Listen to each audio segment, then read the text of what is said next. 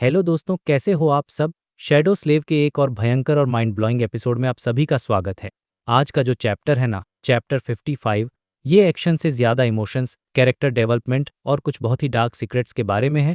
मतलब पिछले चैप्टर में जो भी बवाल हुआ, जहाँ सनी की सच में जान जाते जाते बची थी, उसके बाद हमें फाइनली थोड़ा सांस लेने का मौका मिला है। तो भाई बिना किसी देरी के सीधे स्टोरी में जंप करते हैं। सीन शुरू होता है और हम देखते हैं कि हमारे तीनों मेन कैरेक्टर्स फाइनली अपने उस छोटे से मेकशिफ्ट कैंप में वापस लौट आए हैं, जहां वो थोड़ा सेफ फील कर सकें। कैंप में पहुंचते ही सबसे पहला काम जो नेफिस करती है वो है सीधा कैसी के पास जाना। वो कैसी के पास जाकर एकदम एक्साइटमेंट में कहती है, हे कैस, गेस करो क्या हुआ।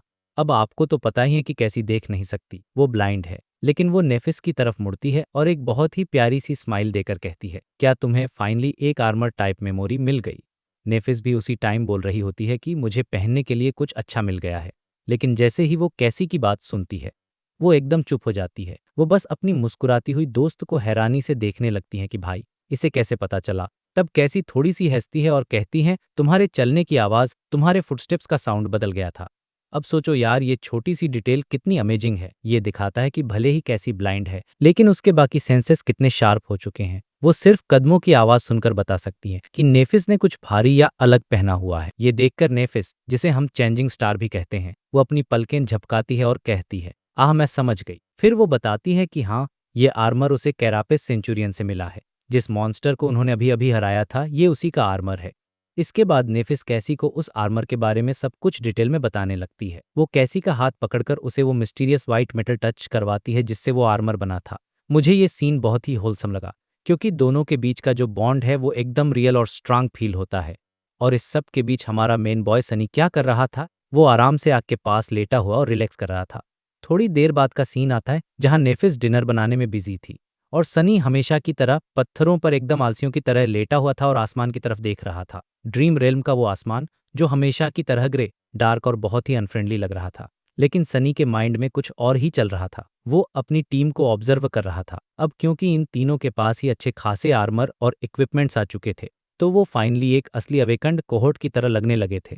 इनफैक्ट सनी को तो ये भी लग रहा था कि अगर कोई दूसरे अवेकंड भी उन्हें देखेंगे तो उनकी टीम काफी आई कैचिंग और खतरनाक लगेगी। सनी उन दोनों को देखकर अपने माइंड में एक इमेज बनाता है कि कैसी अपने उस लाइट ट्यूनिक और सी वेव वाले क्लॉक में बिल्कुल किसी खूबसूरत और नाजुक सी प्रिंसेस की तरह लग रही थी, और नेफिस अपने उस नए आर्मर और पोस्चर के साथ एकदम किसी नोबल नाइट की तरह लग रही थी, जिसका काम अपनी प्रिंसेस को प्रोटेक्ट करना हो।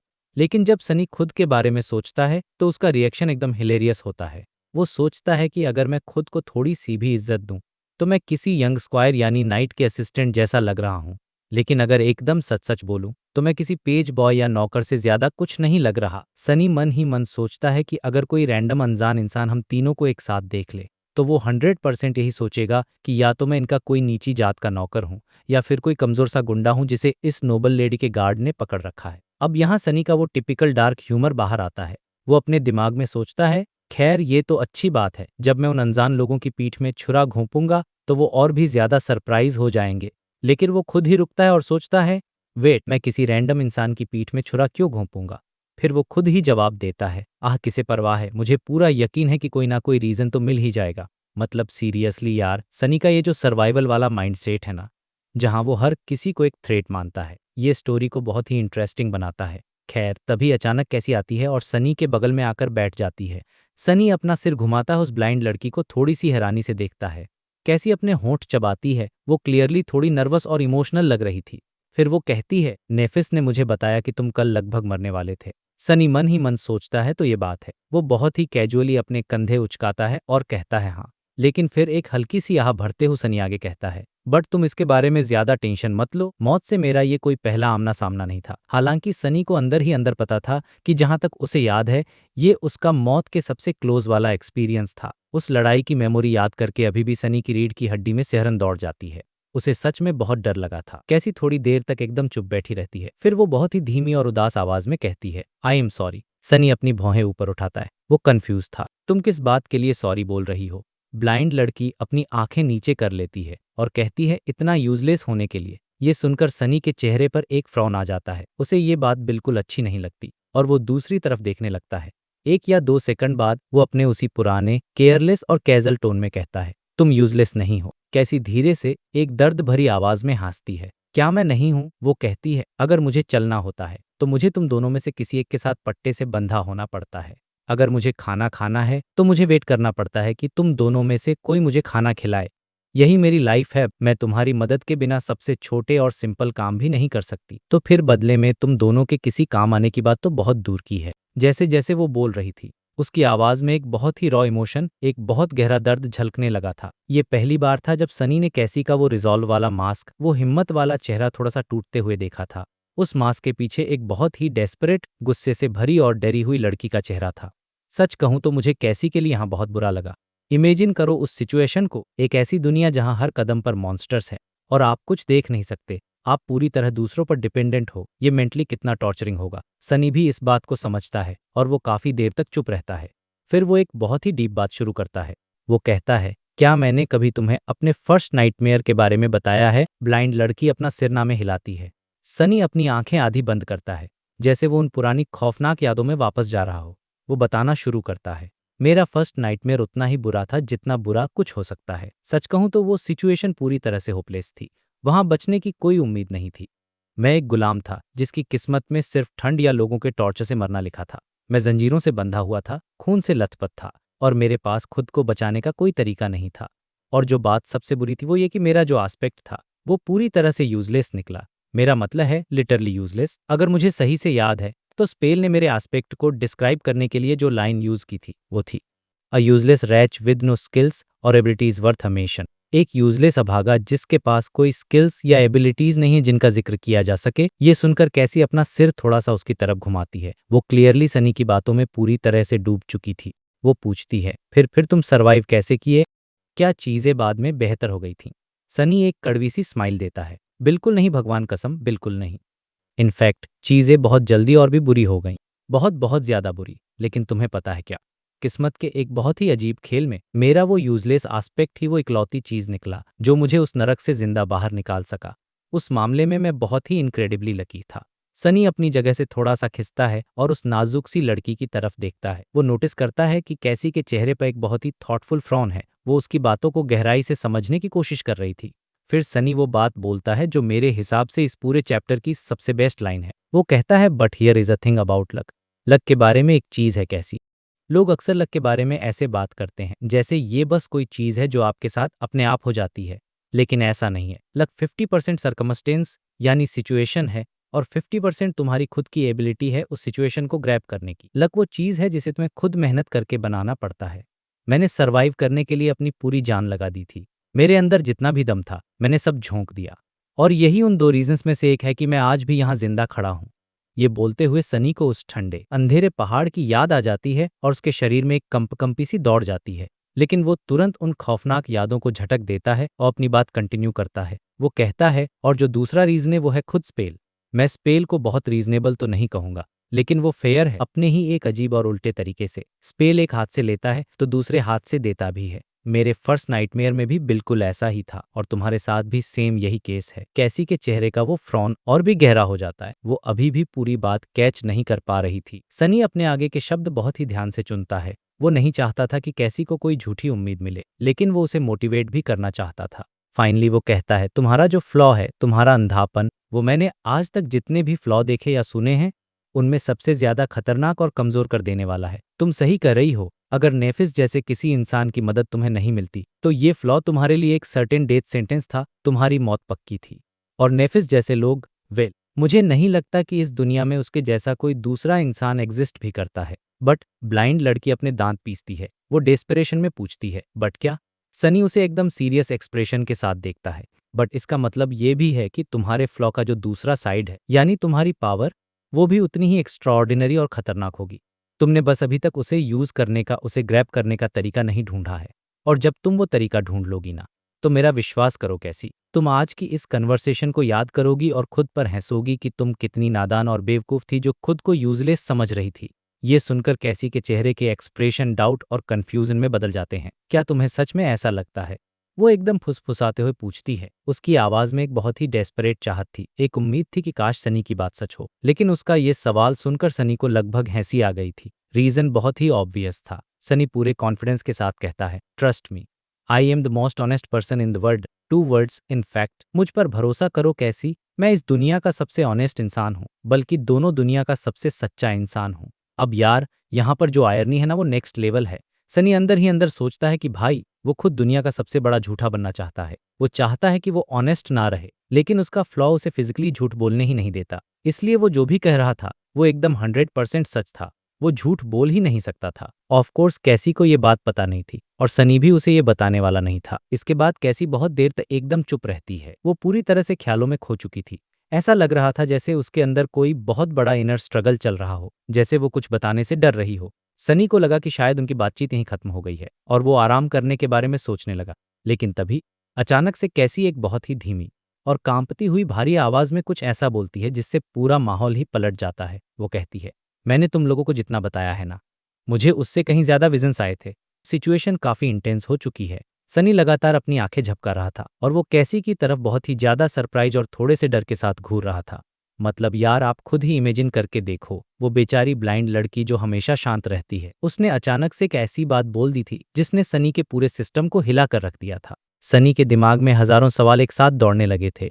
वो सोच रहा था कि आखिर कैसी इस तरह की इतनी सीरियस और इम्पॉर्टेंट बात को अब तक सीक्रेट क्यों रख रही थी। अगर उसके पास कुछ एक्स्ट्रा इंफॉर्मेशन थी, कोई विजन्स थे, तो उसने पहले क्यों नहीं बताया। और अगर उसे ये सब छुपाना ही था, तो अचानक से अब इस पॉइंट पर आकर, जब वो लोग ऑलरेडी इतनी प्रॉब्लम्स में फंसे हुए हैं, तब उसे ये सब क्यों बता रही है।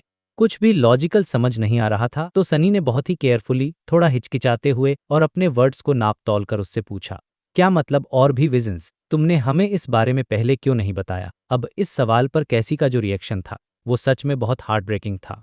उसके चेहरे पर एक बहुत ही फ्लीटिंग सी थकी हुई स्माइल आती है, जैसे वो अंदर से पूरी तरह एग्जॉस्ट हो चुकी हो। वो अपना सिर नीचे झुका लेती है और कुछ देर तक बिल्कुल साइलेंट रहती है। यहाँ का टेंशन एकदम रियल था। मुझे तो लग रहा था कि कैसी कुछ बहुत ही भयानक बताने वाली है, जिसे सुनकर शायद सनी का कॉन्फिडेंस पूरी तरह से टूट जाएगा। फिर वो धीरे से अपनी आंखें बंद करती है और बहुत ही सीरियस भारी टोन में बोलती है, तुम्हें शायद नहीं पता और तुम जान भी कैसे सकते हो, लेकिन जो नॉलेज होती है ना, जो ज्ञान होता है, वो सच में बहुत ज्यादा भारी हो सकता है। इतना भारी कि वो इस दुनिया की सबसे भारी चीज से भी ज्यादा हैवी फील हो सकता है। क्योंकि कैसी का दर्द और उसका मेंटल प्रेशर उसकी बातों में साफ फील हो रहा था। फिर उसके चेहरे पर एक बहुत ही उदास सी सैड स्माइल आई और उसने एक ऐसी बात कही जिसने पूरी सिचुएशन का पर्सपेक्टिव ही बदल दिया। उसने कहा, मुझे डर है कि अगर मैंने तुम्हें वो सब बता दिया जो मैंने देखा है, तो शायद मेरे बताने की वजह से ही वो सारी बुरी चीजें सच में होने लगेंगी। ये सुनते ही सनी एकदम से अलर्ट हो गया। उसकी पूरी बॉडी टेंशन से भर गई थी, क्योंकि भाई कैसी की बातों का जो हिडन मीनिंग था ना, वो बहुत ही ज्यादा डरावना था। अब लॉजिकली सोचो, अगर कैसी को इस बात का डर था कि उसके विजन सच हो जाएंगे, तो इसका सीधा सा मतलब यही था कि उसने जो भी देखा था वो कुछ बहुत ही ज्यादा बुरा और भयानक था। और अगर वो सच में इतना भयानक था, तो क्या सनी को इसके बारे में पता नहीं होना चाहिए? सनी अपने दिमाग में कैलकुलेशंस करने लगा कि अगर उनके साथ कुछ बहुत ही टेरिबल होने वाला है, तो उसे एडवांस में इस बारे में सब कुछ पता होना ही चाहिए। क्योंकि यार, अगर उसे पहले से पता होगा तो वो कुछ प्रिपरेशंस कर सकता है, कोई बैकअप प्लान बना सकता है। जब तक आप किसी खतरे के लिए रेडी रहते हो, तो बड़े से बड़ा खतरा भी थोड़ा कम खतरनाक लगने लगता है, राइट? लेकिन फिर सनी के दिमाग में एक दूसरा थॉट आता है जो इस पूरे सीन को एक नेक्स्ट लेवल साइकोलॉजिकल थ्रिलर बना देता है। क्या होगा अगर उसकी प्रिपरेशंस ही उस भयानक चीज के होने का असली रीजन बन जाए?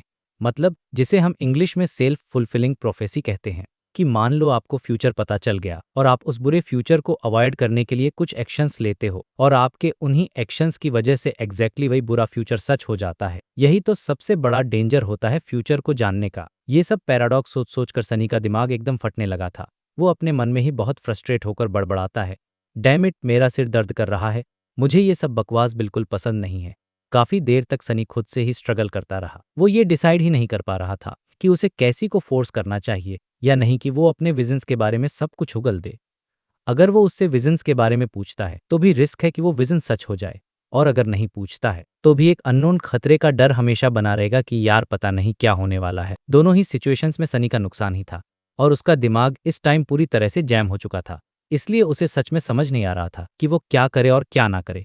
और फाइनली कोई भी सॉलिड डिसीजन ना ले पाने की वजह से सनी ने बस चुप रहना ही बेटर समझा। सनी के चुप रहने के बाद कैसी भी कुछ नहीं बोली और उन दोनों के बीच एक बहुत ही भारी सा ऑकवर्ड साइलेंस छा गया था।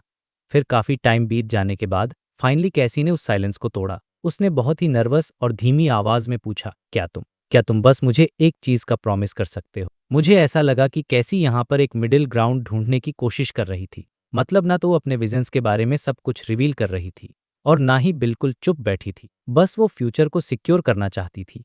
सनी ने थोड़ा सा फ्राउन किया। उसकी आईब्रोज तन गई थीं क्योंकि उसे प्रॉमिस करना बिल्कुल पसंद नहीं था। उसने बहुत ही न्यूट्रल टोन में कहा, ये इस बात पर डिपेंड करता है कि वो प्रॉमिस आखिर है क्या। ब्लाइंड गर्ल यानी अपनी कैसी ने बोलने से पहले थोड़ा सा हेजिटेट किया, जैसे वो वर्ड्स ढूंढ रही हो, और फिर फाइनली बोली, क्या तुम प्रॉमिस कर सकते हो कि तुम नेव का ख्याल रखोगे, चाहे जो कुछ भी हो जाए? यहाँ पर सीन एकदम से इंटेंस हो जाता है क्योंकि सनी की सिचुएशन बहुत कॉम्प्लिकेटेड थी। सनी का जो फ्लॉ था, जो मैजिक सिस्टम की वजह से उसे हमेशा सच बोलने पर मजबूर करता था, वो अंदर ही अंदर ट्रिगर होने लगा था। अगर वो झूठ बोलने की कोशिश करता तो उसे बहुत भयानक फिजिकल पेन होता। सनी ने जितनी देर तक हो सके आंसर देने को डिले किया क्योंकि उसका पेन धीरे धीरे बढ़ता जा रहा था और वो इस प्रॉमिस से बचना चाहता था। और जब वो दर्द बिल्कुल बर्दाश्त के बाहर हो गया, तब सनी ने बहुत ही रिलक्टेंटली यानी ना चाहते हुए भी अपना जवाब दिया, मैं नहीं कर सकता। मैं मुश्किल से अपना खुद का ख्याल रख पाता हूँ, तो किसी और का क्या रखूंगा? और सच बताऊं तो यार, सनी का ये जवाब बहुत ही ज्यादा प्रैक्टिकल और रियल था। सनी नेफिस पर इतना ज्यादा ट्रस्ट भी नहीं करता था कि वो ऐसा कोई लाइफ और डेथ वाला प्रॉमिस कर ले। ऐसा नहीं था कि उसे चेंजिंग स्टार यानी नेफिस से कोई प्रॉब्लम थी। इनफैक्ट वो उसे थोड़ा बहुत पसंद भी करता था। लेकिन यार, वो दोनों एक दूसरे को उतने अच्छे से जानते भी तो नहीं थे ना। उनका बैकग्राउंड बिल्कुल अलग था। उनका जो अलायंस था, जो उनकी ये छोटी सी टीम थी, वो महज एक मजबूरी थी। कोई चॉइस नहीं थी कि वो लोग हमेशा साथ रहेंगे। अब सोचो, जब एक दूसरे की जरूरत खत्म हो जाएगी तब क्या होगा? कोई किसी की गारंटी थोड़ी ले सकता है। और कैसी ने जो बोला था ना, नो मैटर वॉट यानी चाहे जो कुछ भी हो जाए, ये कंडीशन कुछ ज्यादा ही हैवी और अनरियलिस्टिक थी। ऑफ कोर्स सनी चाहता तो कैसी को सिंपली यस बोलकर बेवकूफ बना सकता था और सिचुएशन को शांत कर सकता था, क्योंकि कैसी का सवाल ये था कि क्या वो प्रॉमिस कर सकता है या नहीं, ये नहीं कि वो फ्यूचर में उस प्रॉमिस को निभाएगा या नहीं। लेकिन उस पर्टिकुलर मोमेंट पर सनी अजीब तरह से उस ब्लाइंड गर्ल को धोखा नहीं देना चाहता था। मुझे पर्सनली लगता है कि सनी के अंदर जो सच बोलने वाला फ्लॉ है, वो धीरे धीरे उसकी पर्सनैलिटी का ही एक परमानेंट हिस्सा बनता जा रहा है। शायद उसे अब ऑनेस्ट रहना थोड़ा थोड़ा अच्छा लगने लगा था, या फिर वो कैसी की इनोसेंस को हर्ट नहीं करना चाहता था। सनी का ये ब्लंट और ऑनेस्ट जवाब सुनकर कैसी ने एक गहरी सांस ली और दूसरी तरफ मुड़ गई। अचानक से ऐसा लगा जैसे कैसी के अंदर कुछ बहुत ही इनविजिबल सी चीज चेंज हो गई हो, जैसे उसने कोई बहुत भारी सच एक्सेप्ट कर लिया हो। उसने बस एक हल्की सी टोन में इतना कहा, आई सी, हाँ ये फेयर है, और बस इतना बोलकर उसने अपना मैजिकल स्टाफ समन किया और वहां से चुपचाप चली गई। सनी को वहीं पीछे एक बहुत ही सोम्बर और अनइजी मूड में छोड़कर, जो कि काफी डिप्रेसिंग था। और सनी को पहले से ही पता था कि अगर वो ऑनेस्ट रहा तो इस कन्वर्सेशन का एंड कुछ ऐसा ही अजीब होने वाला है। अब इसके बाद सनी अकेला रह गया था और उसने खुद को रिलैक्स करने की बहुत कोशिश की, लेकिन भाई, उसके दिमाग में थॉट्स तो रुकने का नाम ही नहीं ले रहे थे। बार बार उसका ध्यान उसी कन्वर्सेशन की तरफ जा रहा था कि यार, मैंने कैसी के साथ सही किया या गलत। इसलिए खुद को डिस्ट्रैक्ट करने के लिए सनी ने अपना पूरा फोकस गेम के लोर और इन्फॉर्मेशन पर लगा दिया, ताकि उसका दिमाग ऑक्यूपाइड रहे। वो स्टारलेस वॉयड और फॉरगॉटन शोर के बारे में मिली अलग अलग इन्फॉर्मेशन के बीच कनेक्शंस ढूंढने की कोशिश करने लगा। फॉरगॉटन शोर वही श्रापित जगह है जहां वो लोग अभी फंसे हुए हैं, और आपको याद होगा कि इसका जिक्र अजूर ब्लेड के डिस्क्रिप्शन में भी क्लियरली था। सनी को लग रहा था कि अगर वो इन सब हिस्टोरिकल मिस्ट्रीज पर फोकस करेगा तो कम से कम कैसी के साथ हुई उस हैवी बातचीत से उसका दिमाग तो हटेगा। और वैसे भी जिस खतरनाक और मिस्टीरियस एनवायरनमेंट में वो लोग थे, उसे समझना अब बहुत ही ज्यादा क्रिटिकल होता जा रहा था, क्योंकि उनकी सर्वाइवल उसी पर डिपेंड करती थी। सनी के पास अभी जो जो चीजें थीं, उन्हें वो अपने दिमाग में लिस्ट डाउन करने लगा, जैसे उसकी मैजिकल स्वॉर्ड, उसका स्टारलाइट लीजन आर्मर, वो डरावने कैरापेस मॉन्स्टर्स जो सिटी में घूम रहे हैं, और वो जाइंट बिना सिर वाला स्टैचू जो उन्होंने देखा था। सनी को अंदर ही अंदर ये स्ट्रॉन्ग फीलिंग आ रही थी कि ये सारी चीजें आपस में किसी ना किसी तरह से कनेक्टेड हैं। ये सब एक ही पजल के अलग अलग पीसेस है, लेकिन उसे बस ये समझ नहीं आ रहा था कि आखिर ये पीसेस फिट कैसे होते हैं। क्या वो जो जाइंट बिना सिर वाला स्टैचू था, वो स्टारलाइट लीजन के उन 7 लेजेंडरी फाउंडर्स में से किसी एक का मॉन्यूमेंट था? अब अगर हम डिटेल में जाएं तो सनी के आर्मर के ऊपर जो रून्स लिखे हुए थे, उनका डिस्क्रिप्शन साफ साफ कहता था कि उन फाउंडर्स के नाम और चेहरे टाइम के साथ खो चुके हैं, यानी भुला दिए गए हैं। अब अगर आप ध्यान दो तो उस स्टैचू का भी तो सिर गायब था ना, तो उसका चेहरा भी किसी को नहीं पता। तो ये डिस्क्रिप्शन एकदम परफेक्टली मैच कर रहा था कि वो स्टैचू पक्का उन्हीं फाउंडर्स में से एक का होगा। और फिर उस स्कैवेंजर के इको ने ये सजेस्ट किया था कि वो जो कैरापेस मॉन्स्टर्स हैं, वो असल में एक फॉलन लीजन के शापित सोल्जर्स हैं। तो क्या वो फॉलन लीजन ही स्टारलाइट लीजन थी जिसका आर्मर सनी ने पहना हुआ है? अगर आप लॉजिकली क्रोनोलॉजी देखो तो सनी को ये स्टारलाइट आर्मर एक कैरापेस सेंचुरियन को मारने के बाद ही तो मिला था। ये फैक्ट इस थ्योरी को लगभग 100% कन्फर्म कर देता है कि वो कैरापेस मॉन्स्टर्स और कोई नहीं बल्कि उसी लीजन के पुराने सोल्जर्स थे जो अब मॉन्स्टर्स बन चुके हैं। लेकिन अगर ऐसा है तो सबसे बड़ा सवाल ये उठता है कि उन महान सोल्जर्स को किस चीज का श्राप मिला था, वो इतने भयानक तरीके से कर्सेड क्यों थे। स्टारलेस वर्ड, स्टारलाइट लीजन, आखिर इन सब भारी भरकम वर्ड्स का एक्चुअल मीनिंग क्या था इस दुनिया में। लोर में ये बताया गया था कि वो जो 7 हीरोज थे उनका जन्म एक ऑल कंज्यूमिंग डार्कनेस यानी सब कुछ निगल जाने वाले अंधेरे में हुआ था, और उन्होंने एक कसम खाई थी कि वो इस शापित जमीन पर वापस रोशनी लेकर आएंगे, इसे डार्कनेस से फ्री करेंगे। लेकिन वो किस रोशनी की बात कर रहे थे? क्या वो रोशनी आसमान की स्टारलाइट थी? और वो सब कुछ निगल जाने वाला अंधेरा असल में क्या था? क्या वो कोई इविल फोर्स थी? क्या वो उसी श्राप का मैनिफेस्टेशन था जिसने इस पूरी जमीन को और यहाँ के लोगों को बर्बाद कर दिया? और अगर ऐसा है तो क्या यही वो सेम श्राप था जिसने अल्टीमेटली स्टारलीजन के उन महान सोल्जर्स को कैरापेस मॉन्स्टर्स में म्यूटेट कर दिया? अगर ये श्राप अभी भी इस जगह पर मौजूद है और हवा में फैला हुआ है, तो क्या सनी के साथ भी ऐसा कुछ हो सकता है? क्या सनी भी एक दिन सोकर उठेगा और देखेगा कि उसकी स्किन पर मॉन्स्टर्स जैसे हार्ड काइटिन के पैचेस ग्रो कर रहे हैं? सनी सोचता है, यार ये कितना ज्यादा क्रीपी और डरावना थॉट है। मैं तो इमेजिन भी नहीं करना चाहता। वो 7 हीरोज भले ही इस दुनिया के लोगों द्वारा भुला दिए गए हों, लेकिन उनकी खाई हुई कसम की मेमोरी आज भी कहीं ना कहीं जिंदा थी। अजूर ब्लेड का जो डिस्क्रिप्शन था वो कहता था, इस फॉरगॉटन शोर पर केवल स्टील रिमेंबर्स, यानी सिर्फ स्टील को ही याद है। क्या इन वर्ड्स के पीछे कोई बहुत ही बड़ा और डीप हिडन मीनिंग था? क्या इस फॉरगॉटन शोर पर मिलने वाली हर एक मेमोरी कोई बहुत बड़ा सीक्रेट छुपा रही थी? ये सब सोचते सोचते सनी अंदर ही अंदर फ्रस्ट्रेट होकर कराहने लगता है, क्योंकि उसका दिमाग ओवरलोड हो चुका था। उसके दिमाग में बस यही चल रहा था, मेरे पास इतने सारे सवाल हैं लेकिन भाई एक का भी आंसर नहीं मिल रहा। सब कुछ एक भूल भुलैया जैसा है, और इन सब के बाद एक सबसे बड़ी मिस्ट्री तो अभी भी पेंडिंग थी। कैसी का वो भयानक विजन जो उसने उन लोगों को बताया था। कैसी ने अपने सपने में एक बहुत ही बाउंडलेस डार्कनेस देखी थी, एक ऐसा अंधेरा जिसका कोई अंत नहीं था और जो 7 सील्स पीछे लॉक था। विजन के अकॉर्डिंग जैसे ही वो 7 सील्स टूटी, वो डार्कनेस बाहर निकल गई और सब कुछ तबाह कर दिया। कैसी ने एक क्रिम्सन स्पायर भी देखा था, एक लाल रंग की मीनार जहां 7 कटे हुए सिर 7 तालों को गार्ड कर रहे थे। अब सवाल ये उठता है कि क्या ये 7 ताले उन्हीं 7 सील से कनेक्टेड थे जो डार्कनेस को रोके हुए थीं? और क्या वो जो जाइंट नाइट का कटा हुआ सिर था वो उन 7 गार्ड्स में से ही एक था? या फिर सनी बस हवा में तीर मार रहा था और उसका दिमाग ओवरथिंक कर रहा था? क्या वो सब कुछ गलत सोच रहा था और बस ज़बरदस्ती के कनेक्शंस बनाने की कोशिश कर रहा था जो एक्चुअल में एग्जिस्ट ही नहीं करते थे? ये सब सोचकर सनी ने एक बहुत ही लंबी और थकी हुई सांस छोड़ी। उसे अब ये रियलाइज हो गया था कि उसकी ये जो क्यूरियोसिटी है ना, ये इतनी जल्दी शांत नहीं होने वाली है। एक प्रॉपर थ्योरी बनाने के लिए उसके पास अभी बहुत ही कम इन्फॉर्मेशन थी, और बिना इन्फॉर्मेशन के दिमाग खपाना बेकार था। इसलिए अभी खुद को टॉर्चर करने का कोई मतलब नहीं बन रहा था, उसे बस वेट करना था। शायद फ्यूचर में जाकर ये सारी चीजें थोड़ी और क्लियर हो जाएंगी और उसे आंसर्स मिल जाएंगे। लेकिन फिर जैसे ही उसके दिमाग में फ्यूचर वर्ड आया, उसके माथे पर फिर से सिलवटें पड़ गईं, क्योंकि भाई फ्यूचर ही तो वो चीज थी जिससे वो अभी सबसे ज्यादा डरा हुआ था, खासकर कैसी के उन ना बताए विजन्स की वजह से। अब कुछ ही देर बाद हम देखते हैं कि शाम का टाइम हो चुका था और सनी अभी भी अपनी तलवार के साथ प्रैक्टिस कर रहा था, और वो भी नेफिस की एकदम स्ट्रिक्ट और पैनी नजरों के सामने। अब तक सनी को अपनी एजियोर ब्लेड के साथ एक अलग ही कनेक्शन फील होने लगा था। उसके अंदर एक नई इंसाइट आ चुकी थी, और इस वजह से उसका हर एक मूव, हर एक स्विंग पहले से बहुत अलग और परफेक्ट लग रहा था।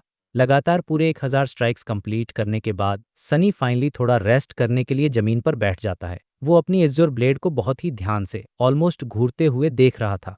उसके मन में बार बार ये थॉट रहा था कि वो इस फॉरगॉटन शोर के रहस्यों में ज्यादा डीप डाइव करे, लेकिन अभी के लिए उसे अपनी स्किल्स पर फोकस करना था। थोड़ी देर तक शांति रहने के बाद सनी फाइनली नेफिस की तरफ देखता है और एक बहुत ही जेन्युइन सवाल पूछता है। वो कहता है, क्या तुम्हें सच में लगता है कि मैं एक तलवार यूज करने के लिए परफेक्टली सूटेड हूँ? मतलब क्या मुझे फ्यूचर में अपना वेपन चेंज करने के बारे में सोचना चाहिए? अब देखो, ये सवाल बहुत ही लॉजिकल था, क्योंकि सनी का मेन गोल सिर्फ और सिर्फ सर्वाइव करना है। अगर कोई और वेपन उसे ज्यादा एडवांटेज दे सकता था तो वो डेफिनेटली उसे चूज करता। उसकी बात सुनकर नेफिस बस हल्के से अपने कंधे उचकाती है, जैसे ये कोई बहुत बड़ी बात ना हो, और फिर वो बड़े ही शांत तरीके से कहती है, ये पूरी तरह से तुम्हारे गोल्स पर डिपेंड करता है। लेकिन एक बात याद रखना, तलवार को यूं ही वेपन्स का राजा नहीं कहा जाता। इसके पीछे एक बहुत बड़ा रीजन है। ये सुनकर सनी के चेहरे पर एक हल्की सी स्माइल आ जाती है। उसे नेफिस का ये कॉन्फिडेंस और नॉलेज बहुत इंटरेस्टिंग लगता है। वो उससे पूछता है, अच्छा तो जरा बताओ ऐसा क्यों है? नेफिस अपना सिर थोड़ा सा झुकाती है और कुछ सेकंड्स के लिए डीप थॉट में चली जाती है, जैसे वो अपने वर्ड्स को केयरफुली सिलेक्ट कर रही हो। और फिर वो एक ऐसा सवाल पूछती है जिसकी सनी ने बिल्कुल भी उम्मीद नहीं की थी। वो पूछती है, क्या तुम्हें पता है कि नेचुरल सिलेक्शन कैसे काम करता है? अब भाई ये सुनकर सनी अपनी एक आईब्रो ऊपर उठा लेता है, क्योंकि कॉम्बैट की बात हो रही थी और नेफिस अचानक से बायोलॉजी और इवोल्यूशन पे आ गई थी। सनी थोड़ा सोचते हुए जवाब देता है, सर्वाइवल ऑफ द फिटेस्ट। मतलब जो स्पीशीज सबसे ज्यादा स्ट्रांग होती है वही सर्वाइव करती है, राइट? चेंजिंग स्टार यानी हमारी नेफिस उसकी तरफ एक गहरी नज़र से देखती है और फिर वो जो एक्सप्लेन करती है ना, वो सच में माइंड ब्लोइंग था और ये इस नोवेल की सबसे बेस्ट फिलॉसफीज में से एक है। वो कहती है तुम कुछ हद तक सही हो, लेकिन असल में ऐसा नहीं होता। रियलिटी में वो स्पीशीज सर्वाइव नहीं करती जो सबसे ज्यादा स्ट्रांग होती है, बल्कि वो सर्वाइव करती है जो सबसे ज्यादा अडेप्टेबल होती है। मतलब जो सिचुएशन के हिसाब से खुद को ढाल सके। अगर सिर्फ ताकत ही सब कुछ होती तो आज दुनिया पर इंसानों का नहीं बल्कि शेरों, बाघों और भालुओं का राज होता। अब यहाँ पर एक बहुत ही फनी और डार्क वर्ड बिल्डिंग डिटेल सामने आती है। सनी को आर्काइवल फुटेज देखकर शेरों और भालुओं के बारे में तो पता था, लेकिन उसे लिटरली कोई आइडिया नहीं था कि ये टाइगर क्या चीज होती है। वो अपने मन में सोचता है, शायद ये कोई और खतरनाक शिकारी जानवर होगा जो अब एक्सटिंक्ट हो चुका है। मतलब सोचो, उनकी दुनिया इतनी तबाह हो चुकी है कि उन्हें नॉर्मल जानवरों के बारे में भी नहीं पता। नेफिस अपनी बात कंटिन्यू रखती है। नॉर्मली वो बहुत कम बोलती है, लेकिन जब बात कॉम्बैट या ऐसी चीज़ों की आती है जिस पर उसे पूरा कॉन्फिडेंस हो, तो वो बहुत ही फ्लुएंटली और डिटेल में बात करती है। वो समझाती है कि सेम यही लॉजिक, यही नेचुरल सिलेक्शन का रूल कॉम्बैट यानी लड़ाई में भी अप्लाई होता है। वो कहती है, देखो, एक तलवार हर सिचुएशन में सबसे इफेक्टिव टूल नहीं होती। अगर तुम्हारा दुश्मन दूर से अटैक कर रहा है तो वहाँ एक भाला यानी स्पीयर ज़्यादा काम आता है। अगर दुश्मन ने भारी आर्मर पहन रखा है तो उसे तोड़ने के लिए एक वॉर हैमर सबसे बेस्ट है। और अगर मेंटेनेंस की बात करें तो एक मेस यानी गदा को मेंटेन करना सबसे आसान होता है। लेकिन इन सब के बावजूद तलवारें सबसे ज्यादा वर्सटाइल होती हैं। ये बोलते हुए नेफिस की नज़र सनी की एज्योर ब्लेड पर जाती है। वो आगे एक्सप्लेन करती है, एक तलवार से तुम दुश्मन को पियर्स कर सकते हो, तुम कट कर सकते हो और तुम ब्लॉक या बैश भी कर सकते हो। इसे अलग अलग रेंजेस में बहुत ही इफेक्टिवली यूज किया जा सकता है। ये बहुत ही स्विफ्ट होती है और इसे बहुत आसानी से मैन्यूवर किया जा सकता है। तलवार के टिप से लेकर उसके हैंडल के एंड तक उसका हर एक पार्ट अटैक या डिफेंस के लिए यूज हो सकता है। जब तुम एक तलवार चलाते हो तो शायद तुम किसी एक पर्टिकुलर चीज में सबसे बेस ना हो, शायद तुम हैमर जितना डैमेज ना दे पाओ या स्पीयर जितनी दूर तक अटैक ना कर पाओ, लेकिन तुम हर सिचुएशन में सबसे ज्यादा अडेप्टेबल होगे। और सर्वाइव करने के लिए अडेप्टेबल होना ही सबसे ज्यादा जरूरी है। इतना डीप एक्सप्लेनेशन देने के बाद नेफिस सनी की तरफ मुड़ती है और सीधा उसकी आंखों में देखकर पूछती है, क्या तुम्हें मेरी बात समझ आई? सनी थोड़ी देर के लिए बिल्कुल चुप हो जाता है और उसके वर्ड्स को अपने दिमाग में प्रोसेस करता है। ये कोई नॉर्मल कॉम्बैट टिप नहीं थी, ये सर्वाइवल का एक पूरा माइंडसेट था। वो धीरे से सिर हिलाते हुए कहता है, हाँ, मुझे लगता है कि मैं समझ गया। नेफिस भी उसे एक नोट देती है और फिर अपनी नज़रें हटा लेती है, लेकिन कन्वर्सेशन खत्म करने से पहले वो एक ऐसी लाइन बोलती है जो पूरी स्टोरी का एक बहुत बड़ा टर्निंग पॉइंट है। वो कहती है, लेकिन एंड में तुम्हें बस एक ही बात हमेशा याद रखनी है, तुम्हारे हाथों में क्या है इससे कोई खास फर्क नहीं पड़ता। एक तलवार, एक भाला, एक डंडा, ये सब सिर्फ टूल्स हैं, सिर्फ औजार हैं। असली वेपन ये चीजें नहीं हैं, तुम खुद एक वेपन हो। भाई साहब, ये लाइन सुनकर तो लिटरली गूज़बम्प्स आ जाते हैं। तुम खुद एक वेपन हो, you are the weapon. Sunny एक गहरी सांस लेता है और अपनी एज्योर ब्लेड को डिसमिस कर देता है। हवा में ब्लू पार्टिकल्स बिखर जाते हैं और तलवार गायब हो जाती है। हमेशा की तरह चेंजिंग स्टार के इस लेसन ने सनी को सोचने के लिए बहुत कुछ दे दिया था। वो अपने मन ही मन में उस लाइन को बार बार रिपीट कर रहा था, यू आर द वेपन। उसे ऐसा फील हो रहा था जैसे उसके दिमाग के अंदर चल रही किसी बड़ी पजल का एक और पीस अपनी सही जगह पर आकर फिट हो गया हो। अब उसे समझ आ रहा था कि उसे सिर्फ तलवार पर डिपेंड नहीं रहना है, बल्कि अपने माइंड, अपनी बॉडी और अपनी शैडो पावर को एक वेपन की तरह यूज करना है। इसके बाद वो दोनों वहीं क्लिफ पर बैठे रहते हैं और एक बहुत ही कंफर्टेबल साइलेंस में सूरज को ढलते हुए देखते हैं। लेकिन ये शांति बहुत देर तक नहीं टिकने वाली थी। जैसे जैसे रात करीब आ रही थी, वैसे वैसे वो खूंखार काला समंदर वापस लौट रहा था। नीचे उस क्रिम्सन लेबिरिंथ में वो डार्कनेस किसी भयंकर बाढ़ की तरह घुस रही थी और उस पानी के डर से नीचे रहने वाले जितने भी मॉन्स्टर्स और स्कैवेंजर्स थे वो सब अपनी जान बचाकर भाग रहे थे। उनमें से कुछ क्रिएचर्स छिपने की जगह ढूंढ रहे थे और कुछ ने तो सीधे उस क्लिफ पर चढ़ना शुरू कर दिया था जहां सनी और नेफिस का कैंप था। उन्हें लग रहा था कि वो इस छोटे से आइलैंड पर रात बिताकर उस काले समंदर से बच जाएंगे, लेकिन सनी की शैडो जो नीचे सब कुछ ऑब्जर्व कर रही थी, उसने ये सारा मूवमेंट देख लिया था। सनी थोड़ा निराश होते कहता है, लगता है जल्दी ही हमारे पास कुछ मेहमान आने वाले हैं। उसे ये सोचकर बहुत बुरा लग रहा था कि उनका जो ये छोटा सा रेस्ट का टाइम था वो अब खत्म होने वाला है। नेफिस बस एक हल्की सी आ भरती है और बहुत ही कैजुअली कहती है, कोई बात नहीं, हमारे पास हायर ग्राउंड का एडवांटेज है। मतलब हम ऊंचाई पर हैं तो उनसे निपटना कोई बहुत मुश्किल काम नहीं होगा। सनी उसकी बात से एग्री करते हुए सिर हिलाता है और फिर से ढलते हुए सूरज को देखने लगता है। लेकिन अचानक से उसका पूरा मूड चेंज हो जाता है। एक अजीब सी सीरियसनेस और टेंशन उसके चेहरे पर आ जाती है। उसके अंदर का डाउट और डर फिर से जाग जाता है और उसका पूरा दिमाग एक बहुत ही डार्क एंजाइटी से भर जाता है। दूर उस होराइजन को देखते हुए, जहां वो रहस्यमयी कैसल था, सनी थोड़ा हेजिटेट करता है और नेफिस से पूछता है, क्या तुम्हें सच में लगता है कि हम कभी उस कैसल तक पहुंच पाएंगे? अब सोचो, ये सवाल सनी के अंदर के उस डरे हुए स्लम बॉय को दिखा रहा है, जिसे अभी भी यकीन नहीं हो रहा कि वो इस नर्क से बाहर निकल सकता है। नेफिस उसकी तरफ देखती है और उसके चेहरे पर कोई खास एक्सप्रेशन नहीं था। वो एकदम काम और रिलैक्स थी। वो बस एक वर्ड में जवाब देती है, हाँ। सनी उसकी तरफ मुड़ता है और एक फेक स्माइल देने की कोशिश करते हुए पूछता है, तुम इतना श्योर कैसे हो सकती हो? मतलब यार, हमारे चारों तरफ इतने खतरनाक मॉन्स्टर्स हैं, ये काला समंदर है, हम इतना श्योर कैसे हो सकते हैं? अब इसके बाद जो सीन क्रिएट होता है ना, वो लिटरली किसी एपिक मूवी के क्लाइमेक्स जैसा फील देता है। ढलते हुए सूरज की उस खूनी लाल रोशनी में चेंजिंग स्टार की शांत आंखें ऐसे चमक रही थी जैसे उनमें कोई हेवली फायर, कोई जन्नत की आग जल रही हो। वो वेस्ट डायरेक्शन की तरफ देखती है, जहां वो कैसल था। वो अपनी तलवार को समन करती है और एक ऐसा डायलॉग बोलती है जो सीधे दिल पर लगता है।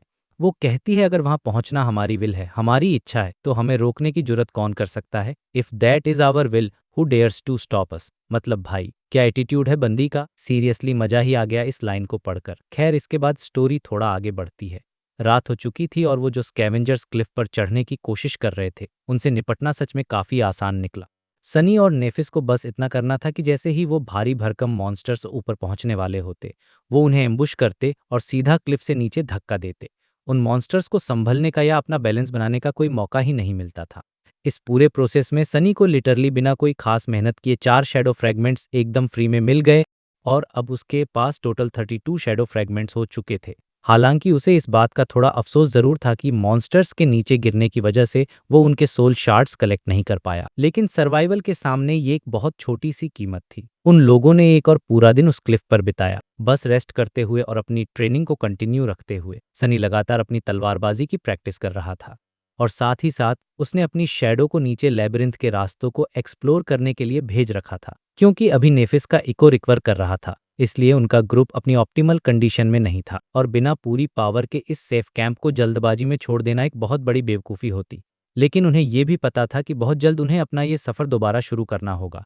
उन्हें वेस्ट की तरफ जाना था, एक ऊंचाई से दूसरी ऊंचाई तक छलांग लगाते हुए, ताकि वो फाइनली उस मिस्टीरियस इंसानी कैसल तक पहुंच सकें। लेकिन इस बार वो कोई भी रिस्क नहीं लेने वाले थे। वो बिना पूरी और सॉलिड प्रिपरेशन के आगे नहीं बढ़ेंगे। उन्हें अच्छे से पता था कि इस फॉरगॉटन शोर में एक अचानक से आने वाला तूफान किसी भी वक्त आ सकता है। वो तूफान पूरी दुनिया को अंधेरे में डुबा सकता है और सूरज ढलने से पहले ही उस काले समंदर को वापस बुला सकता है। इसलिए इन तीनों स्लीपर्स ने एक डिसीजन लिया। उन्होंने तय किया कि अपने कैंप को अगले लैंडमार्क पर मूव करने से पहले वो पूरे रास्ते को बहुत ही थरोली स्काउट करेंगे। वो हर एक खतरे को पहले से एनालाइज करेंगे। उस पूरे दिन नेफिस ने सिर्फ मेडिटेशन किया। उसकी आंखें बंद थीं और सनी ने नोटिस किया कि कभी कभी नेफिस की पलकों के पीछे से एक बहुत ही सॉफ्ट और हल्की सी वाइट ग्लो बाहर आ रही थी। लेकिन जब भी सनी थोड़ा ध्यान से देखने की कोशिश करता, वो ग्लो तुरंत गायब हो जाती थी। सनी को लगने लगा था कि शायद वो सिर्फ इमेजिन कर रहा है या उसका दिमाग उसके साथ खेल रहा है। पर असल में सनी को एक बहुत ही तगड़ा सस्पिशन था। उसे शक था कि चेंजिंग स्टार खुद को ट्रेन कर रही है। वो अपने फ्लॉ से मिलने वाले उस भयंकर दर्द को सहने की प्रैक्टिस कर रही है, क्योंकि नेफिस की पावर जब भी यूज होती है तो उसे एक अनबियरेबल पेन होता है। यही उसका फ्लॉ है। सनी अपने मन में सोचता है कि अगर नेफिस सच में उस दर्द को बर्दाश्त करने की ट्रेनिंग कर रही हैं, तो गुड लक टू हर, क्योंकि वो दर्द कोई नॉर्मल इंसान सह ही नहीं सकता। वहीं दूसरी तरफ कैसी बिल्कुल अपने नॉर्मल बिहेवियर में थी। वो हमेशा की तरह चीयरफुल और फ्रेंडली थी और उनके बीच नॉर्मल बातें हो रही थीं। उसे देखकर ऐसा लग रहा था जैसे उनके बीच वो अजीब सी और टेंशन वाली कन्वर्सेशन कभी हुई ही ना हो। लेकिन फिर भी सनी अपनी शार्प ऑब्जर्वेशन से ये फील कर पा रहा था कि कैसी में कुछ तो बदला है। वो एग्जैक्टली पॉइंट आउट नहीं कर पा रहा था कि इस ब्लाइंड लड़की में क्या चेंज आया है, लेकिन एक बात साफ थी कि अब उसके अंदर पहले से कहीं ज्यादा रिजॉल्व और डिटर्मिनेशन आ चुका था। और ये एक बहुत ही अच्छी बात थी, क्योंकि इस खतरनाक दुनिया में डरपोक लोगों के लिए कोई जगह नहीं है। तीनों ने मिलकर काफी टाइम तक बातें की और एकेडमी के अपने पुराने दिनों को याद किया। सनी ने कैसी को अपने टीचर जूलियस के साथ हुए लेसन्स के बारे में बताया। उसने बताया कि कैसे उस बूढ़े आदमी ने उसे कई सारी अजीब और क्रेजी चीजें सिखाई थीं। जब सनी ने कैसी को ड्रीम रेल्म की डेड लैंग्वेजेस यानी मरी हुई भाषाओं को पढ़ने के बारे में बताया, तो कैसी का रिएक्शन देखने लायक था। कैसी भी बिल्कुल वैसे ही रिएक्ट कर रही थी जैसे सनी ने पहली बार रिएक्ट किया था। वो भी हैरान थी कि भाई कोई इंसान ऐसी भाषाएं क्यों पढ़ेगा जिनका अब कोई यूज ही नहीं है। लेकिन बातों ही बातों में टाइम कैसे निकल गया पता ही नहीं चला, और जल्द ही एक बार फिर से रात उनके सामने आकर खड़ी हो गई। लेकिन इस बार उनकी किस्मत अच्छी थी, क्योंकि कोई भी स्कैवेंजर या मॉन्स्टर उस क्लिफ पर चढ़ने की कोशिश नहीं कर रहा था। इसलिए सनी और नेफिस फाइनली थोड़ा आराम से सो सकते थे। हालांकि उन्होंने कोई रिस्क नहीं लिया और हमेशा की तरह टर्न्स में सोने का डिसीजन लिया। एक सोता था तो दूसरा कैंप की निगरानी करता था, ताकि अगर कोई अनएक्सपेक्टेड खतरा आ जाए तो वो तैयार रहें। अगली सुबह जब वो उठे तो उन्होंने उस सेंचुरियन मॉन्स्टर के मीट का आखिरी बचा हुआ हिस्सा खाया। ये उनका लास्ट मील था उस कैंप में, और अब उन्हें आगे बढ़ना ही था। उन्होंने अपना सारा सामान पैक किया, मेंटली खुद को प्रिपेयर किया और उस खतरनाक लेबिरिंथ में नीचे उतरने की तैयारी शुरू कर दी। अब वक्त आ गया था अपने सफर को फिर से शुरू करने का और उस रहस्यमयी कैसल की तरफ एक और कदम बढ़ाने का। अब कुछ ही देर बाद हम देखते हैं कि एक बहुत बड़े से मरे हुए स्कैवेंजर मॉन्स्टर का शरीर जमीन पर पड़ा है, और हमारा सनी बड़े ही आराम से उसके ऊपर बैठा हुआ है। वो बिल्कुल शांत है और अपने चेहरे से उस मॉन्स्टर के नीले रंग के खून को साफ कर रहा है। तभी सनी के माइंड में एक सिस्टम नोटिफिकेशन पॉप अप होता है। योर शैडो ग्रो स्ट्रॉन्गर, यानी तुम्हारी परछाई और भी ज्यादा ताकतवर हो रही है। अब सोचो, ये नोटिफिकेशन देखने में भले ही छोटा लगे, लेकिन सनी के प्रोग्रेशन के लिए ये सबसे ज्यादा इंपॉर्टेंट चीज है। उसकी तलवार अभी भी उस बीस्ट के काइटिन आर्मर के प्लेट्स के बीच में फंसी हुई थी, और वो मॉन्स्टर मरने से पहले हल्का सा कांप रहा था और फिर फाइनली एकदम शांत हो गया। उसके ठीक पीछे से मॉन्स्टर्स के कवच टूटने की आवाजें आ रही थीं, जो इस बात का सबूत था कि नेफिस ऑलरेडी अपना काम शुरू कर चुकी है। वो उन सारे मॉन्स्टर्स के शरीरों में से सोल शार्ड्स को खोद कर निकाल रही थी, जिन्हें उन्होंने अभी अभी मारा था। सच बताऊं तो इतनी सारी भयानक लड़ाइयों के बाद ये दोनों अब लिटरली किलिंग मशीन बन चुके हैं, और उनका काम करने का तरीका एकदम एफिशिएंट हो चुका है। पीछे मुड़कर देखते हुए सनी ने उस पूरी जगह का मुआयना किया जहां अभी अभी एक बहुत बड़ा खून खराबा हुआ था। सिचुएशन ये थी कि दो लाल रंग की दीवारों के बीच का वो रास्ता पूरी तरह से मॉन्स्टर्स की लाशों से भरा पड़ा था।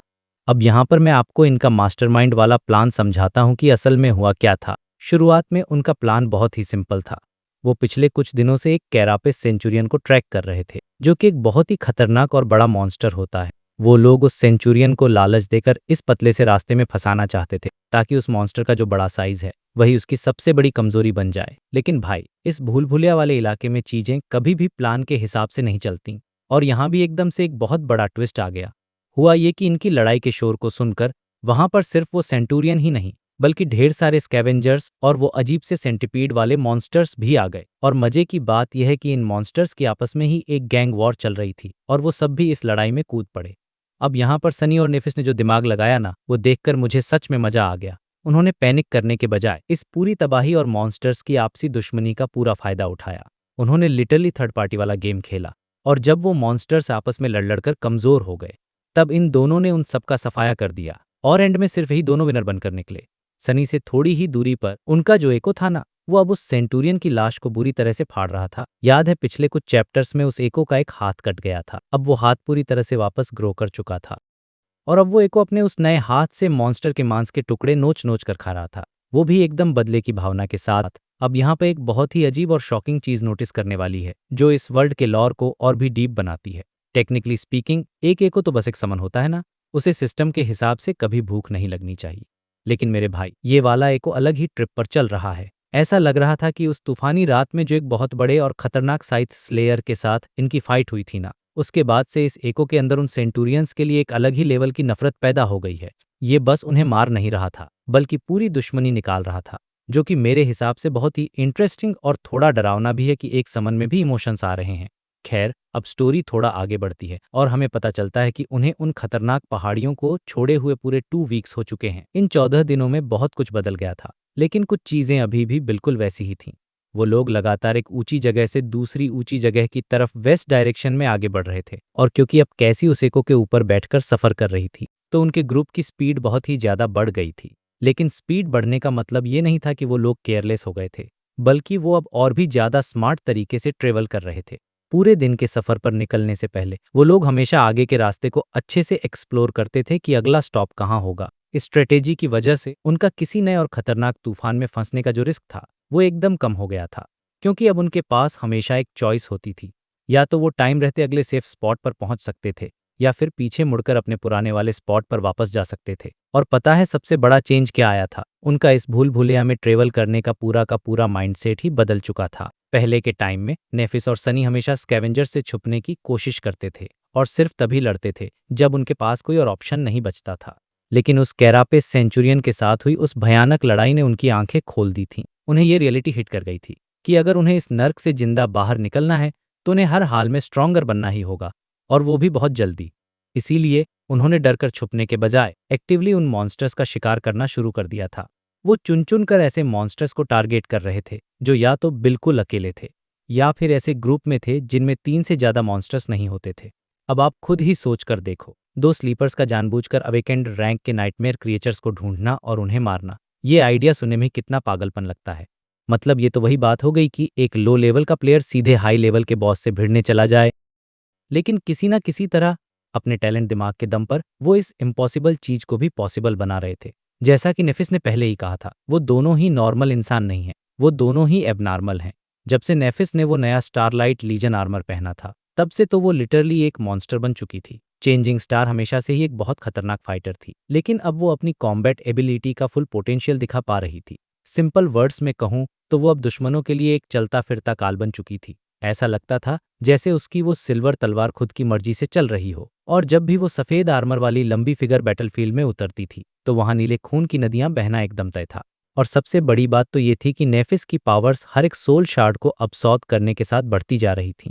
हालांकि एक शार्ड से होने वाला इंक्रीज बहुत ही छोटा होता था, लेकिन जब आप दर्जनों शार्ड्स को एक साथ मिला देते हो तो वो डिफरेंस साफ साफ दिखने लगता है। नेफिस अब धीरे धीरे उस लाइन के करीब पहुंच रही थी जहां इंसानों की फिजिकल फॉर्म अपनी पीक पर होती है और इंसान सुपर ह्यूमन बनने की दहलीज पर खड़ा होता है। यही सेम चीज हम सनी के बारे में भी कह सकते हैं, लेकिन उसका प्रोग्रेशन थोड़ा अलग तरीके से काम कर रहा था। सनी की ताकत मेनली उसकी परछाई के सही टाइम पर इस्तेमाल करने पर डिपेंड करती थी। ड्रीम रेल्म की इन खतरनाक और जानलेवा सिचुएशंस की वजह से सनी की अपनी फिजिकल बॉडी भी काफी स्ट्रॉन्गर हो गई थी, लेकिन वो अभी भी अपने पीक पोटेंशियल तक पहुंचने से काफी दूर था। अब यहाँ पर दोनों के प्रोग्रेस करने का तरीका थोड़ा अलग था, जिसे समझना बहुत जरूरी है। जहाँ एक तरफ नेफिस सोल शार्ड्स कंज्यूम करके पावरफुल हो रही थी, वहीं दूसरी तरफ सनी बहुत ही तेजी से शैडो फ्रेगमेंट्स कलेक्ट कर रहा था। ऑफ कोर्स बैटल में हर एक किल सनी को नहीं मिलता था, इसलिए उसके पास जो शैडो फ्रेगमेंट्स थे वो नेफिस के सोल शार्ड्स के मुकाबले थोड़े कम थे। लेकिन यहाँ पर सनी का एक बहुत बड़ा एडवांटेज भी था।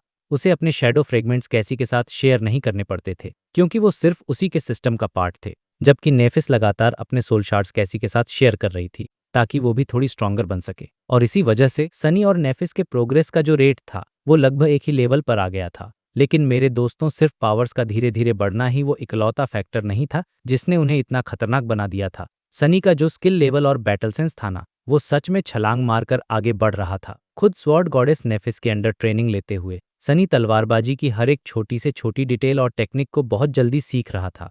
और सबसे ब्रूटल पार्ट तो ये था कि उसे इन सारी लेसन्स को सिर्फ प्रैक्टिस नहीं करना था, बल्कि अपनी जान की बाजी लगाकर हर दिन होने वाली खूनी लड़ाइयों में अप्लाई करना था। ये जो ब्रूटल और बिना किसी दया वाली रियलिटी थी ना, यही एक सच्चे फाइटर के लिए सबसे बेहतरीन ट्रेनिंग ग्राउंड थी।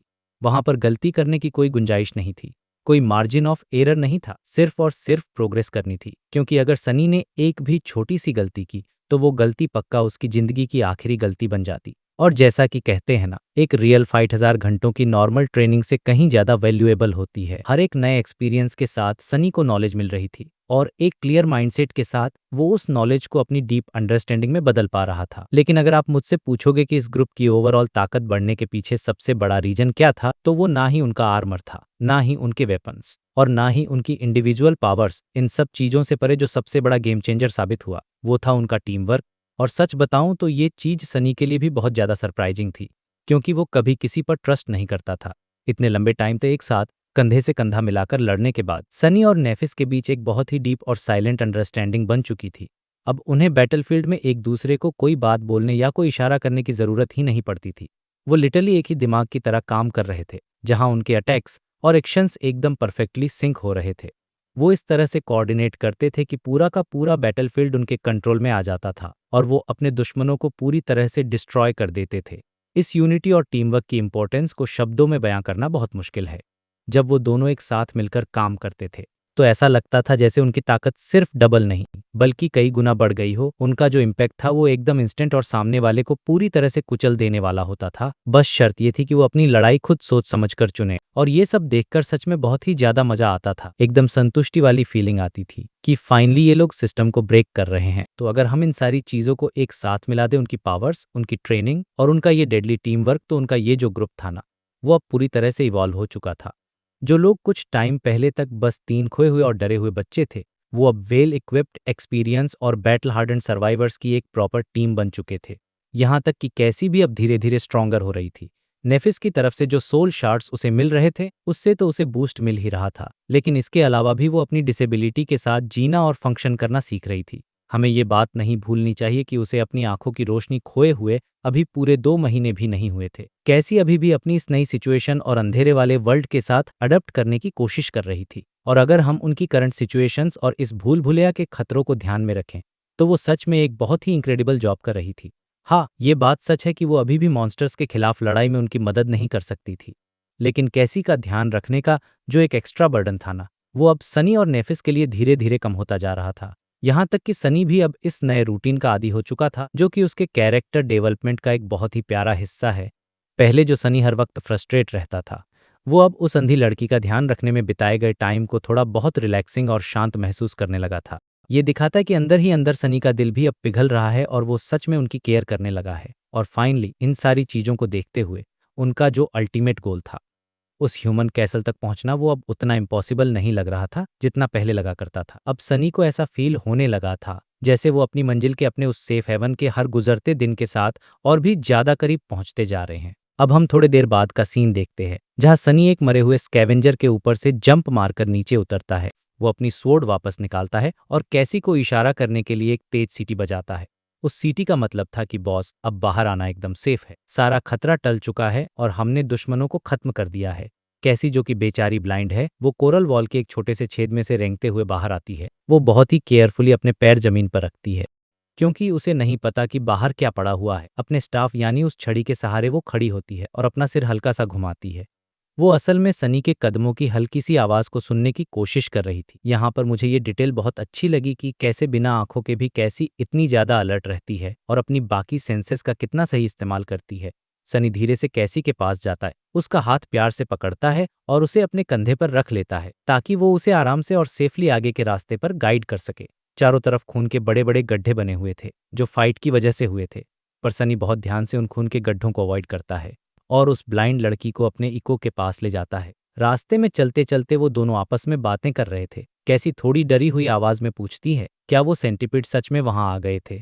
अब मैं आपको थोड़ा पीछे ले जाकर इस भूल भुलैया यानी इस लेबिरिंथ का असली खौफ और उसकी डार्क रियलिटी समझाता हूँ। इस लेबिरिंथ के सफर के दौरान उन्हें एक बात तो बहुत अच्छे से समझ आ गई थी कि इस क्रिम्सन फॉरेस्ट में सिर्फ स्कैवेंजर्स ही नहीं रहते। यहाँ पर अलग अलग टाइप के इतने खतरनाक और डेडली मॉन्स्टर्स छुपे हुए हैं कि सुनकर ही किसी इंसान के रोंगटे खड़े हो जाएं। रात के टाइम ये सारे जीव उन लाल रीफ्स के अंदर छुप जाते हैं और जैसे ही सुबह का सूरज निकलता है, ये सारे के सारे अपने शिकार के लिए बाहर आ जाते हैं। अब जरा इमेजिन करो वहाँ कैसे कैसे अजीब और खौफनाक क्रीचर्स हैं। काले कीचड़ के नीचे छुपे हुए मांस खाने वाले कीड़ों की पूरी सेंटिएंट कॉलोनियां हैं जिनका अपना एक अलग ही दिमाग है। ऐसी अजीब सी फ्लैश ईटिंग फ्लावर्स हैं जो खून चूसने वाली बेलों से अपने शिकार का गला घोंट देती हैं और उन्हें तड़पा तड़पा कर मार डालती हैं। और क्या आपको वो ट्रांसपेरेंट टेंटिकल्स याद हैं? वही टेंटिकल्स जो उन लोगों ने एक बार देखे थे, जो एक पूरी तरह से छटपटाते हुए अपनी जान बचाने की कोशिश करते हुए स्कैवेंजर को खींच कर एक बहुत ही गहरे, डरावने और अंधेरे गड्ढे में ले गए थे। मतलब आप सोच सकते हो कि वो स्कैवेंजर खुद कितना खतरनाक था, पर वो टेंटिकल्स उसे भी आसानी से खींच ले गए। उन लोगों को आज तक नहीं पता चला कि उस डरावने गड्ढे में आखिर कौन सा भयानक मॉन्स्टर छुपा हुआ था। और सीरियसली, अगर मैं सनी की जगह होता तो मैं भी यही दुआ करता कि मुझे कभी उस क्रीचर की शक्ल भी ना देखनी पड़े। शॉर्ट में कहूं तो भाई, ये जो लेबिरिंथ था, ये दुनिया के हर तरह के डरावने और खूंखार हॉरर्स का घर था। और सबसे बड़ी बात, इनमें से हर एक मॉन्स्टर कम से कम अवेकंड रैंक का तो था ही। ये सब मरे हुए जानवरों को खाने वाले क्रीचर्स थे जो डार्क सी के मॉन्स्टर्स के छोड़े हुए सड़े गले टुकड़ों पर जिंदा रहते थे। लेकिन अगर इन्हें मौका मिले तो ये एक दूसरे को कच्चा चबाने से पीछे नहीं हटते थे। तो फिर उन 3 जूसी इंसानों को देखकर तो उनके मुंह में पानी ही आ जाएगा ना। लकीली ये जो कैरापेस लीजन वाले स्कैवेंजर्स थे, ये अपने इलाके को लेकर बहुत ज्यादा पजेसिव और टेरिटोरियल थे।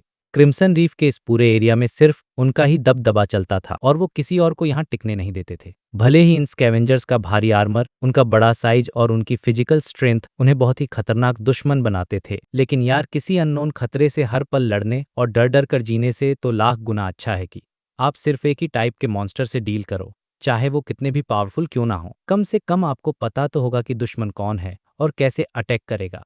अब आते हैं उन सेंटिपीड मॉन्स्टर्स पर जो स्कैरापिस लीजन के लेटेस्ट और सबसे ज्यादा परेशान करने वाले दुश्मन थे। इनमें से कुछ कीड़े तो इतने बड़े थे कि उनकी लंबाई 3 मीटर से भी ज्यादा थी। उनका लाल रंग का काइटिन शेल बहुत ही डरावने तरीके से चमकता रहता था और उनके सैकड़ों छोटे छोटे पैर बहुत तेजी से जमीन पर भागते थे। भाई, इनकी स्पीड और फुर्ती देखकर ही किसी भी अच्छे अच्छे फाइटर की हालत खराब हो जाए। ये कीचड़ के अंदर से बहुत फुर्ती से मूव कर सकते थे, कोरल वॉल्स पर छिपकली की तरह चढ़ सकते और तो और ऊपर से अचानक से अपने शिकार पर बिजली की तेजी से कूद भी सकते थे, जिससे बचने का कोई चांस ही नहीं मिलता था। पर जो चीज इन्हें सबसे ज्यादा खतरनाक बनाती थी वो थी इनकी बॉडी से निकलने वाला एक कोरोसिव ब्लैक ऑयल। ये ऑयल इतना ज्यादा एसिडिक था कि दुनिया के सबसे मजबूत आर्मर को भी कुछ ही सेकंड्स में पिघलाकर पानी कर दे।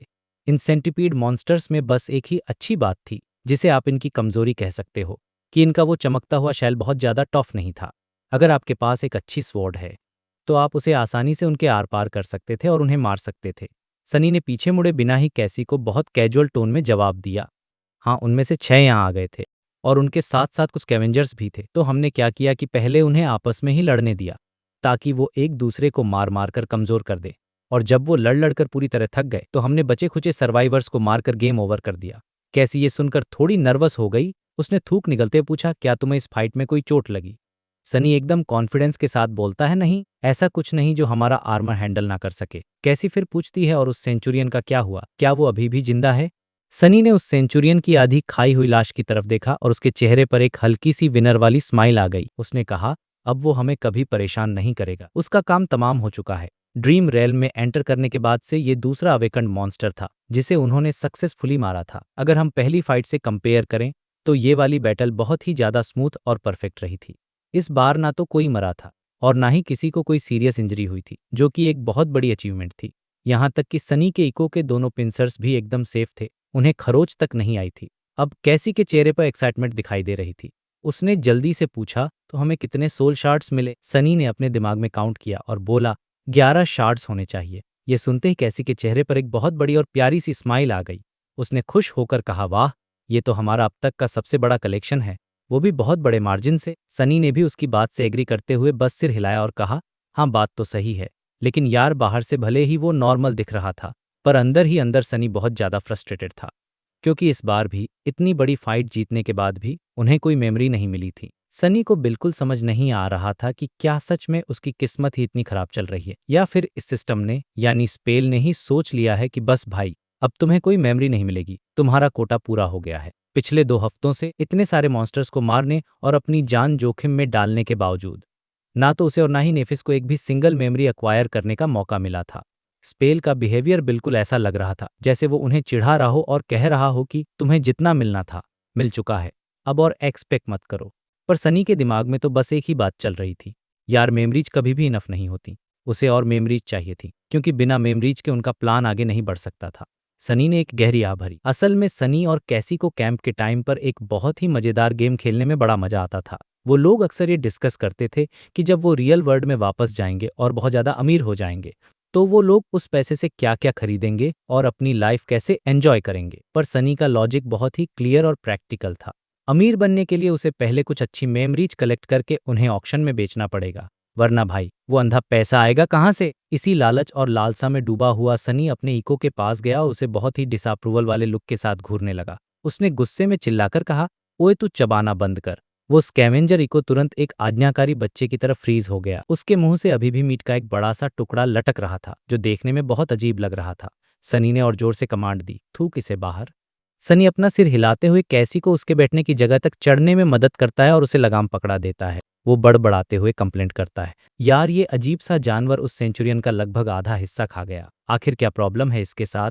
पूरी दुनिया के इतने सारे शानदार इकोज में से मेरी ही किस्मत में ये डिफेक्टिव पीस क्यों लिखा था? अब यहाँ पर एक बहुत ही फनी और आयरॉनिक सीन होता है। सनी की खुद की परछाई यानी उसकी शैडो अचानक से बहुत सीरियस होकर सिर हिलाती है, जैसे वो सनी की बात से पूरी तरह एग्री कर रही हो। सनी अपनी ही शैडो को आंखें सिकोड़ कर घूरता है। उसे लगता है कि वाह, आज पहली बार इस शैडो ने मेरे साथ कोई सॉलिडेरिटी दिखाई है और मेरी बात से एग्री किया है। पर फिर सनी का दिमाग क्लिक करता है कि यार, शैडो के पास तो कोई इको है ही नहीं। तो फिर वो किस डिफेक्टिव इंडिविजुअल की बात कर रही है जिसके साथ वो फंसी हुई है। और तभी सनी को रियलाइज होता है कि वो शैडो असल में सनी को ही डिफेक्टिव बोल रही थी। सनी अपने मन में सोचता है, बहुत ही चीकी बास्टर्ड है ये शैडो, मुझे ही ट्रोल कर रही है। कैसी ये सब सुनकर जोर से हंसने लगती है। वो कहती है, मेरे प्यारे घोड़े की बुराई मत करो, वो एक बहुत ही ग्रेट इको है, मुझे तो वो बहुत पसंद है और मैं उसकी कोई बुराई नहीं सुनूंगी। सनी सोचता है, अच्छा तो अब ये अजीब सा इको इसके लिए एक ही बन गया है। खैर, सनी ने एक बार फिर अपना सिर हिलाया और उस सेंचुरियन की लाश से बचा हुआ मीट निकालने के काम में लग गया। उसने उस सारे मीट को सीवीड से बने सैड बैग्स में रख दिया जो उस स्कैवेंजर के ऊपर बंधे हुए थे। ये बैग सनी ने खुद अपने हाथों से बनाए थे ताकि वो लोग ज्यादा से ज्यादा सामान कैरी कर सकें और उन्हें बार बार चीजें फेंकनी ना पड़े।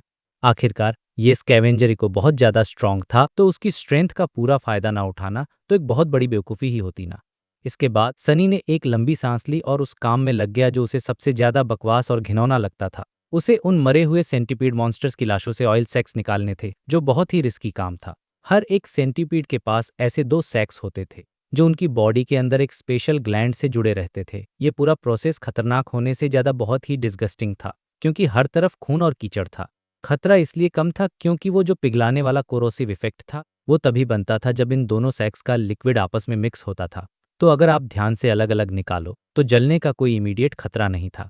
अभी तक उन लोगों को इस सेंटीपीड ऑयल का कोई प्रैक्टिकल यूज समझ नहीं आया था कि इसे कहाँ इस्तेमाल करें, लेकिन नेफिस ने जिद पकड़ रखी थी कि उन्हें जितना हो सके उतना ज्यादा ऑयल कलेक्ट करना ही है। उसे पूरा यकीन था कि ये ऑयल एक ना एक दिन उनके बहुत काम आएगा, शायद किसी बड़े मॉन्स्टर को हराने में। और कम से कम इतना तो पक्का था कि ये ऑयल हाईली फ्लेमेबल था, यानी इसमें बहुत जल्दी और बहुत भयंकर आग लग सकती थी। नेफिस की बात करें तो जब तक सनी वो ऑयल सैक्स कलेक्ट करने का गंदा काम खत्म करता, तब तक नेफिस ने सारे के सारे 11 सोल शार्ड्स इकट्ठे कर लिए थे और वो इको के सामने चुपचाप खड़ी थी। सनी ने उसे अपनी ट्रॉफीज दिखाई, मतलब वो जो ऑयल उसने निकाला था, और उसे बहुत ध्यान से एक अलग सैडल बैग में रख दिया ताकि वो गलती से भी लीक ना हो जाए। सनी ने पूछा, सब हो गया? नेफिस ने बस सिर हिलाकर हाँ कहा, बिना कोई एक्स्ट्रा वर्ड बोले। सनी ने आसमान की तरफ देखा, वो टाइम का अंदाजा लगाने की कोशिश कर रहा था। सूरज उस ग्रे आसमान में बिल्कुल उनके सिर के ऊपर था, जिसका मतलब था कि अभी दिन का काफी टाइम बचा हुआ है और वो लोग अभी और सफर कर सकते हैं। सनी ने नेफिस से पूछा, तुम्हारा क्या ख्याल है, हमें अब क्या करना चाहिए? हम अभी बिल्कुल फ्लैट हिल और बोन रिज के बीच में खड़े हैं, तो क्या हमें बेस कैंप वापस लौटना चाहिए या फिर आज ही बोन रिज तक पहुंचने का ट्राई करना चाहिए? यहाँ पर मैं आपको थोड़ा कॉन्टेक्स्ट दे दूं कि इस लेबिरिंथ का जो ग्राउंड लेवल था वो हर जगह एक जैसा फ्लैट नहीं था। कुछ हिस्से बाकी हिस्सों से थोड़े ज्यादा ऊंचाई पर थे और कुछ बहुत गहरे थे, और अभी वो लोग ऐसे ही एक ऊंचे एरिया में खड़े थे। यहाँ पर डार्क सी बहुत उथला था, मतलब पानी कम था, जिसका सीधा सा मतलब था कि रात के टाइम भी यहाँ काफी नेचुरल फीचर्स पानी के ऊपर ही रहेंगे। इस वजह से उनके छुपने की जगह और उनके बीच का जो डिस्टेंस था वो थोड़ा कम हो जाता था। नेफिस ने कुछ देर तक शांति से सोचा, सिचुएशन को एनालाइज किया और फिर अपना डिसीजन सुनाया। उसने कहा, चलो बोन रिज तक चलते, हमें पुश करना चाहिए। उन्होंने कल ही उस पूरे रास्ते की अच्छी तरह से रेकी कर ली थी, तो लेबिरिंथ में खोने का या टाइम पर ना पहुंचने का कोई बहुत बड़ा खतरा नहीं था। और अब जब वो कैरापेस सेंचुरियन भी मारा जा चुका था, तो वो जो एक अनप्रेडिक्टेबल एलिमेंट था जिसने पिछले कुछ दिनों से उनकी लाइफ को नर्क बना रखा था, वो खतरा भी अब हमेशा के लिए खत्म हो चुका था। इन सारी बातों को ध्यान में रखते हुए नेफिस यानी चेंजिंग स्टार का ये डिसीजन बिल्कुल परफेक्ट और लॉजिकल लग रहा था। सनी ने भी सहमति में सिर हिलाया और कहा, ठीक है चलते हैं। और इतना कहकर उसने अपनी शैडो को रास्ता देखने के लिए सबसे आगे भेज दिया। अब यहाँ से स्टोरी एक बहुत ही मिस्टीरियस टर्न लेती है। कुछ टाइम बाद का सीन आता है, वो लोग बोन रिज के काफी करीब पहुंच रहे थे। सूरज धीरे धीरे ढलने की तैयारी कर रहा था, पर अभी भी किसी सेफ जगह तक पहुंचने के लिए उनके पास काफी टाइम था। लेकिन दोस्तों, यहाँ पर स्टोरी में एक बहुत ही तगड़ा और डरावना सस्पेंस आता है। सनी को अचानक से बहुत ज्यादा अलार्म्ड, घबराहट, अनकंफर्टेबल फील होने लगता है। ये कोई ऐसी वैसी फीलिंग नहीं थी जिसे आप इग्नोर कर सको। ये अजीब सी फीलिंग उसे तब से परेशान कर रही थी जब से उन्होंने उन क्लिफ्स को छोड़ा था और अपनी जर्नी आगे बढ़ाई थी। हर दिन जैसे ही शाम होने वाली होती थी, सूरज ढलने लगता था, ये डरावनी फीलिंग शुरू हो जाती थी और सनसेट के आखिरी मिनटों तक रहती थी। और जैसे ही सूरज पूरी तरह ढल जाता और अंधेरा छा जाता, ये फीलिंग अचानक से छूमंतर हो जाती, जैसे कुछ हुआ ही ना हो। सनी पूरी तरह से पजल हो जाता था। उसका दिमाग खराब हो जाता था कि आखिर ये हो क्या रहा है और इसके पीछे क्या वजह है। सबसे डरावनी बात तो ये थी कि वो जितना ज़्यादा वेस्ट की तरफ ट्रेवल कर रहे थे, ये फीलिंग उतनी ही ज़्यादा स्ट्रांग और इंटेंस होती जा रही थी। सनी को ऐसा लगता था जैसे उस पर्टिकुलर टाइम के दौरान इस दुनिया में कुछ तो ऐसा है जो बिल्कुल भी सही नहीं है, कुछ तो बहुत ही भयानक और डार्क गड़बड़ है जो उनके आसपास हो रही है। लेकिन सनी चाहे जितनी भी कोशिश कर ले, वो ये समझ ही नहीं पा रहा था कि वो गड़बड़ आखिर है क्या। एंड में हार मानकर उसने डिसाइड किया कि वो अपनी इस अनईजीनेस और इस डर को ग्रुप के साथ शेयर करेगा। उसकी पूरी बात सुनने के बाद नेफिस और कैसी दोनों काफी ज्यादा सरप्राइज्ड थे, क्योंकि उन दोनों ने ऐसा कुछ भी अजीब नोटिस नहीं किया था। उन्हें सब एकदम नॉर्मल लग रहा था। यहाँ तक कि कैसी, जिसका रेवलेशंस के साथ इतना गहरा कनेक्शन था और जिसकी इंट्यूशन इतनी ज्यादा इनक्रेडिबल थी, उसे भी वो अजीब सी फीलिंग बिल्कुल फील नहीं हुई थी। अब सोचो ये कितनी वियर्ड बात है ना। लेकिन कैसी ने एक बहुत ही ब्रिलियंट और लॉजिकल थ्योरी सामने रखी, जिसने सनी का पूरा पर्सपेक्टिव ही बदल दिया। उसने कहा कि चूंकि पूरे ग्रुप में सिर्फ सनी को ही ये अजीब सी फीलिंग आ रही है, तो इसका सीधा सा मतलब है कि सनी के अंदर कुछ ऐसा यूनिक है जो बाकी दोनों लड़कियों में नहीं है। और अगर हम परसेप्शन या सेंसेस की बात करें, तो सनी के पास एक ही चीज एक्स्ट्रा थी, और वो थी उसकी मिस्टीरियस शैडो सेंस। इसका मतलब ये था कि उस अजीब सी फीलिंग का जो सोर्स है, वो पक्का किसी बहुत बड़ी शैडो के बिहेवियर से जुड़ा हुआ था। कैसी की इस थ्योरी और एडवाइस को सुनकर सनी फाइनली अपने डिस्कम्फर्ट का असली रीजन समझ पाया। और भाई जब उसे ये समझ आया तो लिटरली गूज़बम्प्स आ जाते हैं, क्योंकि सच्चाई बहुत ही खौफनाक थी। कैसी बिल्कुल सही थी, उसने एकदम डॉट टू डॉट कनेक्ट कर दिया था। सनसेट के आसपास के उन घंटों में जब सूरज वेस्ट के आसमान में बिल्कुल नीचे की तरफ होता था, तब एक बहुत ही विशाल, एक एकदम इमेंस शैडो उस पूरे लेबिरिंथ के आर पार मूव करती थी। ये शैडो इतनी बड़ी और इतनी पावरफुल थी कि ये सीधा सनी के सेंसेस को अफेक्ट कर रही थी, और यही वजह थी कि उसकी स्किन पर वो रोंगटे खड़े कर देने वाली फीलिंग आती थी। भले ही वो शैडो बहुत ज़्यादा दूर थी और इतनी ज़्यादा कोलोसल थी कि उसे नॉर्मल आंखों से नहीं देखा जा सकता था, लेकिन सनी अपनी शैडो सेंस की वजह से उसकी डरावनी प्रेजेंस को साफ साफ फील कर सकता था। अब जरा इमेजिन करो यार, एक ऐसी परछाई जो पूरी की पूरी भूल भुलैया को कवर कर ले, वो कितनी डरावनी होगी। जब सनी ने कैसी को इस इमेंस शैडो के बारे में बताया, तो कैसी ने बहुत ही शांत तरीके से अपना सिर हिलाया। उसे देखकर ऐसा लगा जैसे वो पहले से ही सब कुछ समझ गई हो और इस बात ने उसके सारे सवालों के जवाब दे दिए हों।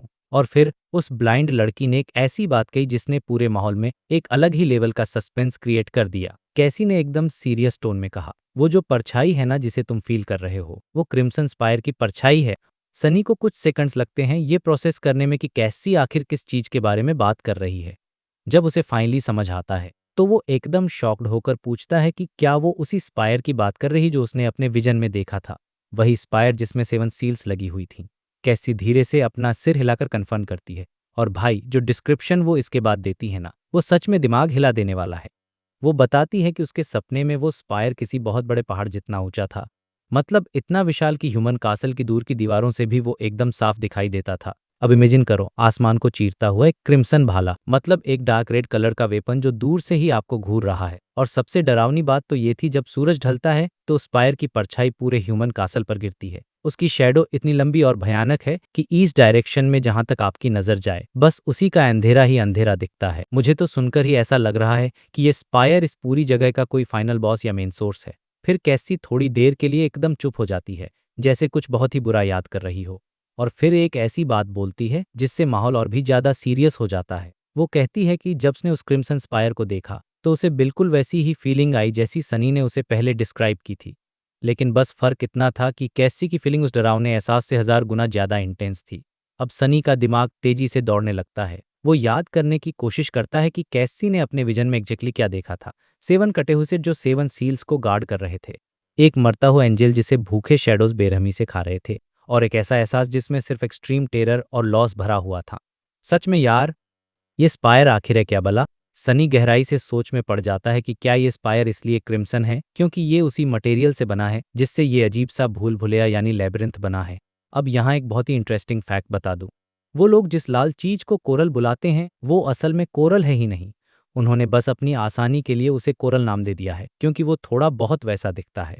लेकिन असल में वो अजीब सा लाल मटेरियल क्या है, ये अभी भी उनके लिए एक बहुत बड़ी मिस्ट्री बनी हुई है। कैसी सनी की बात सुनकर थोड़ा हेजिटेट करती है और कहती है कि शायद बात बिल्कुल उल्टी भी हो सकती है। शायद ये पूरा लेबिरिंथ ही उस स्पायर वाले सेम मटेरियल से बना हो। इन शॉर्ट, वो क्रिम्सन स्पायर इस पूरे पागलपन और तबाही का मेन सोर्स हो सकता है। खैर, ये सब सिर्फ एक थ्योरी थी क्योंकि उनके पास इसे कंफर्म करने के लिए बहुत ही कम इन्फॉर्मेशन थी। लेकिन सनी को अंदर ही अंदर ये फील हो रहा था कि ये स्पायर किसी न किसी तरह इस पूरी दुनिया के सेंटर में मौजूद है, और वो बस यही दुआ कर रहा था कि भाई कुछ भी हो जाए, बस ये स्पायर हमारी फाइनल डेस्टिनेशन ना हो, क्योंकि अगर उन्हें वहां जाना पड़ा तो पक्का कोई बहुत बड़ा डिजास्टर उनका इंतजार कर रहा होगा।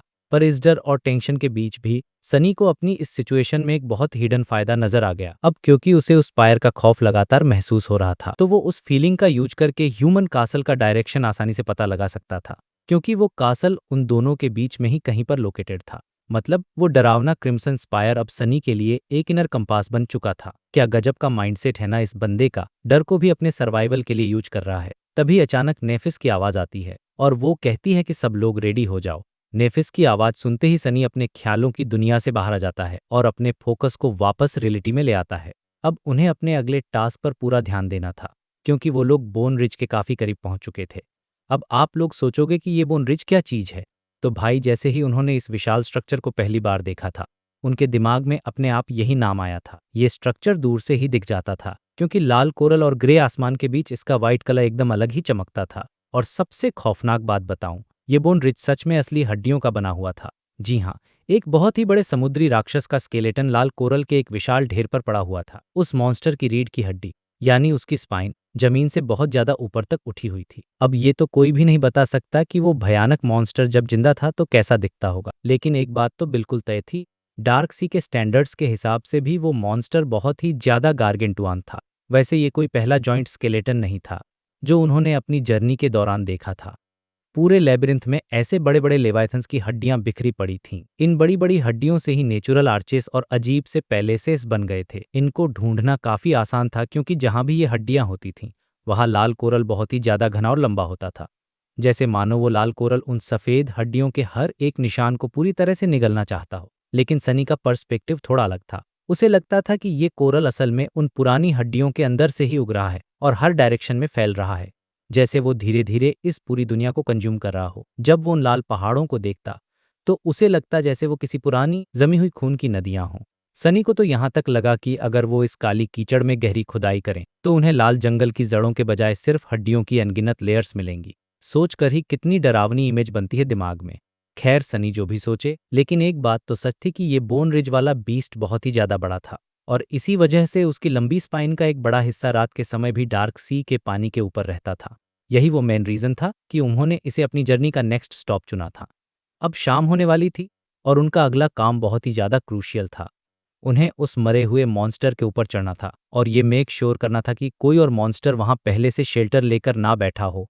अगर कोई क्रिएचर वहां हुआ तो भाई उनके पास उसे मारने के अलावा कोई दूसरा ऑप्शन नहीं था, क्योंकि अब पीछे हटने का या अपने पुराने सेफ हाउस तक वापस जाने का कोई टाइम नहीं बचा था। और वैसे भी मंजिल का आखिरी कदम हमेशा सबसे ज्यादा रिस्की होता है। तो वो लोग उस कोरल के पहाड़ के बेस पर आते हैं और ऊपर जाने के लिए एक सही रास्ता ढूंढने लगते हैं। चलते चलते वो फाइनली उस मॉन्स्टर की टूटी हुई और भयंकर सी खोपड़ी के सामने पहुंच जाते हैं। उसका नीचे का जबड़ा या तो गायब था या फिर पूरी तरह से कीचड़ में दब गया था, लेकिन ऊपर का जबड़ा एक बहुत बड़ी और डरावनी गुफा की तरह दिख रहा था। सनी की तो रीढ़ की हड्डी में सिहरन दौड़ गई, लेकिन फिर भी वो अपनी हिम्मत जुटाकर उन डरावने दांतों के नीचे से होता हुआ उस गुफा के अंदर चला गया।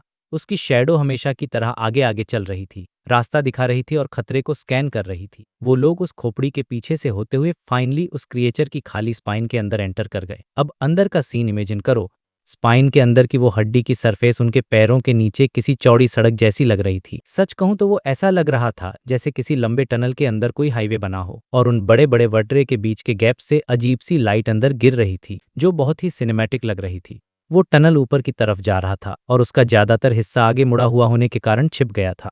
जैसे ही उनका एको मॉन्स्टर स्पाइन में एंटर करता है, उसके पैरों की बहुत ही तेज और गूंजने वाली आवाज पूरे टनल में फैल जाती है।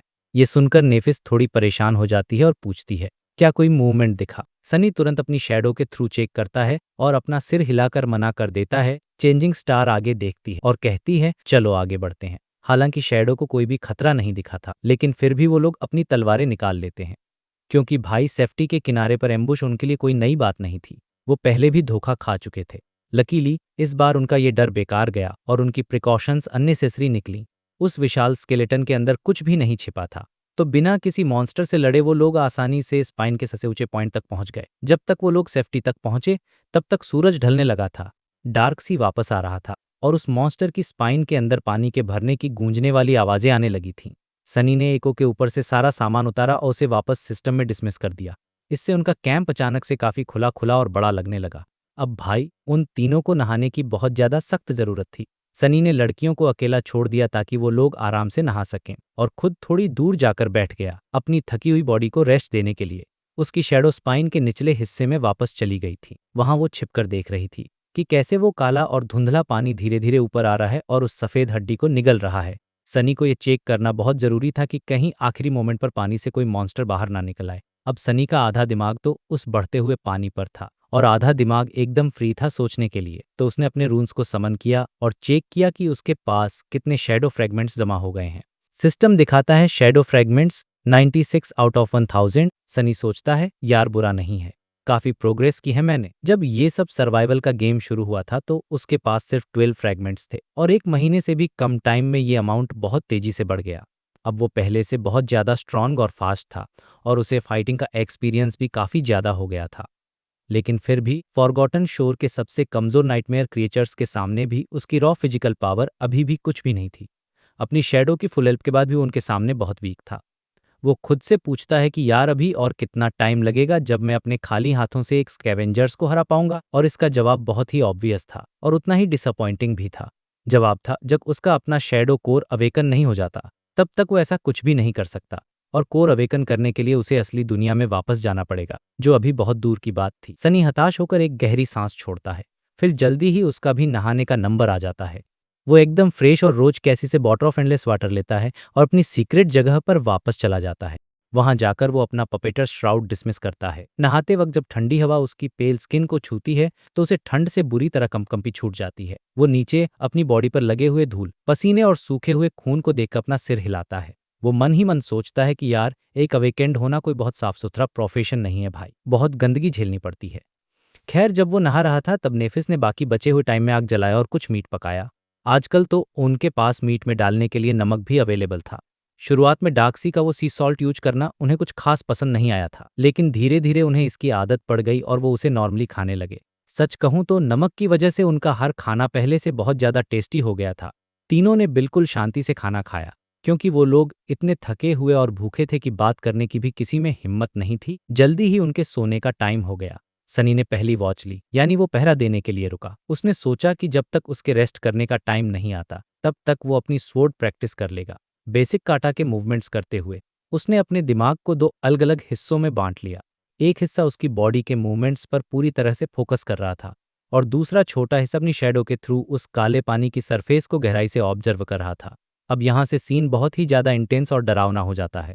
हवा बिल्कुल भी नहीं चल रही थी, जिस वजह से वो स्पाइन के नीचे भरा हुआ डार्क पानी बहुत ही अजीब तरीके से शांत था। ये पहली बार था जब सनी ने उस काले पानी को बिना लहरों के इतनी शांति से देखा था। उस पानी की सरफेस एकदम फ्लैट और बिल्कुल स्टिल थी, बिना किसी हलचल के। वो बिल्कुल एक बहुत बड़े शीशे की तरह लग रहा था, एक ऐसा शीशा जो सिर्फ प्योर डार्कनेस से बना हो। ये नज़ारा बहुत ही ज्यादा अट्रैक्टिव और अननेचुरली मेस्मराइजिंग था। अचानक सनी के मन में एक बहुत ही स्ट्रांग डिजायर उठी कि वो पास जाए और उस पानी में अपना रिफ्लेक्शन देखे। मतलब उसे देखने की एक अजीब सी और तेज खुजली हो रही थी। लेकिन भाई सनी अपनी जगह से एक इंच भी नहीं हिला। पता है क्यों? क्योंकि वो इस बात से बुरी तरह डरा हुआ था कि उस काले पानी के शीशे से पलटकर उसे कौन सी चीज वापस देखेगी। अब सोचो यार ये मोमेंट कितना खौफनाक है। आप एक डार्क और मिस्टीरियस दुनिया में हो, पानी एकदम शीशे जैसा है और आपको डर है कि आपका अपना ही रिफ्लेक्शन कहीं कोई मॉन्स्टर ना बन जाए। अब कुछ देर बाद हम देखते हैं कि सुबह का टाइम है और हमारा सनी नींद से उठता है। लेकिन यार उसका मूड बहुत ही ज्यादा खराब और अजीब सा होता है। मतलब आप खुद इमेजिन करो, उसके दिमाग में अभी भी वो पिछले रात वाले डरावने डार्क मिरर की यादें एकदम फ्रेश घूम रही थीं और उस भयानक मिरर का खौफ उसके अंदर ऐसा बैठ गया था कि अब उसे आसपास की हर एक नॉर्मल परछाई भी बहुत ही ज्यादा क्रीपी, डरावनी और खतरे से भरी लग रही थी। सनी गुस्से में अपना मुंह बनाता है और खुद से ही मन में सोचता है कि यार ये क्या बकवास है। वो खुद से कहता है कि मैं तो चाइल्ड ऑफ शैडोज हूं ना, तो फिर मैं अपने ही डोमेन यानी अपनी ही परछाइयों से क्यों डर रहा हूं। लेकिन फिर वो लॉजिकली सोचता है कि डार्कनेस और शैडो यानी अंधेरा और परछाई, ये दोनों असल में सेम चीजें नहीं होती हैं। भले ही बहुत सारे लोग इन दोनों को एक ही समझने की गलती कर देते हैं, पर साइंटिफिकली और मैजिकली दोनों में बहुत बड़ा डिफरेंस है। अब सनी इस बात को थोड़ा डीप में एनालाइज करता है और सोचता है कि परछाइयां तो तब बनती हैं जब वहां लाइट नहीं होती या लाइट ब्लॉक हो जाती है। एक तरह से देखा जाए तो परछाइयां सिर्फ खालीपन का एक रूप हैं, उनका अपना कोई फिजिकल फॉर्म नहीं होता। लेकिन दूसरी तरफ जो असली डार्कनेस होती है ना, वो एकदम अलग ही लेवल की चीज है। वो खुद में एक जिंदा एंटिटी की तरह है। सनी को रियलाइज होता है कि एक तरीके से परछाइयों का कनेक्शन डार्कनेस से ज्यादा लाइट के साथ होता है। फिर वो खुद ही कंफ्यूज होकर सोचता है कि यार क्या सच में ऐसा है। मतलब यार, सुबह सुबह उठते ही अपने ही दिमाग के साथ ऐसी फिलोसॉफिकल डिबेट करना दिन की शुरुआत करने का कोई अच्छा तरीका तो बिल्कुल नहीं था। खासकर सनी जैसे बंदे के लिए तो बिल्कुल भी नहीं, जो पहले से ही इतना इरिटेटेड रहता है। उसका पहले से ही खराब मूड अब इन सब ख्यालों की वजह से और भी ज्यादा खराब हो गया था।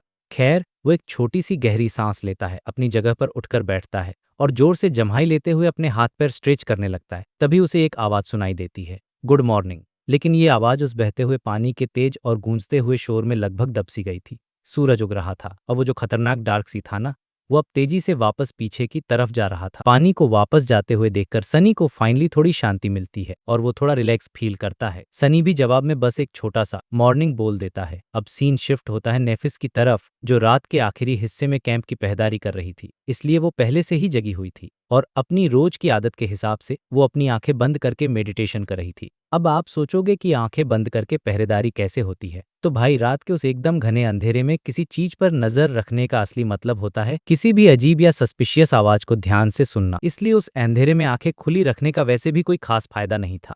हाँ, ये रूल हम सबके लिए अप्लाई होता है, लेकिन सनी के लिए नहीं, क्योंकि भाई के पास अपने एट्रीब्यूट्स की वजह से एकदम परफेक्ट नाइट विजन है।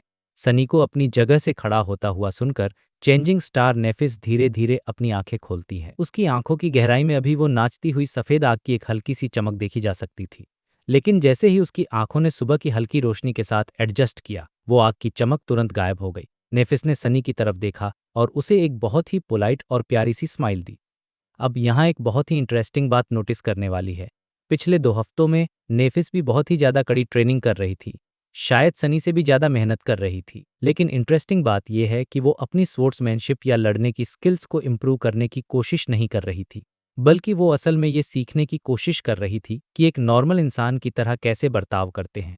और सच बताऊं तो उसकी इस मेहनत का थोड़ा बहुत असर भी दिख रहा था, क्योंकि अब उन दोनों के बीच की बातचीत पहले से थोड़ी कम ऑकवर्ड हो गई थी। सनी नेफिस की इस कोशिश को बहुत अच्छे से समझ पा रहा था, क्योंकि वो खुद भी कई साल पहले अपनी लाइफ के एक ऐसे ही अजीब फेज से गुजर चुका था। सनी ने कई बार नोटिस किया था कि नेफिस बहुत ही ध्यान से कैसी को ऑब्जर्व करती थी, कि कैसी कैसे बात करती है और उनके साथ कैसे बिहेव करती है। और फिर कुछ टाइम बाद नेफिस अचानक से अपनी दोस्त कैसी के छोटी छोटी डिटेल्स को कॉपी करने की कोशिश करती थी। अब यार, उसके इस कॉपी करने के रिजल्ट्स सच कहूं तो काफी मिक्स होते थे, कभी सही तो कभी एकदम फनी। मतलब मुझे अभी भी याद है जब नेफिस ने पहली बार सुबह सुबह सनी को स्माइल करके ग्रीट करने की कोशिश की थी ना, तो सनी इतना डर गया था कि उसने पैनिक में आकर लगभग अपना अजूर ब्लेड ही समन कर लिया था। उसे लगा था कि पक्का कुछ गड़बड़ है या नेफिस पर किसी ने कंट्रोल कर लिया है। लेकिन नेफिस बहुत ही ज्यादा स्मार्ट थी और कभी हार नहीं मानती थी। आज उसकी वो पोलाइट स्माइल देखकर ऐसा लग रहा था जैसे वो लगभग नेचुरल हो गई हो। सनी को बिल्कुल भी आइडिया नहीं था कि चेंजिंग स्टार नेफिस ने अचानक से अपनी सोशल स्किल्स पर काम करने का फैसला क्यों किया, वो भी तब जब वो लोग फॉरगॉटन शोर जैसी एक ऐसी खतरनाक जगह पर फंसे हुए हैं, जो कि पूरी तरह से मॉन्स्टर्स से भरा हुआ एक नर्क है। लेकिन सनी को इस बात से कोई प्रॉब्लम नहीं थी, बल्कि उसे तो ये सब देखकर अंदर ही अंदर काफी मजा आ रहा था। उसे नेफिस की ये हरकतें काफी एंटरटेन लग रही थीं। लेकिन नेफिस को रोज अपने आप को टॉर्चर करते हुए देखना और उसे भयानक दर्द सहते हुए देखना बिल्कुल भी मजेदार नहीं था। वो ये सारा दर्द सिर्फ इसलिए सह रही थी ताकि वो अपनी एस्पेक्ट एबिलिटी को बेहतर तरीके से कंट्रोल करना सीख सके। वो दोनों इस टॉपिक पर कभी भी बात नहीं करते थे, लेकिन सनी बहुत अच्छे से जानता था कि हर बार जब नेफिस मेडिटेशन करने का नाटक करती है, तो असल में वो खुद को अपने फ्लॉ के उस असहनीय और जानलेवा दर्द के टॉर्चर से गुजार रही होती है। जब भी सनी इस बारे में सोचता था तो उसका दिल सच में दुखता था। सनी को अपने अंदर ऐसी फीलिंग्स महसूस करने की बिल्कुल भी आदत नहीं थी, क्योंकि वो हमेशा से एक प्रैक्टिकल और थोड़ा रूखा बंदा रहा है। लेकिन उसे डाउट होने लगा था कि शायद इसी फीलिंग को बाकी लोग कंपैशन यानी दया या हमदर्दी कहते हैं। कम से कम किताबों और ड्रामा शोज में तो इस फीलिंग को कुछ इसी तरह से डिस्क्राइब किया जाता था। वैसे सनी को इन सब इमोशनल चीज़ों के बारे में ज़्यादा कुछ पता भी नहीं था। खैर, जब उन लोगों ने अपना ब्रेकफास्ट खत्म कर लिया तो नेफिस अपनी जगह से खड़ी हुई। उसने पास ही मौजूद उन विशाल हड्डियों के बीच के गैप से अंदर आती हुई रोशनी की एक बीम की तरफ देखा। फिर वो सनी की तरफ मुड़ी और बहुत ही सीरियस टोन में बोली, चलो आसपास के एरिया को स्टडी करते हैं, क्योंकि उन्हें उस जगह के लेआउट को समझना था और ये डिसाइड करना था कि उनका अगला कदम क्या होगा। नॉर्मली उनका रूटीन यही होता था कि वो आसपास की सबसे ऊंची नेचुरल जगह को ढूंढते थे जो डार्क सी के पानी के लेवल से ऊपर रह सके, और फिर वो ये डिसाइड करते थे कि रात होने से पहले उन्हें किस ऊंची जगह तक पहुंचना है। इसके बाद वो लोग 1 या 2 दिन तक उस एरिया में स्काउटिंग और हंटिंग करते थे और फिर अपना पूरा कैंप उस नई जगह पर शिफ्ट कर लेते थे। सनी ने नेफिस की बात सुनकर सहमति में अपना सिर हिलाया और बोला, ठीक है चलो चलते हैं। जाने से पहले सनी ने अपनी इको को समन किया ताकि जब वो लोग बाहर हों तो इको कैसी की सुरक्षा कर सके, और साथ ही उसने अपनी खुद की परछाई को भी वहीं पीछे छोड़ दिया ताकि अगर कोई भी इमरजेंसी या खतरा आए तो परछाई उस पर नजर रख सके। सब कुछ सेट करने के बाद सनी नेफिस के पीछे पीछे उस बड़े से गैप की तरफ जाने लगा। वहां पहुंचकर सनी ने नेफिस को ऊपर चढ़ने के लिए थोड़ा बूस्ट दिया। सनी नीचे से ही देख रहा था कि कैसे चेंजिंग स्टार हवा में उड़ते हुए गई और फिर ऐसा लगा जैसे वो उस सीधी दीवार पर दौड़ रही हो। आखिरी मोमेंट पर उसने खुद को दीवार से किक किया और अपनी बॉडी को और भी ज्यादा ऊपर की तरफ पुश किया और फिर उसने हड्डी के एक बाहर निकले हुए हिस्से को मजबूती से पकड़ लिया, सिर्फ और सिर्फ अपनी अपर बॉडी की स्ट्रेंथ का इस्तेमाल करते हुए। वो तेजी से ऊपर चढ़ गई और उस गिरती हुई रोशनी के बीच में कहीं गायब हो गई। थोड़ी ही देर में ऊपर से वो गोल्डन रोप नीचे आ गिरी, जिसके सहारे सनी भी उसके पीछे पीछे ऊपर चढ़ने लगा। ऊपर पहुंचने के बाद नेफिस ने उस विशालकाय रीढ़ की हड्डी के ऊपर चढ़ने में सनी की मदद की। फिर वो एकदम सीधी खड़ी हो गई और वेस्ट डायरेक्शन यानी पश्चिम की तरफ देखने लगी। सनी ने भी अपने हाथों की धूल झाड़ी और नेफिस की तरह ही वेस्ट की तरफ देखने लगा। सनी एक्सपेक्ट कर रहा था कि उसे वही रोज वाला नॉर्मल सीन देखने को मिलेगा, यानी वही क्रिम्सन लेबिरिंथ का एक कभी ना खत्म होने वाला लाल रास्ता जिसमें बीच बीच में कहीं कहीं कुछ ऊंची जगह होंगी। लेकिन भाई, जब उन दोनों ने सामने का नजारा देखा तो वो दोनों के दोनों एकदम स्पीचलेस रह गए। उनके मुंह से एक लफ्ज नहीं निकल रहा था। कुछ दूरी पर जाकर ऐसा लग रहा था जैसे उस भूल भुलैया ने अपना वो लाल रंग पूरी तरह से खो दिया हो। कोरल के वो जो लाल और तीखे ब्लेड्स थे ना, वो अब एकदम ग्रे कलर के और अजीब से शेप में खड़े थे। उन्हें देखकर ऐसा लग रहा था जैसे उन्हें बहुत ही भयंकर और अनजान बीमारी लग गई हो जिसने उनके अंदर की सारी जान ही खींच ली हो। वो पत्थर जैसा दिखने वाला मटेरियल अब बहुत ही ज्यादा कमजोर और नाजुक लग रहा था। ऐसा लग रहा था कि उसे हल्का सा भी छुआ तो वो उसी वक्त टूटकर आंख में बदल जाएगा। मरे हुए कोरल का वो ग्रे हिस्सा इतनी दूर तक फैला हुआ था जहां तक उनकी नजर जा सकती थी, और उससे भी आगे लेबिरिंथ की दीवारें पूरी तरह से ढह चुकी थीं और एक राख जैसे ग्रे रंग के रेत के समंदर में बदल चुकी थीं। पिछले कई हफ्तों से सिर्फ वो लाल रंग के कभी ना खत्म होने वाले रास्ते देखने के बाद अचानक से इस राख जैसी बंजर जमीन को देखना बहुत ही ज्यादा एलियन और अजीब लग रहा था। ये नज़ारा इतना क्रीपी था कि सनी की रीढ़ की हड्डी में एक ठंडी सिहरन सी दौड़ गई। और सबसे ज्यादा डिस्टर्बिंग बात तो ये थी, उन्हें उस राख के कीचड़ में नीचे एक भी मॉन्स्टर घूमता हुआ नहीं दिखा। अब आप खुद सोचो, जिस जगह पर हर कदम पर मॉन्स्टर्स होते हैं वहां अचानक से सब कुछ इतना शांत कैसे हो सकता है। उनके वेस्ट डायरेक्शन में सिर्फ एक ही ऊंची जगह दिखाई दे रही थी। बहुत दूर एकदम क्षितिज के पास जमीन थोड़ी ऊपर की तरफ उठी हुई थी जिससे एक बहुत बड़ा सा पहाड़ या टीला बन रहा था। वो टीला शायद अब तक का सबसे बड़ा टीला था जो उन्होंने इस जगह पर देखा था, और वो इतना बड़ा था कि रात में जब पानी का लेवल बढ़ता तो वो आसानी से एक असली आइलैंड बन सकता। उसका शेप देखकर सनी को किसी बहुत पुराने और विशालकाय मकबरे की याद आ रही थी। मरे हुए कोरल से बनी उस ग्रे राख से ढका हुआ वो टीला एकदम राख के पहाड़ जैसा लग रहा था। और सबसे शॉकिंग बात, उस पहाड़ के एकदम टॉप पर एक बहुत ही विशाल और अजीब सा पेड़ खड़ा था। वो पेड़ आसमान में किसी ऊंचे टावर की तरह सीधा खड़ा था और उसकी डालियां इतनी ज्यादा चौड़ी और फैली हुई थी कि वो पूरे के पूरे आइलैंड को अपनी परछाई से ढक सकती थी। उस विशाल पेड़ की छाल का रंग उस डार्क सी के पानी जितना ही गहरा काला था, लेकिन उस पेड़ के जो पत्ते थे ना, वो एकदम ताजे खून की तरह लाल थे। पीछे के उस ग्रे और बेरंग आसमान के बैकग्राउंड में उस शानदार पेड़ का वो लाल रंग का ताज बहुत ही ज्यादा वाइब्रेंट, खूबसूरत और साथ ही भयानक लग रहा था। सनी ने घबराहट में अपना थूक निगला और हकलाते हुए बोला, ये आखिर क्या बला है? नेफिस या तो कुछ बहुत ही डीप सोच रही थी या फिर उसके पास कहने के लिए कोई शब्द ही नहीं थे। वो बस दूर उसी पेड़ की तरफ घूर रही थी और उसके चेहरे पर एक हल्की सी सिकुड़न थी, जैसे वो कुछ समझने की कोशिश कर रही हो। ठीक उसी वक्त उस पेड़ के नीचे से अचानक कुछ बहुत ही तेजी से चमका। वो चमक एकदम क्लियर थी और इतनी दूर से भी साफ साफ दिखाई दे रही थी, बिल्कुल वैसा ही जैसे सूरज की रोशनी किसी बड़े से शीशे पर पड़कर रिफ्लेक्ट हो रही हो। लेकिन एक ही पल बाद वो चमक वहां से गायब हो गई और फिर कुछ सेकंड्स बाद वापस से दिखाई दी। सनी के दिमाग में तुरंत एक ही बात आई, एक मिरर। ये सोचते ही सनी बुरी तरह से कांप गया, क्योंकि उसे अचानक से पिछली रात वाली वो डरावनी घटना याद आ गई। पता नहीं क्यों, लेकिन दूर से आ रही वो तेज चमक अब उसे ज्यादा खतरनाक और जानलेवा लग रही थी। काफी देर तक वहां शांति छाई रही। फिर सनी ने दोबारा नेफिस की तरफ देखकर पूछा, तुम्हें क्या लगता है? नेफिस ने सनी की तरफ मुड़ने से पहले थोड़ा टाइम लिया। वो शायद सोच रही थी कि क्या जवाब दे, जब तक चेंजिंग स्टार अपने दिमाग में शब्द ढूंढ रही थी। सनी ने एक बार फिर से उस राख की बंजर जमीन की तरफ देखा। फाइनली नेफिस ने अपनी चुप्पी तोड़ी और एकदम सीरियस होकर बोली, वेस्ट की तरफ जाने का यही इकलौता रास्ता है। ये सुनते ही सनी का मुंह बन गया और उसने अपनी नजरें वहां से हटा ली। सच बताऊं तो सनी को सिचुएशन का ये टर्न बिल्कुल भी पसंद नहीं आ रहा था। उसे अंदर से बहुत गंदी वाली फीलिंग आ रही थी। उसने पूछा, तो क्या हम सच में वहां जा रहे हैं? नेफिस ने उस विशालकाय पेड़ की तरफ देखा और ऐसा लगा जैसे वो भी उस पेड़ की महानता और डर से थोड़ी प्रभावित हो गई हो। उसने झिझकते हुए अपने कंधे उचकाए और एक सवाल के साथ जवाब दिया, क्या हमारे पास कोई और चॉइस है? और ये बात सच भी थी। उनके पास आगे बढ़ने के अलावा और कोई रास्ता नहीं था। कुछ देर बाद उन लोगों ने उस विशाल समुद्री मॉन्स्टर की हड्डियों वाले कैंप को पीछे छोड़ दिया और वेस्ट की तरफ आगे बढ़ने लगे। उनका प्लान था कि वो उस बंजर जमीन के अंदर जाकर सिचुएशन को चेक करेंगे, जो उनके और उस ऐश बैरो यानी राख के पहाड़ के बीच में थी। स्टार्टिंग में तो उनका उस अजीब से आइलैंड के पास जाने कोई इरादा नहीं था, लेकिन जैसे ही उन्होंने उस बंजर जमीन में कदम रखा तो चीजें बहुत ही अजीब और अनएक्सपेक्टेड होने लगीं। उनके पैरों के नीचे अब वो ग्रे रंग की राख वाली रेत थी और उनके चारों तरफ मरे हुए कोरल की दीवारें थीं। पूरा का पूरा ग्रुप किसी भी अनजान खतरे का सामना करने के लिए पूरी तरह से तैयार और अलर्ट था। भले ही उन्होंने उस लेविथान की रीढ़ की हड्डी के ऊपर से इस एरिया में एक भी मॉन्स्टर को मूव करते हुए नहीं देखा था, लेकिन ना तो सनी और ना ही नेफिस को इस बार रत्ती भर भी विश्वास था कि इस अजीब सी भूल भुलैया में उन पर कोई हमला नहीं करेगा।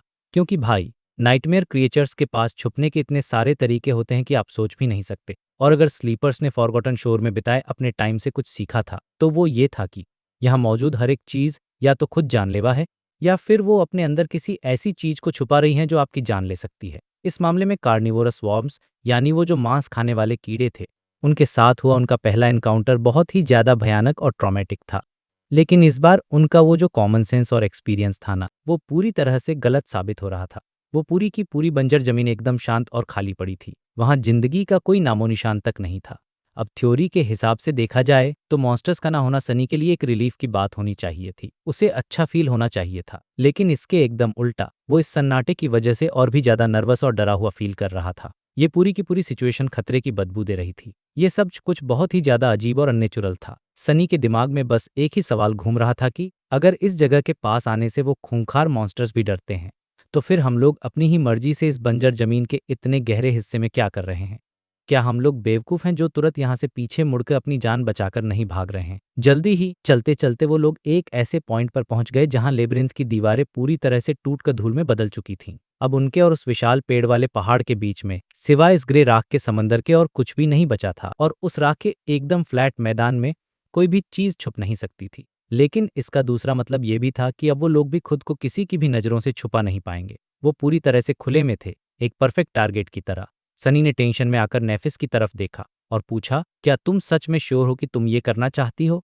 चेंजिंग स्टार, नेफिस ने गुस्सा करते हुए अपनी ठुड्डी थोड़ी नीचे की। फिर उसने एकदम सीधे आगे की तरफ देखा। उसकी आंखों में एक अजीब सा डिटर्मिनेशन था और वो बस इतना बोली, चलो चलते हैं। इतने टाइम से वो लोग उस भूल भुलैया में फंसे हुए थे, अपनी जान बचाते हुए एक एक कदम फूंक फूंक कर रख रहे थे। लेकिन यार, बाहर का जो नज़ारा उन्हें मिलता है वो कोई राहत देने वाला बिल्कुल भी नहीं था, बल्कि उनके सामने अब एक बहुत बड़ा राख से भरा हुआ और अंतहीन बंजर रेगिस्तान था, जिसे ये लोग एशियन वेस्टलैंड कहते हैं। अब सोचो, सनी को यहाँ अचानक से बहुत अजीब और अनकंफर्टेबल फील होने लगता है। मतलब उसे ऐसा लग रहा था जैसे उसे एगोराफोबिया हो गया हो। एगोराफोबिया का मतलब होता है जब इंसान को बड़ी और खुली जगहों से डर लगने लगता है। अब आप सोचोगे कि भूल भुलैया से निकलकर खुली हवा में तो अच्छा फील होना चाहिए, है ना? लेकिन सनी का लॉजिक यहाँ बिल्कुल अलग और एकदम प्रैक्टिकल था। जब वो लोग उस भूल भुलैया के अंदर थे तो भले ही वहां हर मोड़ पर खतरा था, लेकिन छुपने के लिए भी बहुत सी जगह थीं। वहां कोरल की बड़ी बड़ी लंबी दीवारें थीं और टेढ़े मेढ़े रास्ते हर दिशा में फैले हुए थे। और सबसे बड़ा एडवांटेज सनी के पास ये था कि उसका जो शैडो स्काउट है, वो आराम से दीवारों के कोनों से झांक कर आगे का रास्ता देख लेता था। उस भूल भुलैया में इतनी सारी छुपने की जगहों की वजह से सनी को एक अजीब सी सेफ्टी वाली फीलिंग आती थी। लेकिन अब यहाँ इस एशियन वेस्टलैंड में दूर दूर तक सिर्फ ग्रे रंग की राख वाली रेत थी और विजन को ब्लॉक करने के लिए एक भी चीज नहीं थी। मतलब कोई दीवार नहीं, कोई पेड़ नहीं, कोई पत्थर नहीं। यहाँ छुपने का कोई चांस ही नहीं था। सनी को ऐसा लग रहा था जैसे कोई उसे खुले मैदान में बिना किसी प्रोटेक्शन के खड़ा कर दिया हो। वो एकदम ओपन और वल्नरेबल फील कर रहा था। उसका जो सबसे बड़ा एडवांटेज था, यानी छुपकर दुश्मनों को देखना, वो यहाँ पूरी तरह से खत्म हो चुका था। सनी ने खुद को शांत करने की कोशिश की और मन ही मन सोचा कि चिल कर सनी, यहाँ दूर दूर तक कोई भी नहीं है। लेकिन ऑनेस्टली बताऊं तो ये थॉट उसे शांत करने के बजाय और ज्यादा डरा देता है। इस भयानक नाइटमेयर वर्ल्ड में अगर किसी इतनी बड़ी जगह पर एक भी मॉन्स्टर नहीं है तो इसका मतलब क्या है? क्या वो सारे खूंखार मॉन्स्टर्स इस जगह से दूर रहना चाहते हैं? और अगर हाँ, तो वो किस चीज से इतना डरते हैं जो इस बंजर रेगिस्तान में मौजूद है? यही वो सवाल है जो इस सीन की टेंशन को एकदम नेक्स्ट लेवल पर लेकर जाता है। मतलब एक तरफ एकदम सन्नाटा है और दूसरी तरफ एक अनजाना डर कि यहाँ कुछ बहुत ही भयानक छुपा हुआ है। नेफिस हमेशा की तरह ग्रुप को लीड करते हुए सबसे आगे चल रही थी और सनी बिल्कुल उसके पीछे पीछे था। उनका जो इको था वो सबसे पीछे बहुत ही धीमी स्पीड में चल रहा था। अचानक से वो इको चारों तरफ देखता है, थोड़ा झिझकता है और फिर बहुत ही धीमी और डरी हुई आवाज में बोलता है, मुझे ये जगह बिल्कुल पसंद नहीं आ रही। अब यार, जब एक बिना जान और इमोशन का इको ऐसा डायलॉग मारे तो समझ जाओ कि मामला कितना सीरियस है। लेकिन नेफिस का रिएक्शन देखो, वो हमेशा की तरह एकदम ठंडी और सीरियस थी। उसने इको की तरफ अपनी यूजुअल इंडिफरेंट एक्सप्रेशन के साथ देखा और वापस मुड़कर बस इतना कहा, अलर्ट रहो। नेफिस का कैरेक्टर ही ऐसा है, वो कभी भी पैनिक नहीं करती, चाहे सिचुएशन कितनी भी खराब क्यों ना हो। इसके बाद वो लोग एकदम शांति से आगे बढ़ते रहे। उनके पैरों के नीचे दबने वाली रेत की चरमराहट के अलावा वहां कोई और आवाज नहीं थी। करीब 15-20 मिनट इसी तरह चलने के बाद चेंजिंग स्टार यानी नेफिस ने अचानक अपना हाथ उठाया और सबको वहीं रुकने का इशारा किया। उसने पीछे मुड़कर सनी की तरफ देखा और पूछा, क्या तुम्हारी शैडो ने कुछ नोटिस किया? सनी ने अपना सिर नामे हिला दिया। उसने एक्सप्लेन किया कि नहीं, मुझे कोई मूवमेंट नहीं दिख रही। रास्ते में बस कहीं कहीं छोटे मोटे टीले या उथले गड्ढे हैं, लेकिन मूव करने वाली कोई चीज नहीं है। ज्यादातर ये जगह एकदम फ्लैट, सूखी और बेजान लग रही है।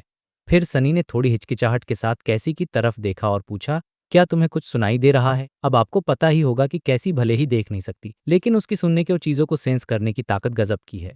कई बार तो सनी की शैडो से भी पहले कैसी को खतरे का आभास हो जाता है, जैसे जब वो लोग उस खतरनाक तूफान में फंसे थे। तब कैसी ने ही सबसे पहले वार्निंग दी थी कि कुछ गड़बड़ है, लेकिन इस बार कैसी की वो सुपर हियरिंग भी किसी काम नहीं आ रही थी। उसने भी चुपचाप अपना सिर हिला दिया, जिसका मतलब था कि उसे आसपास को भी अजीब आवाज या खतरा महसूस नहीं हो रहा था। ये अजीब सा सन्नाटा और भी ज्यादा खौफनाक लग रहा था। नेफिस ने एक गहरी सांस छोड़ी, अपना सिर नीचे किया और कुछ सोचने लगी। फिर उसने अपनी नजरें दूर खड़े उस विशाल और रहस्यमयी एशन बैरो की तरफ घुमाई। उसने डिसाइड किया और कहा, चलो आगे बढ़ते हैं। लेकिन इस बार नेफिस ने ग्रुप की डायरेक्शन थोड़ी सी बदल दी। उसने टारगेट किया कि वो लोग सीधे जाने के बजाय रास्ते में पड़ने वाले उन छोटे टीलों में से एक के पास से होकर गुजरेंगे, जिसे सनी ने अभी नोटिस किया था। जब तक वो लोग उस टीले के पास से पहुंचे तब तक दोपहर हो चुकी थी। सूरज आसमान में एकदम उनके सिर के ऊपर था, जिसकी वजह से उनकी परछाइयां एकदम छोटी और बिना किसी शेप की हो गई थीं। और भाई, ये सनी के लिए सबसे बड़ी प्रॉब्लम थी। सनी की खुद की परछाई अब वापस आ चुकी थी और उसके पैरों के नीचे छुपकर एक छोटे से काले धब्बे की तरह सिकुड़ गई थी। दिन का ये टाइम सनी और उसकी पावर के लिए सबसे खराब होता है, क्योंकि जब सूरज सिर पर होता है तो शैडोज सबसे कमजोर होती हैं और यही वो टाइम है जब सनी सबसे ज्यादा वल्नरेबल फील करता है। नेफिस ने अपनी तलवार समन की और बहुत ही धीरे धीरे चौकन्ना होकर उस टीले की तरफ बढ़ने लगी। वो बस ये चेक करना चाहती थी कि आखिर ये चीज क्या है। वैसे देखा जाए तो उस टीले में कुछ भी खास या अजीब नहीं था, सिवाय इस बात के कि बाकी पूरा रेगिस्तान एकदम फ्लैट था और बस यही एक चीज जमीन से ऊपर उठी हुई थी। वो टीला लगभग सनी की हाइट जितना ऊंचा था, थोड़ा सा अंडाकार शेप में था और उसी ग्रे रंग की राख वाली रेत से ढका हुआ था जिससे पूरा वेस्टलैंड बना था। वो देखने में बिल्कुल भी डेंजरस नहीं लग रहा था, लेकिन नेफिस का मानना था कि चेक कर लेने में कोई नुकसान नहीं है। क्या पता वहां से उन्हें कोई जरूरी इन्फॉर्मेशन या कोई क्लू मिल जाए जो उनके काम आ सके। और अब यहाँ से स्टोरी में जो अचानक से गियर शिफ्ट होता है ना, वो एकदम रोंगटे खड़े कर देने वाला है। जैसे ही चेंजिंग स्टार अपना हाथ बढ़ाकर उस टीले की सरफेस को छूने ही वाली थी, सनी की शैडो ने बहुत दूर कुछ हलचल नोटिस की। ये हलचल पीछे उस डायरेक्शन में हो रही थी जहां से वो लोग आए थे, यानी उस क्रिम्सन भूल भुलैया के बिल्कुल किनारे पर। सनी का सर्वाइवल इंस्टिंक्ट एक सेकंड में एक्टिवेट हो गया। वो बिना कुछ सोचे सीधा इको की तरफ उछला और नेफिस की तरफ फुसफुसाते हुए चिल्लाया, छुपो। उसी एग्जैक्ट मोमेंट पर सनी ने उस बड़े से इको को सिस्टम से डिसमिस कर दिया। अब इमेजिन करो, कैसी तो उसी इको के ऊपर बैठी हुई थी ना। जैसे ही उसके नीचे से वो इको गायब हुआ, कैसी ने घबराकर अपने हाथ हवा में उछाले और वो नीचे गिरने लगी। लेकिन सनी फुल हीरो मोड में था। उसने कैसी को हवा में ही प्रिंसेस कैरी स्टाइल में अपनी बाहों में कैच कर लिया और बिना एक सेकंड वेस्ट किए वो बिजली की स्पीड से उस टीले की तरफ भागा और जमीन पर बिल्कुल नीचे लेट गया। उसने बहुत ही केयरफुली उस अंधी लड़की को अपने और जमीन पर झुकी हुई नेफिस के बीच में प्लेस कर दिया ताकि वो सेफ रहे। नेफिस ने तुरंत अपना एक हाथ कैसी के कंधे पर रखा और उसकी आंखों में सनी के लिए एक साइलेंट सवाल था। उसकी आंखें पूछ रही थीं, खतरा है क्या? सनी ने अपना हाथ उठाया, हथेली खुली रखी और इशारे से उसे थोड़ा वेट करने को कहा। इस बीच सनी की शैडो पहले ही उस टीले के पीछे से थोड़ा बाहर निकलकर उस हलचल की सोच को ध्यान से ऑब्जर्व कर रही थी। और भाई, वहां दूर जो नज़ारा सनी ने देखा उसने उसकी रूह कंपा दी। ग्रे रेत के ऊपर लेबिरिंथ की वो बेजान और डरावनी दीवारें खड़ी थीं। तभी अचानक से उनमें से एक बड़ी दीवार जोरदार आवाज के साथ टूटकर गिर पड़ी, जैसे किसी ने उसे बहुत जोर से टक्कर मारी हो। और उस गिरती हुई दीवार से उड़ने वाले राख और धूल के बादल के बीच से एक बहुत ही विशाल और खौफनाक फिगर बाहर निकल कर आया। उस फिगर ने धूल से बाहर निकलकर इस फ्लैट बंजर जमीन पर अपना कदम रखा। 8 भयानक पैर, हड्डियों से बने दो बहुत ही डरावने साइत यानी हैंसिए, और उसका कवच काला और क्रिम्सन रंग का था। वो कवच देखने में ऐसा लग रहा था जैसे कोई बहुत पुराना आर्मर हो जिस पर सालों से खून के छींटे जमे हुए हों। वो और कोई नहीं बल्कि एक और कैरापेस सेंचुरियन था। ये देखते ही सनी ने मन ही मन बहुत गंदी गालियां देनी शुरू कर दी। अब आप सोच रहे होंगे कि सनी इतना पैनिक क्यों कर रहा है। यार, ये लोग पहले भी ऐसे दो मॉन्स्टर्स से लड़ चुके हैं और दोनों बार इन्होंने जीत भी हासिल की थी। लेकिन वो सिचुएशंस बिल्कुल अलग थीं। उन दोनों फाइट्स में इन्होंने बहुत तगड़ी प्लानिंग की थी, छुपने की जगह इस्तेमाल की थी और पूरा बैटल ग्राउंड अपने फेवर में सेट किया था। तब जाकर वो अपनी चालाकी और स्कीम से उन मॉन्स्टर्स को मार पाए थे। लेकिन अभी की सिचुएशन, यहाँ वो एक बिल्कुल खुले मैदान में है। छुपने के लिए बस एक छोटा सा टीला है और ऊपर से दिन का टाइम है जब सनी की पावर सबसे कमजोर होती है। सनी को बहुत अच्छे से पता था कि अगर यहाँ इस खूंखार मॉन्स्टर के साथ डायरेक्ट फाइट हो गई तो बिना किसी सीरियस डैमेज के या बिना किसी का हाथ पैर कटे वो लोग जिंदा नहीं बच पाएंगे। सनी ने अपना सिर नेफिस की तरफ घुमाया और बहुत ही धीरे से फुसफुसाते हुए कहा, एक कैरापेस सेंचुरियन लेबिरिंथ से बाहर आ गया है। ये सुनते ही नेफिस के माथे पर भी चिंता की लकीरें आ गई और उसका चेहरा एकदम सीरियस हो गया। इसी बीच कैसी ने बहुत ही हल्के से सनी के हाथ को छुआ और डरी हुई आवाज में पूछा, वो किस तरफ जा रहा है। सनी ने अपनी पलकें झपकाईं, अपना पूरा फोकस अपनी शैडो के विजन पर लगाया और उस मॉन्स्टर को ध्यान से देखने लगा। थोड़ी देर ऑब्जर्व करने के बाद उसने एक बड़ी सी राहत की सांस छोड़ी। उसने कहा, ऐसा लग रहा है कि वो सीधे एशियन बैरो की तरफ जा रहा है। अगर हम इसी तरह इस टीले के पीछे छुपे रहें और वो अपना रास्ता नहीं बदलता तो बहुत हाई चांस है कि वो हमें नोटिस नहीं कर पाएगा। चेंजिंग स्टार ने एक सेकंड के लिए कुछ सोचा और फिर अपना सिर हिलाते हुए हामी भरी। उसने ऑर्डर दिया, उस पर लगातार नजर रखो और जैसे ही कुछ भी चेंज हो मुझे तुरंत बताना। अब वो तीनों उस छोटे से टीले के पीछे बिल्कुल सिकुड़ कर बैठे थे, कोशिश कर रहे थे कि वो जितने छोटे और शांत हो सकें उतने हो जाएं। लेकिन यार, वहां छुपने के लिए स्पेस इतनी कम थी कि उन तीनों को एक दूसरे से बिल्कुल चिपक कर एकदम क्रैम्प होकर बैठना पड़ रहा था। अब ऑनेस्टली बोलूं तो अगर सिचुएशन कोई और होती तो शायद सनी इस मोमेंट को थोड़ा एंजॉय भी करता। आखिर किसी का सॉफ्ट शरीर बिल्कुल उससे चिपका हुआ था। लेकिन यार, ये टाइम रोमांस या डिस्ट्रैक्शन का बिल्कुल नहीं था।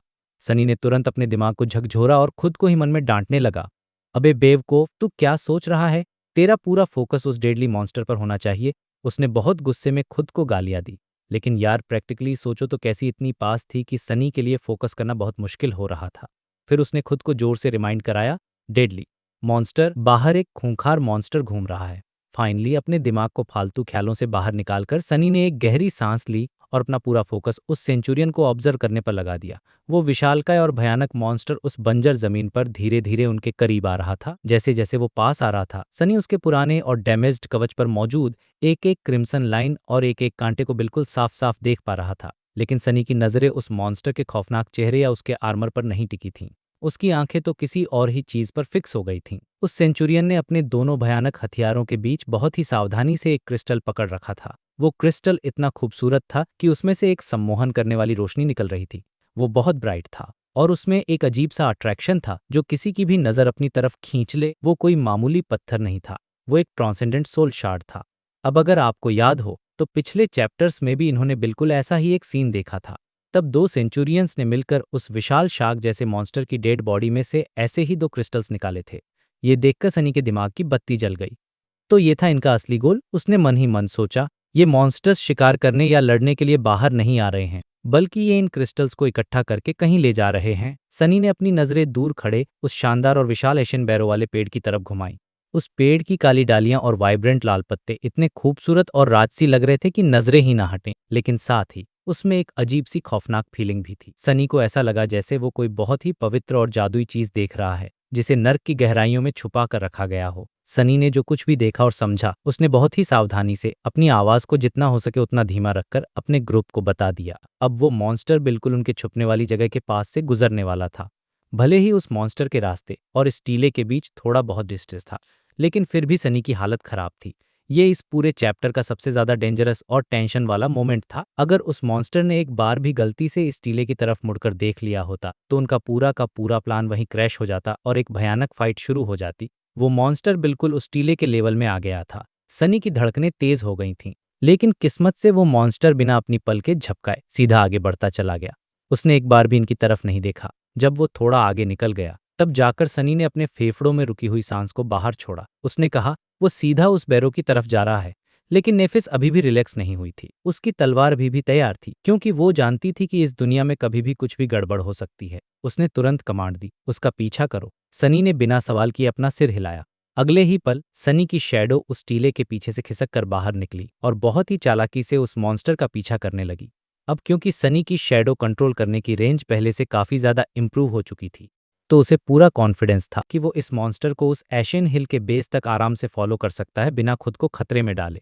वो सेंचुरियन पूरे रेगिस्तान को पार करता हुआ आगे बढ़ रहा था और उसने उस ट्रांसेंडेंट शार्ड को अपने हथियारों के बीच बहुत ही टाइटली पकड़ रखा था। लेकिन यार, इस मॉन्स्टर की बॉडी लैंग्वेज में कुछ बहुत ही अजीब बात थी। उसका चलने का तरीका ऐसा लग रहा था जैसे वो कोई खूंखार जानवर ना होकर कोई बहुत ही धार्मिक और पवित्र इंसान हो। वो बिल्कुल एक तीर्थयात्री यानी पिलग्रिम की तरह लग रहा था, जो किसी बहुत ही रहस्यमयी और पवित्र जगह के दर्शन करने जा रहा हो। ये चीज सनी को बहुत खटक रही थी कि एक बिना दिमाग का खूंखार मॉन्स्टर ऐसा बिहेव क्यों कर रहा है। जल्द ही वो मॉन्स्टर उस एशियन बैरो के बिल्कुल पास पहुंच गया और फिर अचानक से रुक गया। वो ऐसे रुका जैसे वहां जमीन पर कोई अदृश्य लक्ष्मण रेखा खिंची हो, जिसे पार करने से वो बहुत डर रहा हो। फिर उस सेंचुरियन ने बहुत ही आदर और सावधानी के साथ उस चमकते हुए क्रिस्टल को रेत पर रखा और इसके बाद वो अपनी नजरें बिल्कुल जमीन की तरफ झुकाकर उल्टे पैर पीछे हटने लगा। उस चमकते हुए क्रिस्टल से थोड़ा डिस्टेंस बनाने के बाद उस विशाल और भयानक क्रिएचर ने जो किया वो देखकर तो किसी का भी दिमाग सुन्न हो जाए। वो मॉन्स्टर अपने घुटनों के बल बैठ गया। हाँ भाई, आपने सही सुना। सनी को तो अपनी आंखों पर विश्वास ही नहीं हो रहा था। उसे लगा कि शायद वो कोई भ्रम देख रहा है। उसे अपनी आंखें मलकर दोबारा देखना पड़ा कि क्या सच में ऐसा हो रहा है, लेकिन वो कोई भ्रम नहीं था। उस कैरापेस सेंचुरियन ने अपने आठों भारी भरकम पैर मोड़े और अपनी पूरी बॉडी को जमीन की तरफ झुका दिया। उसने अपने उन खौफनाक हथियारों को भी अपने झुके हुए धड़ के सामने बहुत ही सबमिसिव तरीके से रख दिया, जैसे वो किसी राजा या भगवान के सामने झुक रहा हो। सनी को इतना शॉक्ड और अजीब तरह से बिहेव करते देखकर नेफिस को समझ नहीं आया कि क्या हो रहा है। उसने अपनी एक आईब्रो ऊपर उठाई और पूछा, क्या हुआ? क्या देख रहे हो तुम? सनी अभी भी उस सदमे से बाहर नहीं आ पाया था। उसने बस हिचकिचाते हुए कहा, रुको, थोड़ा रुको। ठीक उसी मोमेंट पर सनी की शैडो, जो उस घुटने टेके हुए मॉन्स्टर से कुछ दूरी पर सेफली छुपी हुई थी, उसने एशियन बैरो की सरफेस पर एक बहुत ही हल्का सा बदलाव नोटिस किया। वही तेज और अंधी कर देने वाली चमक जो उन्होंने पहले उस मरे हुए लेवायाथन की रीढ़ की हड्डी के ऊपर से देखी थी, वो वापस आ गई थी। लेकिन इस बार वो चमक पहले वाले से भी बहुत ज्यादा तेज और इल्यूमिनेटिंग थी।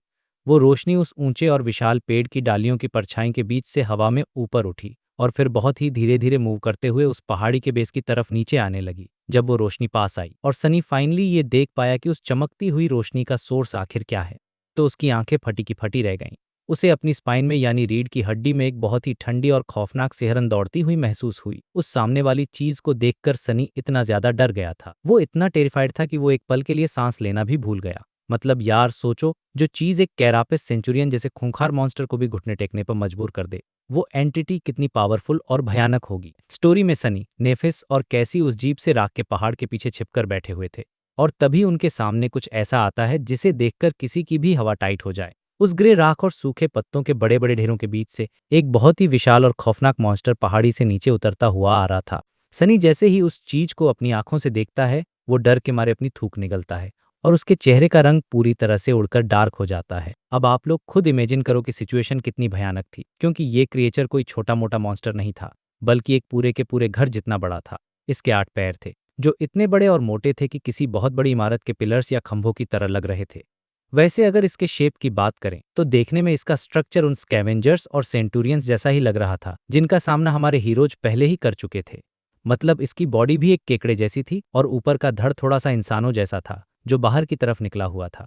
लेकिन यार सच बताऊं तो इन दोनों के बीच की सिमिलैरिटी बस यहीं पर आकर खत्म हो जाती है, क्योंकि इस नए और विशाल बीस्ट का जो कवच था वो किसी नॉर्मल काइटिन या हड्डी का नहीं बना था, बल्कि उसे देखकर ऐसा लग रहा था जैसे वो किसी बहुत ही शाइनी और पॉलिश्ड मेटल से बना हो। इस मॉन्स्टर को देखकर ऐसा फील हो रहा था जैसे इसके पूरे शरीर को पिघले हुए उबलते स्टील के किसी बहुत बड़े बर्तन में डुबोकर निकाला गया हो। और अब ये मॉन्स्टर एक ऐसे चमचमाते हुए आर्मर में पैक था जिसे तोड़ना लगभग नामुमकिन लग रहा था। सूरज की रोशनी जब उसके क्रोम जैसे चमकदार सरफेस पर पड़ रही थी, तो वो रोशनी रिफ्लेक्ट होकर इतनी तेजी से चमक रही थी कि किसी की भी आंखें चुंधिया जाएं। और यही वो चमक थी जो सनी ने कुछ देर पहले दूर से नोटिस की थी। ये मॉन्स्टर बहुत ही ज्यादा विशाल था, लेकिन अजीब तरीके से इसके मूवमेंट्स में एक अलग ही एलिगेंस थी, जैसे कोई बहुत बड़ा लोहे का नाइट या योद्धा चल रहा हो। सनी तो इस बात की कसम खाने को तैयार था कि उसने मॉन्स्टर की छाती पर 7 तारों का निशान भी खुदा हुआ देखा था। पर भाई ये कोई हीरो वाला नाइट नहीं था, बल्कि एक पूरी तरह से करप्टेड और भयानक शैतान लग रहा था। उसकी बॉडी से एक इतनी डार्क और सिनिस्टर ऑरा निकल रही थी, जिसे देखकर ऐसा लग रहा था जैसे उसे सीधे नर्क से समन किया गया हो, सिर्फ मौत और तबाही मचाने के लिए। अब सोचो, एक तो इतना बड़ा लोहे का शरीर और उस पर से उसके पूरे आर्मर पर लंबे, नुकीले और खतरनाक कांटे निकले हुए थे। उसके इंसानों जैसे दिखने वाले हिस्से में नॉर्मल 2 हाथ नहीं थे, बल्कि 4 बहुत ही ताकतवर हाथ थे। उनमें से 2 हाथों के आगे खतरनाक पिंसर्स यानी केकड़े जैसे पंजे लगे हुए थे, जो किसी को भी चीर सकते थे। और बाकी 2 हाथों में तो रेजर की तरह शार्प और खौफनाक हैसिए या कल्लो साइट्स लगे हुए थे, जो हवा को भी काट रहे थे। मुझे तो ये सीन पढ़कर ही इतना खौफनाक लग रहा था। तो सोचो सनी का उस वक्त क्या हाल हो रहा होगा जो उसे लाइव देख रहा था। इस डीमन का सिर उन नॉर्मल स्कैवेंजर्स से काफी अलग और ज्यादा प्रोमिनेंट था, और उसके सिर पर ताज की तरह कई लंबे और नुकीले सींग निकले हुए थे। उसका वो लोहे का चेहरा इंसानों से काफी मिलता जुलता था, लेकिन साथ ही वो इतना भयानक और जानवरों जैसा लग रहा था कि उसे देखकर ही सनी के रोंगटे खड़े हो गए।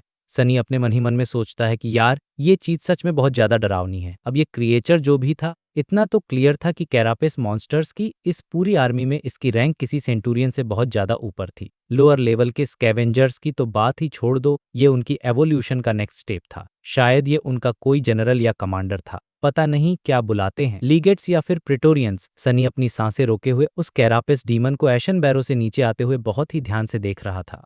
वो मॉन्स्टर उस चमकते हुए ट्रांसेंडेंट सोल शार्ड के सामने आकर रुकता है और फिर घुटनों के बल बैठे हुए उस सेंटूरियन को एक नजर देखता है। अब यहाँ पर एक बहुत ही शॉकिंग चीज होती है, जो दिखाती है कि ये नया मॉन्स्टर कितना पावरफुल है। वो जानलेवा और खतरनाक अवेकंड सेंटूरियन, जिसने अभी तक सनी की नाक में दम कर रखा था, वो इस बड़े मॉन्स्टर की नजर पड़ते ही डर के मारे सिकुड़ जाता है, जैसे वो खुद उस बड़े नाइटमेयर क्रिएचर से बहुत ज्यादा खौफ खा रहा हो। और सच बताऊं तो सनी अच्छे से समझ पा रहा था कि वो सेंटूरियन कैसा फील कर रहा है, क्योंकि जब उस विशाल डीमन की नजरें गलती से सनी की शैडो वाली छिपने की जगह के पास से गुजरी थीं, तो सनी की भी हालत खराब हो गई थी। खैर, वो कैरापेस डीमन उस सेंटूरियन पर कोई खास ध्यान नहीं देता, बस वो अपने पंजे से वो चमकता हुआ क्रिस्टल उठाता है और पीछे मुड़ जाता है, और फिर वो बहुत ही आराम से बहुत बड़े पेड़ की टहनियों की छांव की तरफ वापस जाने लगता है। ये देखकर सनी फाइनली अपनी रुकी हुई सांस छोड़ता है और उसे थोड़ा रिलीफ फील होता है। तभी कैसी, जो कुछ देख नहीं सकती थी, वो बहुत ही टेंशन और क्यूरियोसिटी के साथ पूछती है, सनी क्या हो रहा है वहां? सनी थोड़ी देर हेजिटेट करता है, क्योंकि वो उन्हें डराना नहीं चाहता था, पर फिर धीरे से कहता है, एक नया खतरा आ गया है, तुम लोग बस थोड़ी देर और चुप रहो, मैं तुम्हें बाद में सब कुछ एक्सप्लेन करूंगा। अब उस ऊंची पहाड़ी के नीचे वो कैरापेस सेंटूरियन फाइनली फिर से खड़ा होने के लिए तैयार हो रहा था।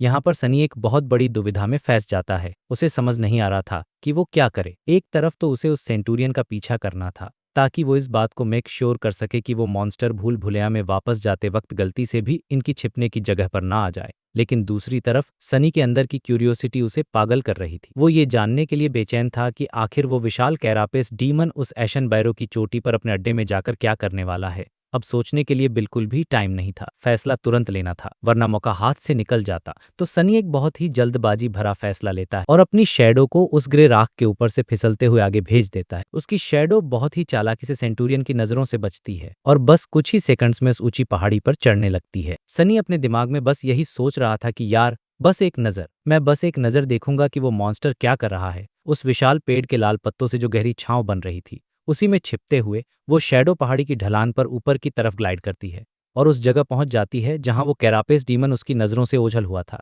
पहाड़ी की चोटी पर पहुंचकर सनी देखता है कि पूरी जमीन सूखे पत्तों से ढकी हुई है। और भाई, वो एशन बैरो सच में किसी भी नेचुरल पहाड़ी से बहुत ज्यादा बड़ा था, एकदम किसी विशाल आइलैंड जितना चौड़ा और खुला हुआ। वहां जमीन पर उस बड़े मॉन्स्टर के खंभे जैसे पैरों के निशान साफ साफ देखे जा सकते थे, जिससे उसे ट्रैक करना आसान हो गया था। सनी की शैडो उन निशानों का पीछा करते हुए उस आइलैंड के बिल्कुल बीचों बीच पहुंचती है, जहां पर उस काले ऑब्सीडियन पेड़ का बहुत बड़ा तना जमीन से बाहर निकल रहा था और उसकी चौड़ी जड़ें हर तरफ फैली हुई थीं। और तभी सनी को वो कैरापेस डीमन दिखाई देता है, जिसे देखकर वो हैरान रह जाता है। वो मॉन्स्टर उस पेड़ के नीचे खड़ा था और उसकी नीचे वाली टहनियों की तरफ ऊपर देख रहा था। वो चमकता हुआ ट्रांसडेंट शार्ड अभी भी उसके पंजों में बहुत जोर से दबा हुआ था। सनी सोच में पड़ जाता है कि आखिर ये मॉन्स्टर इतनी ध्यान से देख के आ रहा है। तो सनी अपनी शैडो के जरिए इस मॉन्स्टर की नजरों का पीछा करता है, और तब उसे उन लाल पत्तों के बीच लटकते हुए कुछ गोल गोल बहुत ही रसीले फल दिखाई देते हैं। उनमें से एक फल तो कुछ ज्यादा ही पका हुआ टेस्टी लग रहा था। और फिर अचानक से कुछ ऐसा होता है जिसकी उम्मीद किसी ने सपने में भी नहीं की थी।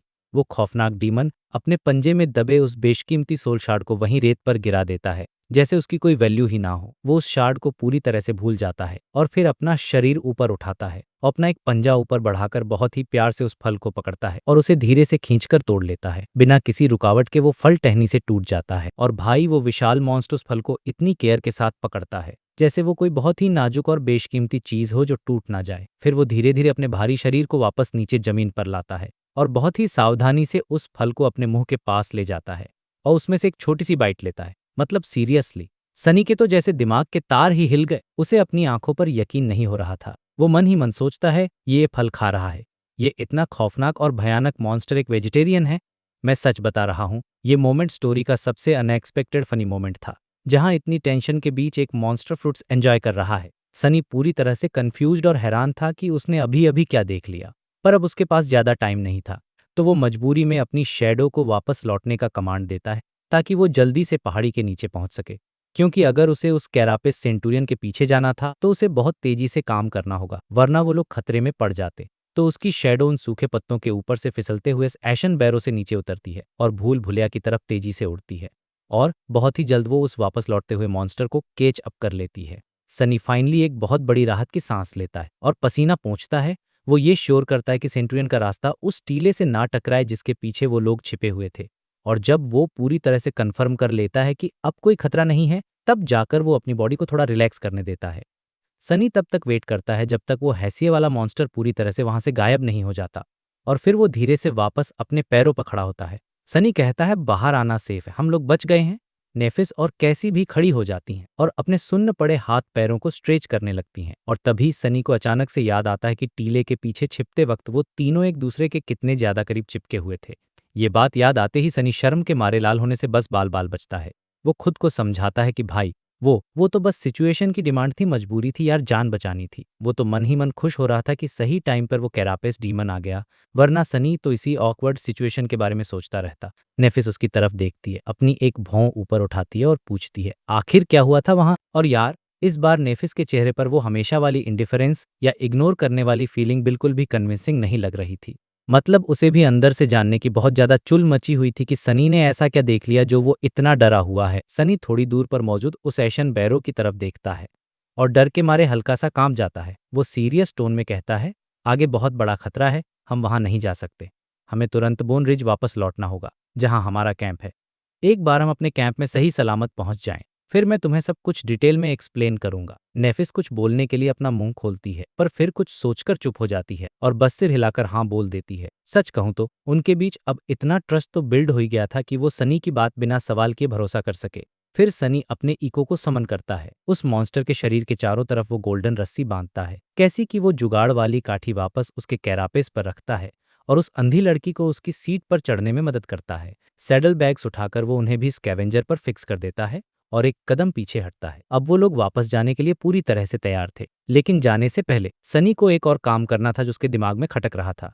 वो उस टीले के करीब जाता है और अपने हाथों से उसकी सरफेस से रेत को साफ करने लगता है और जैसे ही रेत हटती है, उसके नीचे से एक ऑनेक्स ब्लैक कलर की सरफेस बाहर आती है। और आपको पता है ये क्या था? ये बिल्कुल उसी कलर का था जिस कलर का वो विशाल पेड़ था जो एशन बैरो के बीचों बीच उग रहा था। मतलब वो टीला जिसके पीछे वो छिपे थे, वो असल में कोई पत्थर या मिट्टी नहीं था, बल्कि वो उस विशाल पेड़ की एक बहुत बड़ी जड़ का बस एक छोटा सा हिस्सा था जो इस बंजर जमीन से थोड़ा ऊपर निकल आया था। सनी चारों तरफ देखता है और इस राख के समुंदर के साइज का अंदाजा लगाने की कोशिश करता है और फाइनली उसे ये बात समझ में आने लगती है कि आखिर वो क्या चीज थी जिसने इस लाल भूल भुलैया के इतने बड़े हिस्से से पूरी की पूरी जिंदगी ही चूस ली थी। वो विशाल पेड़ ही इस पूरे एरिया का असली विलेन था, जो सारी एनर्जी सोख रहा था और सब कुछ राख में बदल रहा था। खैर, इसके बाद सीन कट होता है और हम वापस बोन रिज के अंदर पहुंच जाते हैं, जहां वो तीनों आग के चारों तरफ बैठे हुए थे और थोड़ा रिलैक्स कर रहे थे। भूनते हुए मांस की बहुत ही लाजवाब खुशबू हवा में फैली हुई थी, जिसे सूंघकर सनी के पेट से बहुत ही एम्बेरेसिंग सी आवाजें आने लगी थी। मतलब भाई को बहुत तगड़ी भूख लगी थी, जो कि ऑब्वियस है इतना सब होने के बाद, लेकिन अभी खाने का टाइम नहीं हुआ था क्योंकि सनी बीच में ही लड़कियों को वो सब बता रहा था जो उसने वहां देखा था। सनी अपनी स्टोरी सुनाते हुए कहता है, तो हुआ ये कि जब वो सेंटूरियन घुटनों के बल बैठ गया तो सेशन बैरो की चोटी से एक और कैरापेस क्रिएचर बाहर आया। लेकिन यार, ये वाला क्रिएचर वैसा बिल्कुल नहीं था जैसे हमने पहले देखे थे। ये साइज में उस सेंटूरियन से आराम से दोगुना बड़ा था, लगभग 6 या 7 मीटर्स टॉल।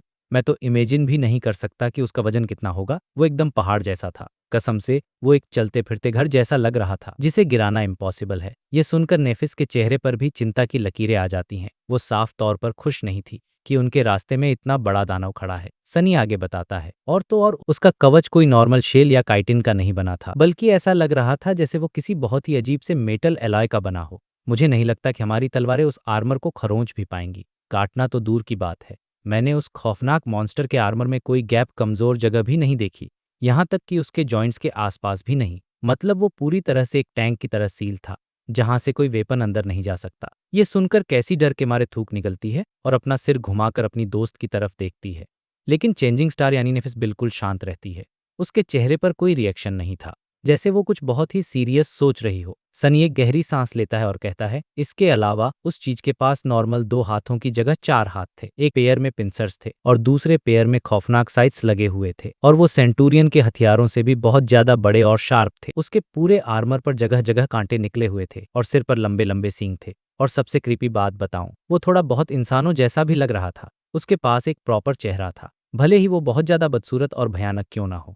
और उसकी आंखें, मुझे लगता है कि हमने आज तक जितने भी मॉन्स्टर्स का सामना किया है, ये उन सबसे ज्यादा अक्लमंद और सेंटिएंट है। मतलब ये बिना दिमाग वाला बीस्ट नहीं है जो सिर्फ हमले करना जानता हो।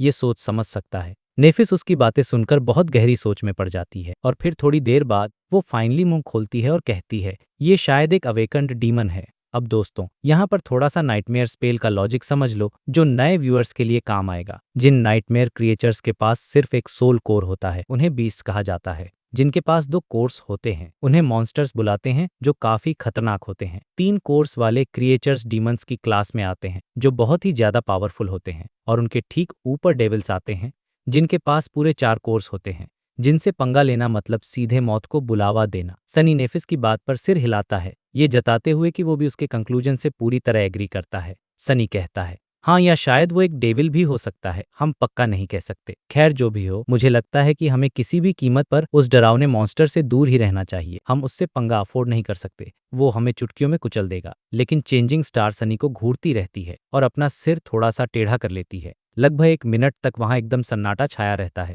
कोई कुछ नहीं बोलता, बस आग के जलने की आवाज आ रही थी और हवा का झोंका चल रहा था। सनी अपने दांत पीसता है, फिर एक लंबी सांस छोड़ता और 2-3 बार अपनी पलकें झपकाता है। वो समझ चुका था कि नेफिस के दिमाग में क्या खुराफात चल रही है, क्योंकि वो उसे अब तक अच्छे से जानने लगा था। फाइनली वो उसकी तरफ देखकर एक बहुत ही हेल्पलेस और टेढ़ी सी स्माइल देता है और हार मानते हुए कहता है, लेट मी गेस, तुम उसे मारना चाहती हो ना। नेफिस हमेशा की तरह अपना वो कोल्ड, अनरीडेबल और एकदम काम एक्सप्रेशन लिए उसे बस देखती रहती है। मतलब उसके चेहरे पर कोई इमोशन ही नहीं था। कुछ देर तक सन्नाटा रहता है और फिर सनी लिटरली एक डिसबिलीफ वाले शौक में हंसने लगता है। वो अपना सिर हिलाता है और बोलता है, भाई तुम सच में पागल हो चुकी हो। हम यहाँ वेकेंड डीमन की बात कर रहे हैं, कुछ याद भी है तुम्हें? क्या तुम भूल गई हो कि हम लोग बस स्लीपर्स है? अब जो लोग नए हैं उनके लिए मैं थोड़ा एक्सप्लेन कर दूं कि ये कितनी बड़ी बेवकूफ़ी है। स्लीपर्स इस पावर सिस्टम में सबसे नीचे आते हैं, लिटरली एकदम बॉटम पर। और एक अवेकेंड डीमन, भाई वो इनसे पूरी एक पावर क्लास और इवोल्यूशनरी स्टेज ऊपर है। मतलब ये तो वही बात हो गई कि एक लेवल 1 का कैरेक्टर सीधे बॉस मॉन्स्टर से भिड़ने जा रहा है। ये लिटरली सुसाइड है, और सनी को ये बात बहुत अच्छे से पता है। तभी सनी अचानक से फ्रॉन करता है और अपना सिर खुजलाते हुए रुक जाता है। वो थोड़ा कंफ्यूज होकर बोलता है, वेट अ सेकंड, मुझे ऐसा क्यों लग रहा है कि हमारी ये सेम कन्वर्सेशन पहले भी हो चुकी है? क्या तुम्हें ये सब कुछ फैमिलियर नहीं लग रहा? अब यहाँ पर एंट्री होती है हमारी ब्लाइंड आर्चर कैसी की। कैसी उन दोनों की तरफ अपना चेहरा घुमाती है और बहुत ही पोलाइटली अपना गला साफ करती है। और भाई वो जो बोलती है ना, उससे सीरियसनेस थोड़ी कम हो जाती है। वो कहती है, एक्चुअली सनी, तुमने बिल्कुल यही सेम डायलॉग तब भी बोला था, जब हमने उस पहले कैरापेस सेंचुरियन पर अटैक करने का डिसीजन लिया था। ये सुनते ही सनी का चेहरा चमक उठता है, जैसे उसे अपनी बात का प्रूफ मिल गया हो। वो एक्साइटमेंट में बोलता है, यस एग्जैक्टली। और उसका एंड रिजल्ट क्या हुआ था जरा याद करो। मैं लिटरली मरते मरते बचा था भाई, मुझे ऑलमोस्ट मार ही दिया गया था उस फाइट में। नेफिस इस बात पर बहुत ही इंडिफरेंट तरीके से अपने कंधे उचकाती है और एक ऐसा डायलॉग मारती है जो सनी को पूरा हिला कर रख देता है। वो बहुत ही कैजुअली कहती है, बट तुम सरवाइव तो कर गए ना, तो प्रॉब्लम क्या है? भाई सनी का मुंह खुला का खुला रह जाता है। वो बस अपनी जगह पर फ्रीज हो जाता है। मतलब वो सोच रहा है कि इस बंदी में इतनी ऑडेसिटी कहाँ से आ गई, ये इतनी कैजुअली मौत की बात कैसे कर सकती है। कुछ सेकेंड्स तक तो सनी के मुंह से कोई आवाज ही नहीं निकलती। वो एकदम ब्लैंक हो जाता है और फिर जब वो फाइनली बोलने लायक होता है तो चिल्लाता है, अबे वो पॉइंट नहीं है मेरा, तुम बात को घुमाओ मत। कैसी को भी लगता है कि नेफिस ने थोड़ा ज्यादा रूड और इंसेंसिटिव बोल दिया है। वो धीरे से अपनी दोस्त के कंधे को टच करती है और विस्पर करती हैं, नेफ, तुम्हें ऐसे नहीं बोलना चाहिए था, ये बहुत मीन था। चेंजिंग स्टार यानी हमारी नेफिस का चेहरा ये सुनकर थोड़ा सा लाल हो जाता है। वो थोड़ा हेजिटेट करती है, नजरें चुराती है और फिर अपनी बात को करेक्ट करते हुए कहती है, मेरे कहने का मतलब वो नहीं था। मैं बस ये कह रही थी कि एंड में हम लोग ही जीते थे ना। वो एक ऐसा रिस्क था जो हमें लेना ही था और उसका पे ऑफ भी हमें मिला। हम लोग उस फाइट के बाद पहले से बहुत ज्यादा स्ट्रॉन्गर हो चुके हैं। अब देखो, सनी को भी अंदर से ये फीलिंग आ रही थी कि इस कैरापेस डीमन के साथ फाइट अब इनएविटेबल हो चुकी है। मतलब वो लोग इससे भाग नहीं सकते, लड़ना तो पड़ेगा ही, ये बात उसे भी पता थी। लेकिन फिर भी वो अपने उसूलों के खातिर, अपने सर्वाइवल इंस्टिंक्ट्स की वजह से प्रोटेस्ट करना बंद नहीं कर पा रहा था। सनी फिर से अपना आर्ग्यूमेंट शुरू करता है, लेकिन यार वो मॉन्स्टर बहुत ह्यूज है, वो इतना ज्यादा लंबा है कि तुम अपनी तलवार से उसे पोक तक नहीं कर पाओगी। मतलब वो लिटरली तुम्हारे वेपन की रीच से ही बाहर है। तो हम क्या करने वाले हैं? क्या हम उस बास्टर्ड से बहुत पोलाइटली रिक्वेस्ट करेंगे कि प्लीज भाई, अपने घुटनों पर आ जाओ ताकि हम तुम्हें मार सकें? नेफिस फिर से फ्रॉन करती है और सनी को बहुत ही डिस्प्लेजर वाले लुक से घूरती है। वो बस इतना बोलने की कोशिश करती है कि वो बस एक, और सनी तुरंत उसकी बात काटते हुए फ्रस्ट्रेशन में चिल्लाता है, अवेकेंड डीमन है, हाँ मुझे पता है। सनी एक गहरी सांस लेता है और अपना सिर हिलाता है। उसे लिटरली ऐसा फील हो रहा था जैसे वो किसी पत्थर की दीवार से बात कर रहा हो। नेफिस को समझाना मतलब भैंस के आगे बीन बजाना था, क्योंकि वो अपना मन बना चुकी थी। यहाँ पर मैं सनी की थिंकिंग को थोड़ा डीपली एक्सप्लेन करना चाहूंगा, क्योंकि ये बहुत इंपॉर्टेंट है। चेंजिंग स्टार का माइंड अभी भी सनी के लिए एक बहुत बड़ी मिस्ट्री था। उसको बहुत पहले ही ये रियलाइज हो गया था कि नेफिस का जो ये रेडिएंट और परफेक्ट एक्सटीरियर है ना, उसके पीछे एक बहुत ही गहरा, बहुत ही डार्क कुआं छुपा हुआ है। कोई भी इंसान खुद को इतनी बुरी तरह से पुश नहीं करता, कोई भी इंसान इतना ज़्यादा पेन इंड्योर नहीं करता या इतनी एक्सट्रीम लिमिट्स तक नहीं जाता, जब तक कि वो खुद अपने अंदर के डीमन से ना भाग रहा हो। सनी ये बात बहुत अच्छे से जानता था, क्योंकि उसके पास आउटस्कर्ट्स में सर्वाइव करने का अपना खुद का डार्क एक्सपीरियंस था। और अगर नेफिस को देखकर जज किया जाए, वो आज तक जितने भी लोगों से मिला था, नेफिस उन सबसे मीलों आगे थी। इसका मतलब साफ था कि नेफिस के जो पर्सनल डीमंस हैं वो बहुत ही ज्यादा ड्रेडफुल और खौफनाक हैं। एटलीस्ट उस भयानक कैरापेस डीमन से तो बहुत ज्यादा डरावने होंगे। अब हालांकि सनी ये बात समझता था कि वो किसी चीज से भाग रही है, बट उसको इस बात का कोई आइडिया नहीं था कि नेफिस किस डेस्टिनेशन तक पहुंचने के लिए इतनी ज्यादा डेस्परेट है। आखिर वो उस डैम्ड ह्यूमन कैसल को ढूंढने के लिए इतनी हेलबेंट क्यों थी? मतलब वो सनी से भी ज्यादा उस कैसल को ढूंढना चाहती थी और इसके लिए अपनी जान की बाजी लगाने को तैयार थी। अब सनी का मोटिव तो बहुत क्लियर और सेल्फिश था।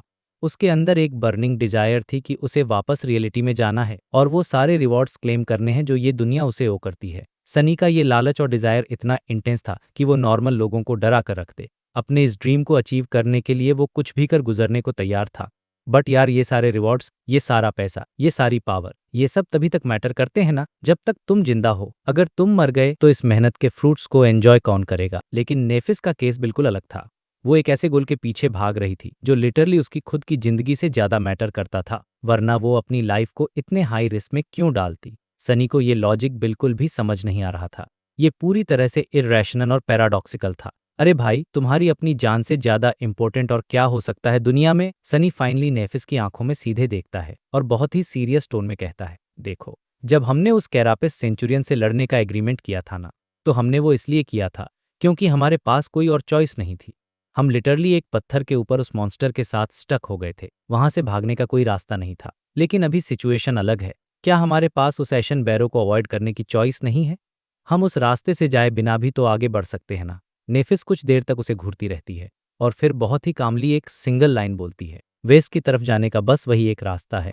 ये सुनते ही सनी हंसने लगता है। वो अपने मन में सोचता है कि हाँ, ये बात तो सच है, इसके लिए तो मैं तुम्हें पूरे मार्क्स दूंगा। जब उसकी हंसी थोड़ी शांत होती है तो वो अपनी आंखों के किनारे से पानी पोंछता है और बोलता है, ऑल राइट, ठीक है, तुम्हारी बात मेक सेंस करती है, बट मेरी एक बात पर बिलीव करना, मैं हम तीनों में से अकेला ऐसा इंसान हूँ जिसने उस कैरापेस डीमन को अपनी आंखों से देखा है, और मैं तुम्हें गारंटी दे सकता हूँ कि हम उसे एक डायरेक्ट फाइट में कभी डिफीट नहीं कर पाएंगे। नेफिस इस बात पर स्काउल करती है, मतलब थोड़ा सा गुस्सा दिखाती है और पूछती है, तो तुम्हारा पॉइंट क्या है? सनी अपने दोनों हाथ फैलाता है और एक बहुत ही डार्क स्माइल के साथ कहता है, मुझे गलत मत समझो, मैंने कहा कि हम उसे एक फेयर फाइट में हरा नहीं सकते, बट इसका ये मतलब बिल्कुल नहीं है कि हम उसे मार नहीं सकते। अब सोचो, ये लाइन कितनी ज्यादा इम्पैक्टफुल है। हराने और मारने में बहुत बड़ा फर्क होता है और सनी का असासिन वाला दिमाग यहीं से ट्रिगर होता है। ये लाइन सुनकर चेंजिंग स्टार थोड़ा सोच में पड़ जाती है। वो अपनी एक आईब्रो ऊपर उठाती है और पूछती है, क्या तुम्हारे पास कोई प्लान है? सनी अपना सिर हिलाता है, ऑनेस्टली जवाब देता है, अभी तक तो नहीं, पूरी तरह से तो बिल्कुल नहीं, मुझे इस पर थोड़ा सोचने का टाइम दो, मुझे इस प्रॉब्लम पर स्लीप ऑन करने दो। हाउएवर, एक बात है जिसके लिए मैं एकदम श्योर हूँ। सनी अपना चेहरा वेस्ट की तरफ घुमाता है। उसके माइंड में अभी भी उस कैरापेस डीमन का वो भयानक डिस्टर्बिंग और बीस्ट जैसा चेहरा घूम रहा था। वहां एक अजीब सा सन्नाटा छा जाता है, हवा में एक अलग ही टेंशन थी। तभी कैसी अपना सिर सनी की तरफ घुमाती है और बहुत ही क्यूरियोसिटी के साथ पूछती है, वो क्या बात है? सनी ब्लिंक करता है, जैसे ख्यालों से बाहर आया हो। वो बोलता है, ओ सॉरी, ये बहुत ही सिंपल सी बात है। उन छोटे स्कैवेंजर्स और सेंचुरियंस के अनलाइक ये जो मॉन्स्टर है, ये मुझे काफ़ी इंटेलिजेंट लगता है। और इसका सीधा सा मतलब ये है कि अगर वो इंटेलिजेंट है तो उसे धोखा भी दिया जा सकता है, उसे डिसीव किया जा सकता है। और यहीं पर हमें हिंट मिल जाता है कि सनी कोई बहुत ही डर्टी और कनिंग ट्रिक प्ले करने वाला है। इसके बाद वो तीनों उस मरे हुए लेवायाथन की स्पाइन के अंदर एक और रात बिताते हैं। और देखा जाए तो अभी तक उन्होंने जितने भी कैंप्स बनाए थे, ये वाला उनमें सबसे सेफेस्ट था। चारों तरफ से बोन की बड़ी बड़ी दीवारों से घिरे होने में एक अलग ही तरह का कंफर्ट फील हो रहा था। भले ही वो दीवारें किसी मरे हुए मॉन्स्टर की हड्डी ही क्यों ना हो, बट वो उन्हें एक प्रोटेक्शन दे रही थीं। क्लिफ्स के टॉप पर या कोरल माउंट्स के ऊपर सोना बहुत ही रिस्की होता था, जहां आप उस डार्क सी के सरफेस से बस कुछ मीटर्स की दूरी पर होते हो, जहां कभी भी कुछ भी बाहर आ सकता है। वहां एक्सपोज रहने पर कोई रेस्ट नहीं मिलता था भाई, हमेशा एलिमेंट्स का और मॉन्स्टर्स का खतरा मंडराता रहता था। रात को सोते टाइम सनी के दिमाग में एक और थॉट आता है। वो सोचता है कि क्यों ना नेफिस को सजेस्ट किया जाए कि हम लोग यहीं पर कुछ टाइम तक रुक जाते हैं, कुछ हफ्ते या फिर जरूरत पड़ी तो कुछ महीनों तक भी। वो लोग धीरे धीरे आसपास के एरियाज को एक्सप्लोर कर सकते थे, छोटे मॉन्स्टर्स को हंट करके खुद को स्ट्रॉन्गर बना सकते थे। अब सोचो यार, अगर वो हंड्रेड्स ऑफ सोल शार्ड्स और शैडो फ्रेगमेंट्स एब्सॉर्ब कर ले, अपने पास दर्जनों नई मेमोरीज और शायद कुछ और एकोज कलेक्ट कर ले, तो उसके बाद अगर वो कैरापेस डीमन पर अटैक करेंगे तो उनकी सक्सेस के चांसेस बहुत ज़्यादा होंगे ना। ये एक प्रॉपर गेमर वाली थिंकिंग थी कि पहले फार्मिंग करो, लेवल अप करो और फिर बॉस से लड़ो। हाउएवर, सनी को बहुत ही जल्दी ये रियलाइज हो जाता है कि ये एक बहुत ही बकवास आइडिया है। फॉरगॉटन शोर कोई नॉर्मल जगह नहीं थी, ये बहुत ही पेरिल्स और अनप्रिडिक्टेबल थी। हाँ, अभी तक वो लोग यहाँ के डेंजर्स को कॉन्कर करने में काफ़ी सक्सेसफुल रहे थे, बट यहाँ पर सिचुएशन को चेंज होने में एक पल भी नहीं लगता।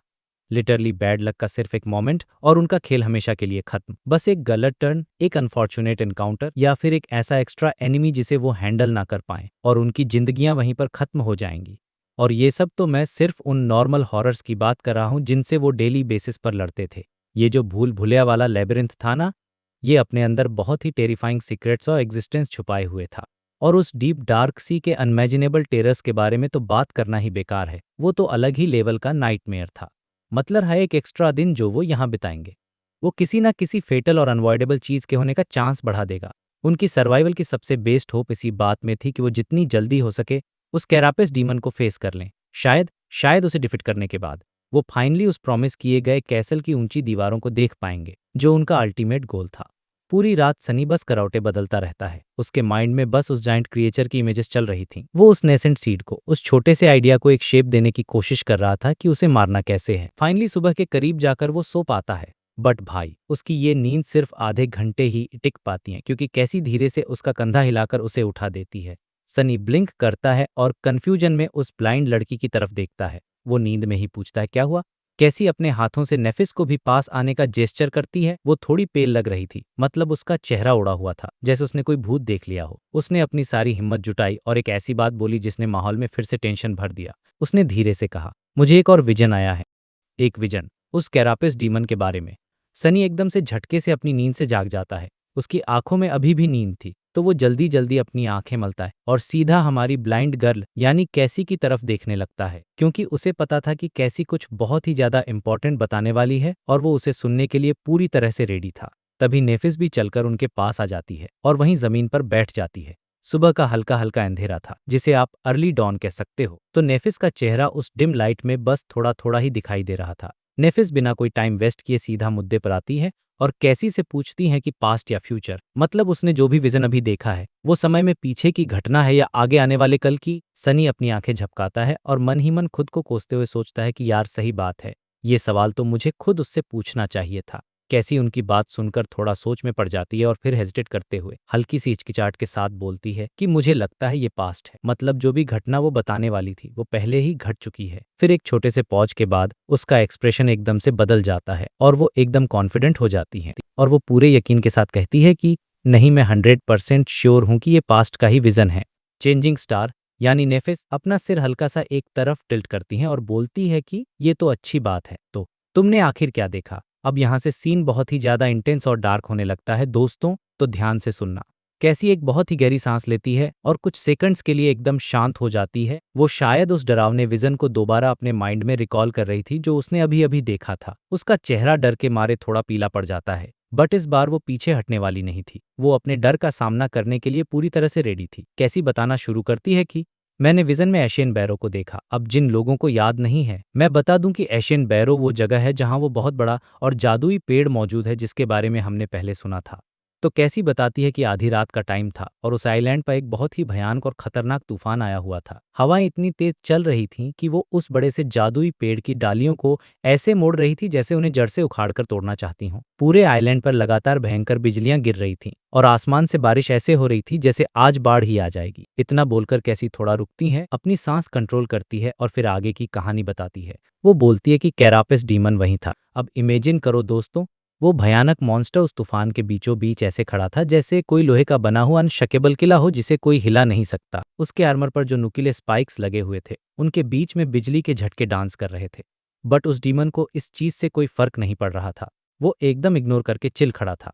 कैसी बोलती है कि वो मॉन्स्टर बिल्कुल वैसा ही था जैसा सनी ने डिस्क्राइब किया था, एकदम प्राइडफुल, डार्क, सिनिस्टर और बहुत ही ज्यादा टेरिफाइंग। कैसी अपनी आंखें बंद कर लेती है और उस फीलिंग को एक्सप्लेन करती है जो उसने महसूस की थी। वो कहती है कि जब मैंने उस डीमन की आंखों में देखा तो मुझे एक अजीब सा खालीपन और करप्शन फील हुआ। मतलब वो मॉन्स्टर अंदर से पूरी तरह से डार्कनेस से भरा हुआ था। वो डीमन उस तूफान को तब तक शांति से देखता रहा जब तक वो तूफान खुद ब खुद शांत नहीं हो गया। धीरे धीरे हवाएं कमजोर पड़ गईं, बारिश भी रुक गई और वो जो बड़ा सा जादुई पेड़ था वो एकदम सही सलामत बिना टूटे खड़ा था। वो पेड़ अभी भी उतना ही शानदार लग रहा था जितना वो पहले था। ऐसा लग रहा था जैसे सब कुछ नॉर्मल हो गया है, तूफान खत्म हो गया है। लेकिन तभी आसमान से आखिरी बिजली का एक भयंकर झटका सीधा नीचे गिरता है और उस पेड़ के पास वाली जमीन पर आकर जोर से टकराता है। अब सनी ये सब बहुत ही ज्यादा ध्यान से सुन रहा था। उसे पूरी उम्मीद थी कि इस कहानी में उसे कोई न कोई काम की इन्फॉर्मेशन जरूर मिलेगी जिससे वो उस डीमन को हरा सके। सनी मन ही मन सोचता है कि अच्छा, तो इसका मतलब वो मॉन्स्टर बिजली से बिल्कुल नहीं डरता।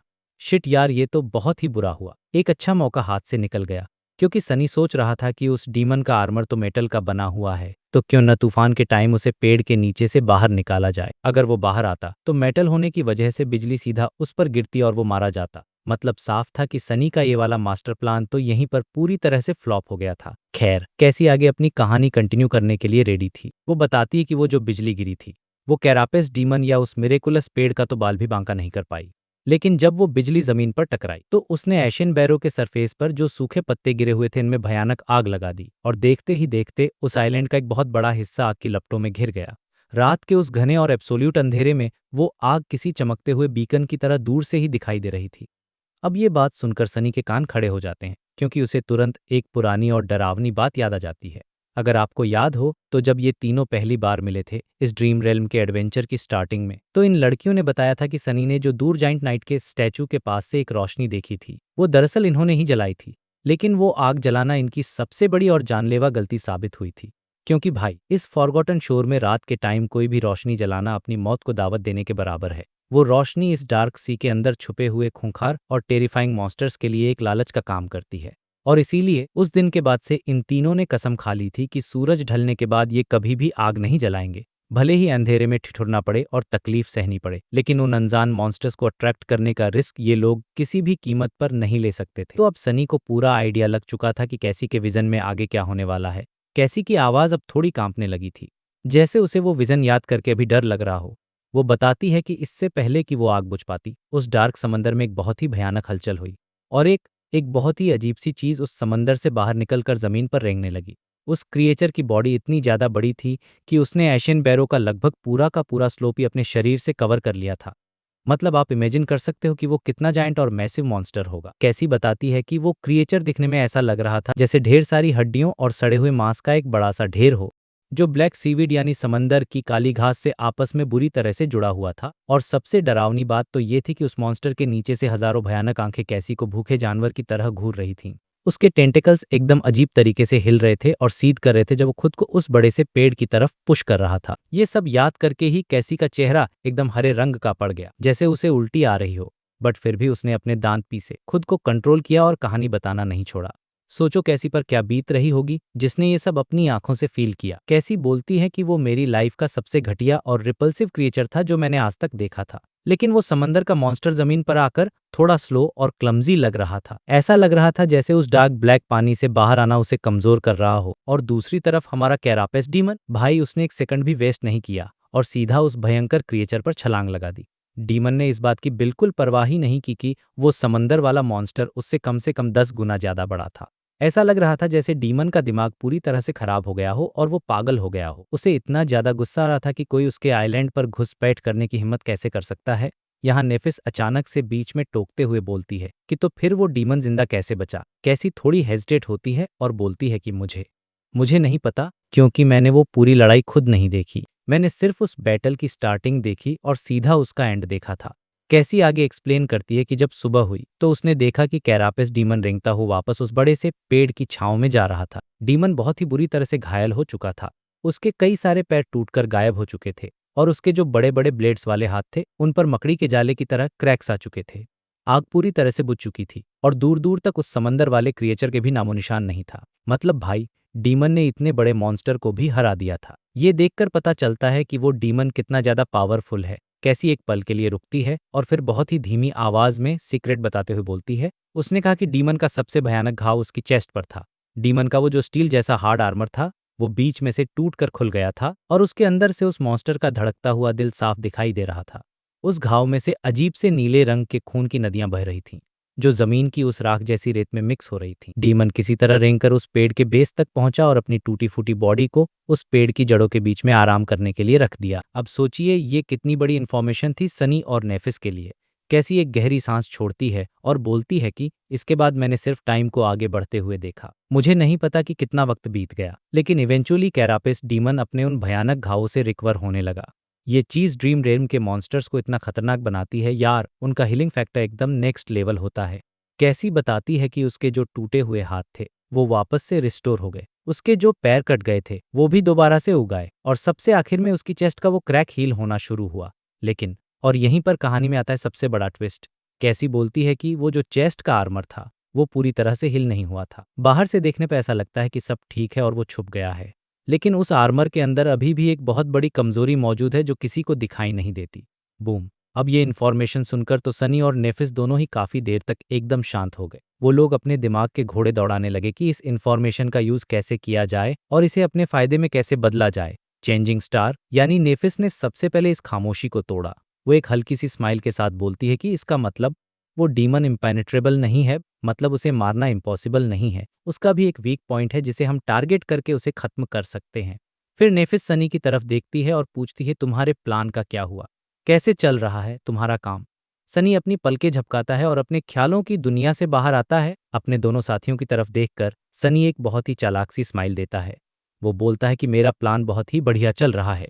मुझे पहले से ही थोड़ा थोड़ा आइडिया था कि हमें आगे कैसे प्रोसीड करना चाहिए, बट कैसी के इस विजन ने तो मुझे एक अलग ही लेवल की इंस्पिरेशन दे दी है। नेफिस अपनी एक आईब्रो ऊपर उठाती है और पूछती है कि अच्छा ऐसा क्या है। सनी पूरे कॉन्फिडेंस के साथ अपनी गर्दन हिलाता है और बोलता है कि हाँ, मानता हूं कि ये एक बहुत ही वाइड और अजीब सा आइडिया है, लेकिन मुझे पूरी उम्मीद है कि ये काम कर जाएगा। मतलब शायद काम कर जाए, कोई गारंटी नहीं है। खैर जो भी हो, ये प्लान बहुत ही ज्यादा रिस्की होने वाला है और इसके लिए हमें बहुत सारी तैयारियां करनी पड़ेंगी, क्योंकि हम सीधे जाकर तो उस डीमन से लड़ नहीं सकते।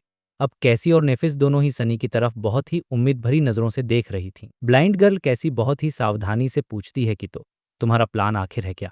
हम उस इतने चालाक पावरफुल डीमन को धोखा कैसे देने वाले हैं? सनी अपने दोनों हाथों को सीने पर फोल्ड करता है, एकदम किसी मास्टरमाइंड की तरह। वो कहता है कि ये कोई बहुत ज्यादा कॉम्प्लिकेटेड चीज नहीं है। सच बताऊं तो मुझे ये आइडिया उस पुराने जमाने वाले बंदे की कहानी से मिला जिसके बारे में नेफिस अक्सर बात करती है। हम लोग बनाने वाले हैं यहाँ सनी एक बहुत ही ड्रामेटिक पॉज लेता है ताकि थोड़ा सस्पेंस क्रिएट कर सके और फिर एक बहुत ही रहस्यमयी स्माइल के साथ बोलता है कि हम लोग बनाने वाले हैं एक ट्रोजन एस। अब भाई सनी को लगा था कि उसकी ये बात सुनकर दोनों लड़कियां एकदम इम्प्रेस हो जाएंगी। उसे लगा था कि वो लोग तालियां बजाएंगी और कहेंगी कि वाह सनी, तुम तो जीनियस हो। लेकिन उनका जो रिएक्शन था वो सनी की एक्सपेक्टेशन से बिल्कुल ही अलग था। दोनों लड़कियां अपनी पलकें झपकाती हैं और सनी को एकदम अजीब और कॉम्प्लिकेटेड एक्सप्रेशन के साथ घूरने लगती हैं। वेल कैसी तो बेचारी घूर नहीं सकती थी क्योंकि वो अंधी थी, लेकिन उसके चेहरे का एक्सप्रेशन भी बिल्कुल चेंजिंग स्टार जैसा ही था, मतलब एकदम ब्लैंक और शॉक वाला। ये अजीब सी शांति देखकर सनी भी थोड़ा कंफ्यूज हो जाता है। थोड़ी देर बाद नेफिस पूछती है कि ये क्या बनाने वाले हैं हम। सनी अब थोड़ा सा एम्बेरस फील करने लगता है। वो अपने सिर के पीछे खुजलाता है और अपना गला साफ करते हुए बोलता है कि क्या मैंने कोई गलत वर्ड यूज कर लिया? मुझे लगा था कि वो जो ओडिसियस नाम का बंदा था उसने लकड़ी का कोई जानवर बनाया था, एक गधा, मतलब एक डोंकी बनाया था ना उसने।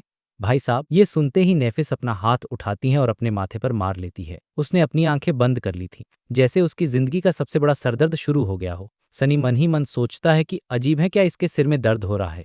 सनी पूछता है कि तुम ठीक तो हो ना? नेफिस एक बहुत ही गहरी सांस छोड़ती है और एकदम फ्लैट टोन में बिना किसी इमोशन के बोलती है कि एक घोड़ा बनाया था उसने, वो एक घोड़ा था, गधा नहीं। मतलब यार, ये सीन इतना ज्यादा फनी था कि उस पूरी टेंशन और सीरियस सिचुएशन के बीच में भी मुझे हंसी आ गई। सनी भाई अपना दिमाग तो बहुत तेज चलाता है, लेकिन कभी कभी उसका जनरल नॉलेज उसे ऐसा धोखा देता है ना कि क्या ही बताएं।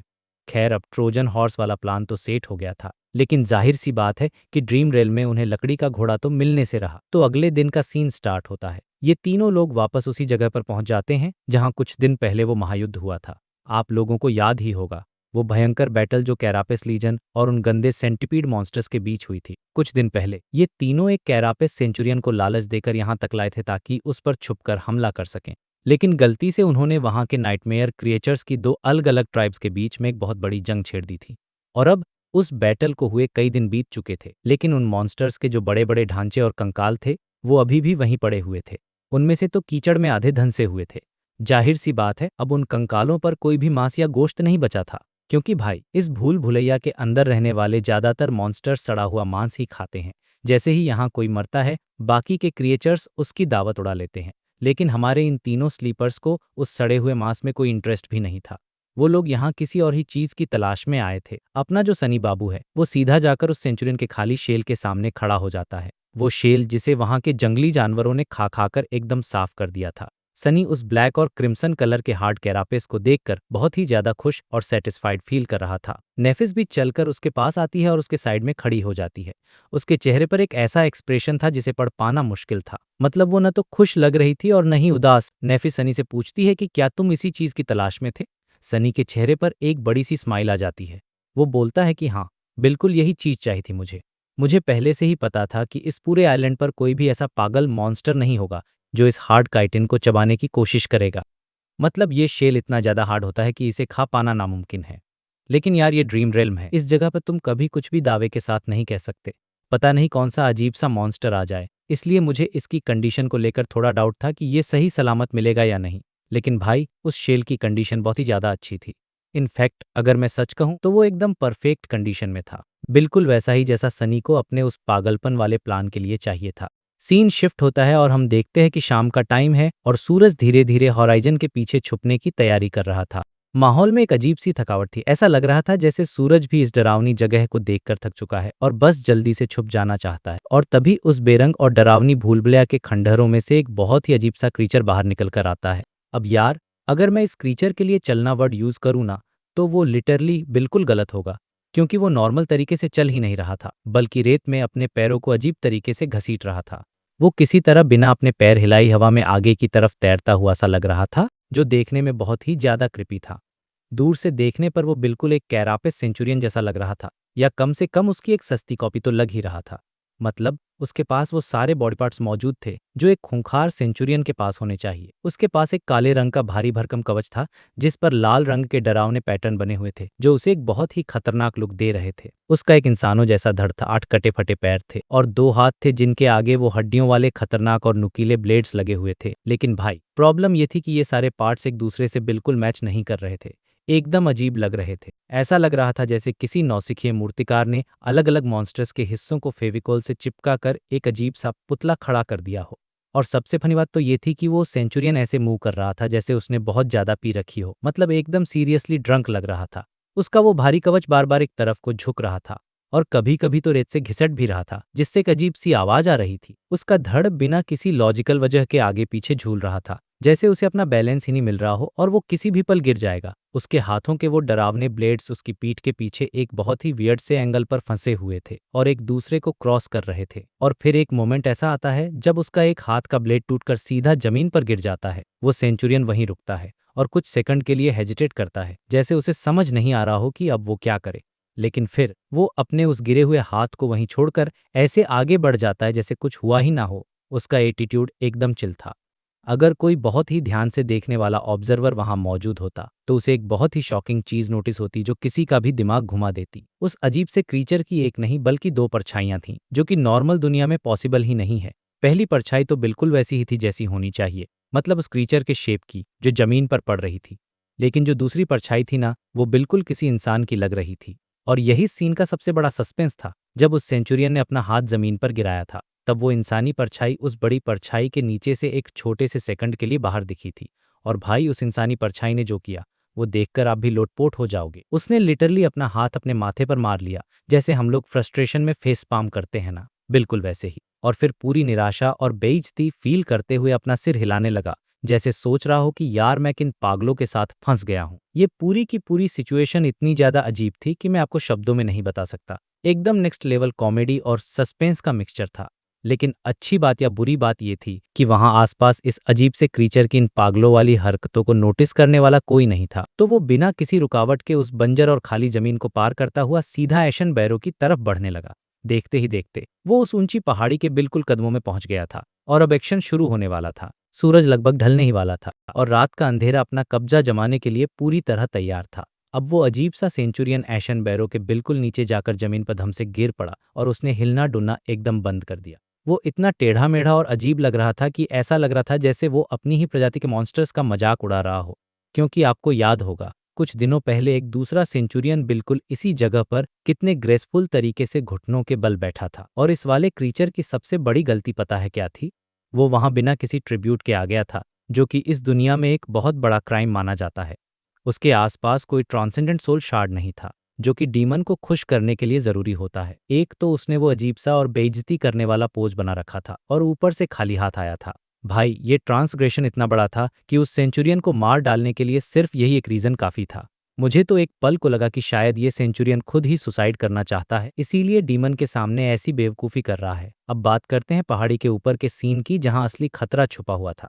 उस एशन बैरो के बिल्कुल टॉप पर कैरापेस डीमन ने हिलना शुरू किया और वो उस राख जैसी रेत से बाहर निकलकर खड़ा हो गया। उसका चमकदार आर्मर ढलते हुए सूरज की रोशनी में चमक रहा था और ऐसा लग रहा जैसे साक्षात मौत खड़ी हो। उस चमकते हुए मेटल के कवच में लिपटा हुआ और सिर पर सींगों का एक मुकुट पहने हुए वो डीमन बहुत ही ज्यादा खौफनाक लग रहा था। उसने नीचे की तरफ देखा और अपने शिकार को घूरते हुए कुछ पलों के लिए बस वहीं खड़ा रहा। माहौल में एकदम सन्नाटा छा गया था। तभी उस डीमन की आंखों की गहराई में दो गहरे लाल रंग के अंगारे जल उठे, जो उसके गुस्से को साफ दिखा रहे थे। अपने उन खौफनाक और भारी ब्लेड्स को हिलाते हुए वो जायंट मॉन्स्टर आगे बढ़ा और धीरे धीरे पहाड़ी से नीचे उतरने लगा। वो उस अजीब से मेहमान का सामना करने के लिए आ रहा था और जब वो चल रहा था तो लिटरली जमीन कांप रही थी। लेकिन वो जो अजीब सा सेंचुरियन दो अपनी जगह से एक इंच भी नहीं हिला, ना वो डरा वो भागा। इनफैक्ट वो बिल्कुल किसी पत्थर की मूर्ति की तरह मोशनलेस पड़ा रहा, जैसे उसे अपनी जान की कोई परवाह ही ना हो। कैरापेस डीमन उस शक पैदा करने वाले क्रीचर से थोड़ी दूरी पर ही रुक गया, क्योंकि वो कोई नॉर्मल बेवकूफ मॉन्स्टर नहीं था। उसने उसे ध्यान से ऑब्जर्व किया और डीमन को भी ये बात क्लियरली समझ आ रही थी कि इस क्रीचर की ये बेचारी सी हालत कोई ट्रैप हो सकती है। आखिर ये भूल भुलैया ऐसी ही अनजानी और खौफनाक चीजों से भरी पड़ी थी, जहां कोई भी गलती आखिरी गलती हो सकती है। और किसी भी अनजान दुश्मन के पास बिना सोचे समझे चले जाना किसी भी ऐसे डीमन का काम नहीं हो सकता जिसके पास खुद का थोड़ा भी दिमाग हो। कम से कम हमारे उन तीनों स्लीपर्स ने तो यही अज्यूम किया था कि डीमन थोड़ा टाइम लेगा और एनालाइज करेगा। लेकिन भाई, वो तीनों यहाँ पर बिल्कुल गलत साबित हुए और उनका पूरा कैलकुलेशन बिगड़ गया। सिर्फ एक सेकंड बाद कैरापेस डीमन ने पूरी स्पीड से आगे की तरफ छलांग लगा दी और किसी को रिएक्ट करने का मौका ही नहीं मिला। उसका ब्लेड हवा को चीरता हो निकला और उसने उस सेंचुरियन के धड़ को लिटरली बीच से दो हिस्सों में काट दिया। वो जो इतना मजबूत एडामेंटाइन का कवच था ना, वो ऐसे कट गया जैसे कोई इंसान गम चाकू से मक्खन काट रहा हो। उस मॉन्स्टर के धड़ का ऊपर का हिस्सा हवा में उड़ गया और उसके अंदर से जो निकला वो देखकर किसी का भी दिमाग खराब हो जाए। उसके अंदर सिर्फ और सिर्फ खालीपन था, कोई खून नहीं, कोई मांस नहीं, बस एक खाली खोल था। अब कहानी यहाँ से एकदम से शिफ्ट होती है और हम चलते हैं एशन बैरो की दूसरी तरफ, जहाँ असली टेंशन चल रही थी। हमारा सनी, जो अपनी पूरी ताकत लगाकर पहाड़ी की ढलान पर ऊपर की तरफ भाग रहा था, उसने धीरे से गाली दी। उसके दिमाग में बस यही चल रहा था कि यार ये तो बहुत जल्दी हो गया। उसने सोचा था कि उन्हें थोड़ा और टाइम मिलेगा, कम से कम डीमन थोड़ी देर तो कंफ्यूज रहेगा। किसे पता था कि वो कैरापेस डीमन इतना बड़ा डेयरडेविल निकलेगा कि बिना कुछ सोचे सीधा फुल पावर अटैक कर देगा। उसने तो अपनी पूरी ताकत से हमला करने से पहले एक सेकंड के लिए भी हेजिटेट नहीं किया। सनी की पीठ पर कैसी बैठी हुई थी और वो लिटरली अपने दांत पीसते हुए और भी ज्यादा तेज भागने की कोशिश कर रहा था। आपको पता ही है कि कैसी देख नहीं सकती, तो सनी को उसे कैरी करना पड़ रहा था, जिससे सनी की स्पीड भी कम हो रही थी और थकान भी बढ़ रही थी। उसे समझ आ गया था कि अब टाइम आ गया है प्लान बी पर स्विच करने का, क्योंकि प्लान ए तो धरे का धरा रह गया था। अब मैं आपको थोड़ा डिटेल में समझाता हूँ कि असल में उनका मास्टर प्लान क्या था और क्यों ये इतना ज़्यादा रिस्की था।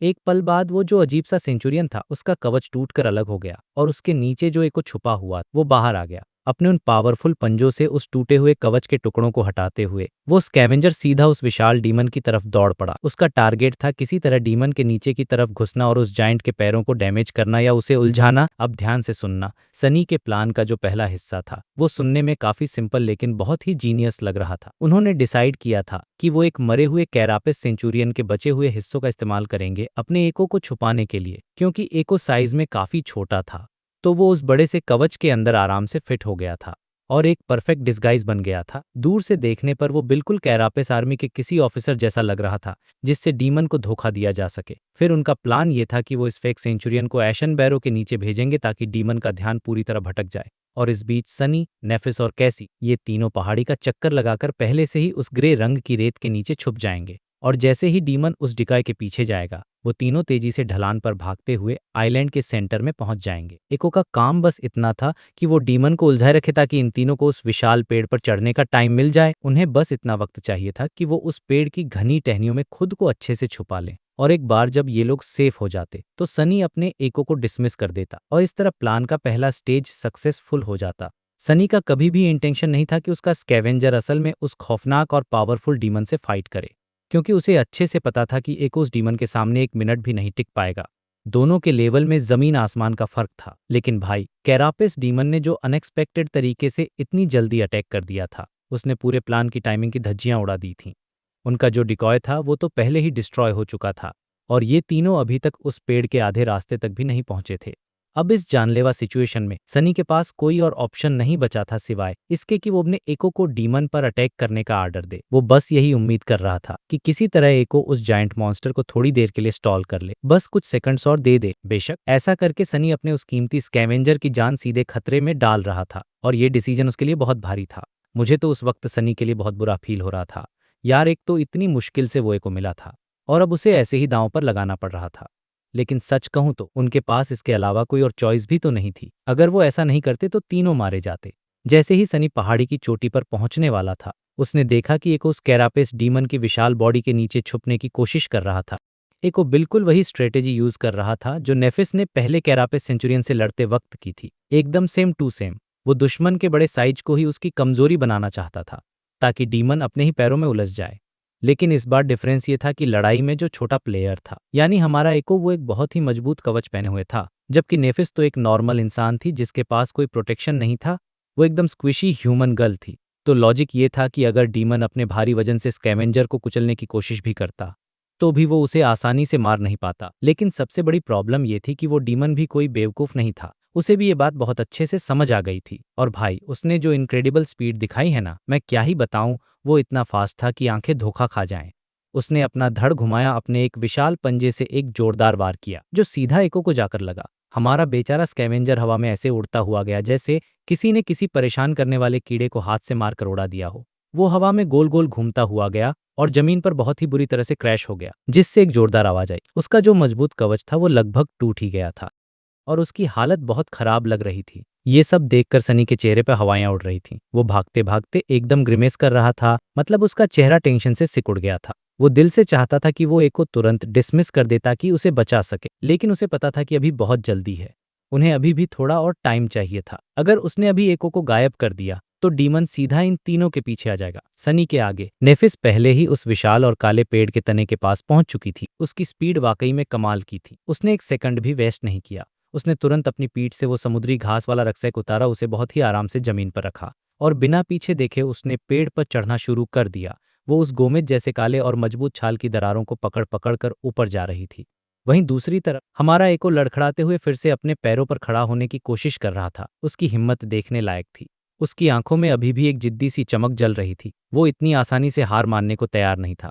उसने एक बहुत ही तेज और डरावनी आवाज निकाली, अपने पंजों को हवा में जोर से खटकाया और एक बार फिर पूरी हिम्मत के साथ उस डीमन की तरफ दौड़ पड़ा। सनी ने अपने मन ही मन में जोर से चिल्लाया, जाओ मेरे दोस्त, दिखा दो उसे। सनी अपने पूरे दिल से यही दुआ कर रहा था कि उसके स्कैवेंजर को थोड़ी सी किस्मत साथ मिल जाए और वो बच जाए। वो छोटा सा क्रीचर बहुत ही बहादुरी के साथ उस स्टील जैसे मजबूत और विशाल दानव की तरफ भाग रहा था, अपने पंजों को अटैक करने के लिए उठाए हुए। और उसके पीछे पीछे वो दो परछाइयां भी चल रही थीं। एक किसी खूंखार जानवर जैसी थी और दूसरी वो इंसानी परछाई थी। इधर सनी भी अपनी पूरी स्पीड से भागते हुए इस विशाल पेड़ और अपने बीच की दूरी को तेजी से कम कर रहा था। वो बस किसी तरह पहुंचना चाहता था। अब वापस चलते हैं पहाड़ी के नीचे, जहां असली मौत का खेल चल रहा था। कैरापेस डीमन बहुत ही शांति से अपने उस हमला करते हुए दुश्मन की तरफ कदम बढ़ा रहा था। उसके चेहरे पर कोई डर नहीं था। उसके चारों हाथ बिल्कुल एक साथ एक परफेक्ट सिंक में मूव कर रहे थे, जैसे वो कोई मशीन हो। और फिर जो हुआ वो इतना अचानक था कि किसी को कुछ सोचने या रिएक्ट करने का मौका ही नहीं मिला। अचानक से स्कैवेंजर के दोनों हाथ झटके से कटकर अलग हो गए, जैसे किसी ने कैंची से कागज काट दिया हो। डीमन ने अपनी दो विशाल पंजों में एको की बॉडी को जोर से जकड़ लिया और उसे हवा में ऊपर उठा लिया। सनी के पास तो रिएक्ट करने तक का भी टाइम नहीं था। वो बस भागते हुए मुड़कर देख ही पाया था। ये सब इतनी जल्दी हुआ कि पलक झपकते ही गेम खत्म हो चुका था। कोई चमत्कार नहीं हुआ। एक सेकंड के 100वें हिस्से के अंदर उस डीमन ने अपने हाथों में थोड़ी सी ताकत लगाई और उस एको को लिटरली बीच से फाड़कर दो टुकड़ों में बांट दिया। उसने एको के धड़ को उसके कवच से अलग कर दिया और फिर दोनों हिस्सों को इतनी जोर से कुचला कि वो बस खून और मांस के एक लोथड़े में बदल गए। भाई, ये सीन इतना ज्यादा ब्रूटल और शॉकिंग था कि कोई भी देखकर अंदर तक दहल जाए। पहाड़ी की चोटी पर यह भयानक नजारा देखकर सनी के कदम लड़खड़ा गए। वो लिटरली स्टंबल कर गया। उसकी आंखों के सामने उसका वो कीमती साथी पल भर में खत्म हो गया था और वो कुछ नहीं कर पाया। और तभी वो जानी पहचानी सिस्टम की आवाज उसके कानों में एक मौत की घंटी की तरह गूंज उठी, जिसने उसकी सारी उम्मीदें तोड़ दी। सिस्टम ने बस इतना कहा, आपका एको नष्ट कर दिया गया है। Your ego has been destroyed. यानी तुम्हारा एको, तुम्हारा वो साथी, मारा जा चुका है। ये सुनते ही सनी बुरी तरह लड़खड़ाता है और वो ऑलमोस्ट मुंह के बल जमीन पर गिरने ही वाला था। तभी कैसी, जो कि अंधी है लेकिन उसके सेंसेस बहुत शार्प हैं, वो तुरंत सनी के कंधों को कस के पकड़ लेती है। वो अपना वजन थोड़ा पीछे की तरफ झुकाती है ताकि सनी किसी तरह अपना बैलेंस वापस बना सके। सनी के पैरों के नीचे से सूखे पत्ते हवा में उड़ रहे थे, लेकिन किसी ना किसी तरह वो खुद को टाइम पर संभाल लेता है। उसके दिमाग के अंदर एक ही आवाज बहुत जोर से गूंज रही थी, नो, ऐसा नहीं हो सकता। उस मोमेंट में सनी के अंदर बहुत सारा गुस्सा और एक गहरा पछतावा भर गया था। ये फीलिंग्स उसके दिमाग पर पूरी तरह से हावी हो गई थी, लेकिन अब बहुत देर हो चुकी थी। अब कुछ भी नहीं किया जा सकता था, क्योंकि उसका सबसे भरोसेमंद और ताकतवर साथी, वो स्कैवेंजर, अब खत्म हो चुका था। उस विशाल और खूंखार कैपेस डीमन ने उस बेचारे एको को लिटरली बीच में से काट कर रख दिया था। उसके शरीर के बेरहमी से टुकड़े टुकड़े कर दिए थे। जिस आसानी और ब्रूटलिटी के साथ उस डीमन ने इस बहादुर बीस्ट को मारा था ना, वो देखकर किसी को भी ऐसा लगेगा जैसे ये एक मजाक है। लेकिन वो सीन इतना भयानक था कि किसी की भी रूह कांप जाए। और सबसे शॉकिंग बात तो ये थी कि ये सब कुछ बस स्प्लिट सेकंड में हो गया। पलक झपकते ही सनी का एको हमेशा के लिए जा चुका था। अब आपको समझना होगा कि ये को सिर्फ एक फाइटर नहीं था। सनी ने ना सिर्फ अपनी शैडो की आंखों से इसका ये दर्दनाक एंड देखा था, बल्कि उसने अपने और उस एको के बीच का वो सटल मैजिकल कनेक्शन भी टूटते हुए फील किया था। सनी के सोल सी के अंदर, जहां उसके सारे एट्रीब्यूट्स और मेमोरीज मौजूद होते हैं, वहां लाइट के कई सारे स्फीयर्स थे, जिनमें से एक स्फीयर अचानक चमका और फिर हमेशा के लिए गायब हो गया, जिसकी वजह से सोलसी का वो शांत पानी अब पहले से थोड़े और डार्क हो गया था। सनी ने अपनी सबसे कीमती और वैल्यूएबल चीज हमेशा के लिए खो दी थी। लेकिन यार, सनी को जो कड़वाहट और दुख फील हो रहा था ना, वो सिर्फ इसलिए नहीं था कि वो एको उनके कितने काम आता था, या फिर उसे रियल वर्ल्ड में बेचकर सनी को कितने सारे पैसे मिल सकते थे। सच कहूं तो सनी को वो माइंडलेस स्कैवेंजर सच में दिल से काफी पसंद आने लगा था। भले ही वो एक मॉन्स्टर था, लेकिन वो बहुत बड़ा था, पूरी तरह से लॉयल था और एकदम रिलायबल था। ऐसा लगता था जैसे इस मॉन्स्टर की अपनी एक अजीब सी, जिद्दी सी और थोड़ी ऑफ पुटिंग पर्सनैलिटी भी थी। सनी ने उसके साथ एक बॉन्ड बना लिया था और अब वो हमेशा के लिए मारा जा चुका था। ये मोमेंट मुझे पर्सनली बहुत इमोशनल लगा, क्योंकि वो एको सच में एक साइलेंट प्रोटेक्टर की तरह उनके साथ रहा था। खैर सनी ने अपने दांत पीसे और एक पागलों की तरह पहाड़ी पर भागने लगा। उसे पता था कि उस लॉयल एको के लिए शोक मनाने का या रोने का टाइम उसे बाद में मिल जाएगा। अभी रुकने का मतलब था सीधी मौत, राइट नाउ। उनके सामने इससे भी बड़ी प्रॉब्लम्स मोबाइल खड़ी थीं। तभी पीछे से कैसी की घबराई और दबी हुई आवाज आती है, सनी क्या हुआ? उसकी आवाज में बहुत ज्यादा टेंशन और डर साफ महसूस हो रहा था। जाहिर है भले ही कैसी देख नहीं सकती, लेकिन उसने सनी के बॉडी लैंग्वेज, उसके कांपने और उसकी तेज सांसों से समझ लिया था कि कुछ बहुत बुरा हुआ है। ऑनेस्टली बताऊं तो सनी अभी बात करने की हालत में बिल्कुल भी नहीं था। पहाड़ी की उस खड़ी ढलान पर पूरी स्पीड से भागना, वो भी अपनी पीठ पर एक इंसान को लेकर, भले ही कैसी कितनी भी हल्की और डेलिकेट क्यों ना हो, ये सनी के लिए एक बहुत ही बड़ा और मुश्किल टास्क था, खासकर तब जब उसकी शैडो का सपोर्ट उसके पास नहीं था। सनी की सांसें बुरी तरह फूल रही थीं, उसके फेफड़े जल रहे थे और उस ग्रेट ट्री तक पहुंचने में अभी भी काफी लंबा डिस्टेंस बाकी था। लेकिन सनी को अपनी दोस्त को जवाब तो देना ही था, इसलिए उसने अपनी भारी रफ और थकी हुई आवाज में बस इतना कहा, उसने एको को मार दिया। और इसके बाद उनके बीच बात करने का कोई टाइम नहीं बचा था, क्योंकि सिचुएशन अब बुरी से बहुत ज्यादा बुरी होने वाली थी। पहाड़ी के बिल्कुल नीचे वो खौफनाक कैरापेस डीमन उस स्कैवेंजर के कटे फटे शरीर के ऊपर खड़ा था। वो उन्हें एकदम नफरत और तिरस्कार भरी नजरों से घूर रहा था, जैसे कह रहा हो कि अब तुम्हारी बारी है। उसके चारों ऊपर वाले हाथों से, जिनमें खतरनाक ब्लेड्स लगे थे, नीले रंग के खून की भारी बूंदें टपक रही थीं। तभी अचानक उस एको की डेड बॉडी एक बहुत ही सॉफ्ट और अजीब सी लाइट के साथ चमकने लगी। फिर वो झिलमिलाई और अनगिनत छोटी छोटी स्पार्क्स की एक नदी में डिसॉल्व हो गई। वो स्पार्क्स धीरे धीरे जमीन पर गिरे और पूरी तरह गायब हो गए। पीछे उस विशाल स्कैवेंजर का कोई भी नामो निशान नहीं बचा था। यहाँ तक कि उस डीमन के नुकीले हथियारों और पिंसर्स पर लगा उसका खून भी हवा में गायब हो गया था। अब जो लोग नए हैं उन्हें बता दूं कि ऐसा क्यों हुआ, क्योंकि भाई वो एको आखिर था तो एक मारे गए नाइटमेयर क्रीचर का ही मैनिफेस्टेशन ना, वो कोई असली फिजिकल चीज नहीं था। वो नथिंगनेस से आया था और मरने के बाद अब वापस उसी नथिंगनेस में लौट गया था। लेकिन कैरापिस डीमस अनएक्सपेक्टेड मैजिकल लाइट शो को इग्नोर कर चुका था। इसके बजाय उसकी डरावनी नज़र जमीन पर एक पर्टिकुलर स्पॉट पर टिकी हुई थी और वहां पर एक अकेली इंसान की शैडो कंफ्यूजन में फ्रीज हो रखी थी। उसे बिल्कुल समझ नहीं आ रहा था कि वो अब क्या करे। एको की बॉडी गायब होने की वजह से वो चौड़ी शैडो भी गायब हो गई थी, जिसके पीछे सनी की शैडो छुपती थी। अब वो शैडो पूरी तरह से एक्सपोज हो चुकी थी और वहां छुपने की कोई जगह नहीं बची थी। ये देखते ही सनी के दिमाग में खतरे की घंटी बजती है और वो सोचता है, क्रैप, अब क्या होगा?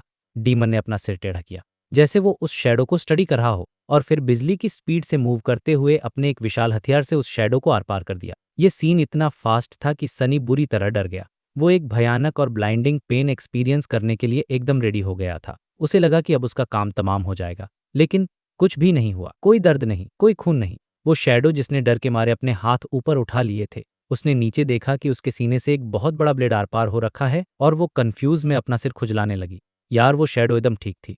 वेल ऑफ कोर्स यार, वो आखिर थी तो सिर्फ एक परछाई ही ना। इस तरह के फिजिकल अटैक्स का असर होने के लिए एक फिजिकल बॉडी का होना जरूरी है। सनी को भी एक सेकंड बाद रियलाइज होता है, राइट, मैंने और क्या ही एक्सपेक्ट किया था। ये सीन मुझे बहुत मस्त लगा, क्योंकि इतनी इंटेंस सिचुएशन में थोड़ी सी कॉमिक रिलीफ देता है।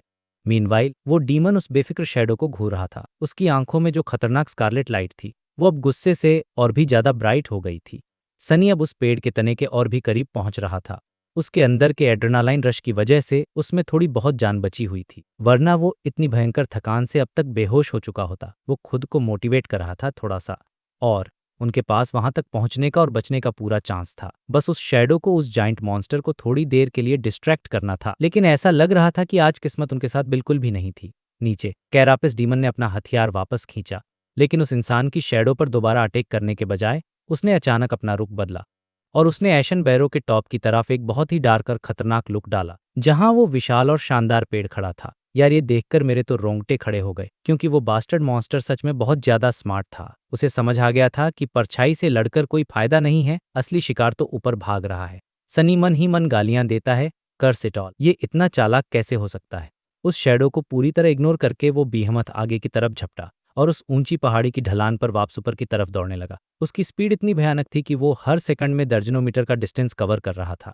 सनी जैसे ही उस पेड़ के तने के पास पहुंचा, वो अपनी शैडो पर जोर से चिल्लाया, गेट बैक हियर। कैसी को अपनी पीठ से नीचे उतर में मदद करते हुए सनी ने वो रक्सैक उठाया जो नेफिस ने पीछे छोड़ दिया था और उसे उस ब्लाइंड लड़की के हाथों में थमा दिया। उसने बहुत ही सीरियस टोन में कहा, बी जेंटल विद दैट, यानी इसे आराम से संभालना। कैसी ने सिर हिलाया। वो बहुत अच्छे से जानती थी कि उस रक्सैक में क्या क्या कीमती चीजें हैं, और उसने उसे बहुत केयरफुली अपने कंधे पर टांग लिया।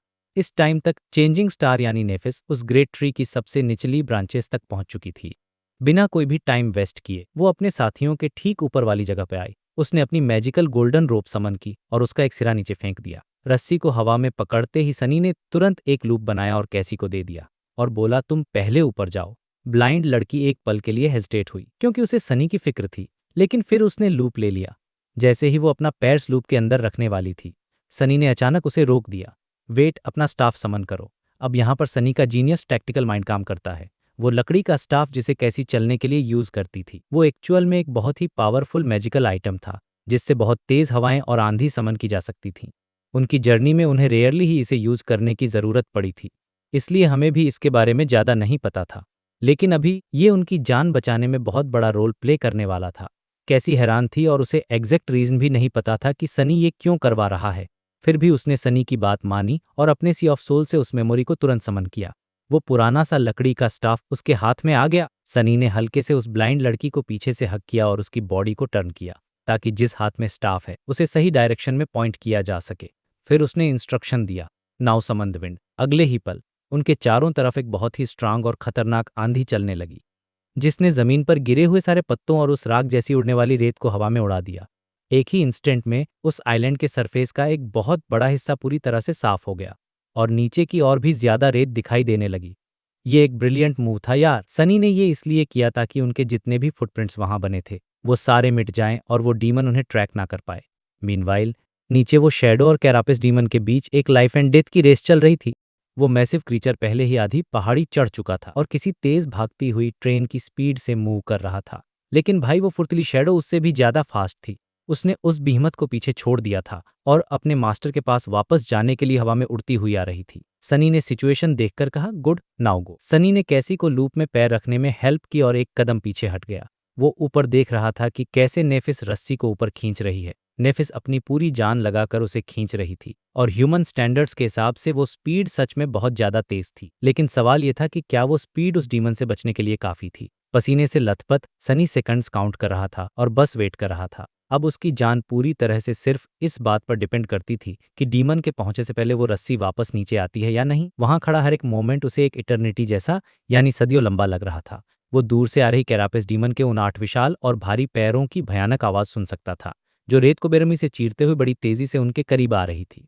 टेंशन अब अपने पीक पर थी। फाइनली कैसी उस जाइंट ट्री की लोअर ब्रांचेस के लेवल तक पहुंच गई। नेफिस ने उसे लूप से बाहर निकलने में हेल्प की और उस ब्रांच के चौड़े सरफेस पर सेफली बिठा दिया और फिर बिना एक भी सेकंड वेस्ट किए उस गोल्डन रस्सी को दोबारा नीचे फेंक दिया। वो डीमन अब पेड़ के बिल्कुल करीब आ चुका था, बस कुछ ही मीटर दूर था, लेकिन उस मैसिव ट्री ट्रंक की वजह से वो अभी भी उनकी नजरों से छुपा हुआ था। तभी वो शैडो फाइनली वहां पहुंची और सनी के पैरों के नीचे से स्लिप होती हुई उसकी बॉडी के चारों तरफ लिपट गई। ये देखकर सनी को थोड़ी हिम्मत मिली। रस्सी को कैच करते हुए सनी लिटरली हवा में ऊपर की तरफ उड़ने लगा। एड्रेनालाइन से भरी एक इनक्रेडिबल स्पीड के साथ वो पेड़ पर चढ़ रहा था। लड़कियों के बगल वाली ब्रांच पर लैंड करते ही उसने तुरंत पीछे मुड़कर रस्सी को ऊपर खींचने की कोशिश की, क्योंकि अगर उस मॉन्स्टर ने रस्सी की वो गोल्डन चमक देख ली होती तो उनका सारा प्लान और ये सारी मेहनत उसी वक्त मिट्टी में मिल जाती। लेकिन अब उनके पास एक सेकंड से भी कम टाइम बचा था। सनी का दिल जोर से धड़का और उसने घबराहट में सोचा, ओह नो, हम गए। मुझे भी लगा बस अब गेम ओवर है, वो डीमन उन्हें देख लेगा। लेकिन तभी नेफिस ने एकदम सही टाइम पर उस मेमोरी को डिसमिस कर दिया, जिससे वो गोल्डन रस्सी हवा में ही गायब हो गई और वहां कोई नामो निशान नहीं बचा।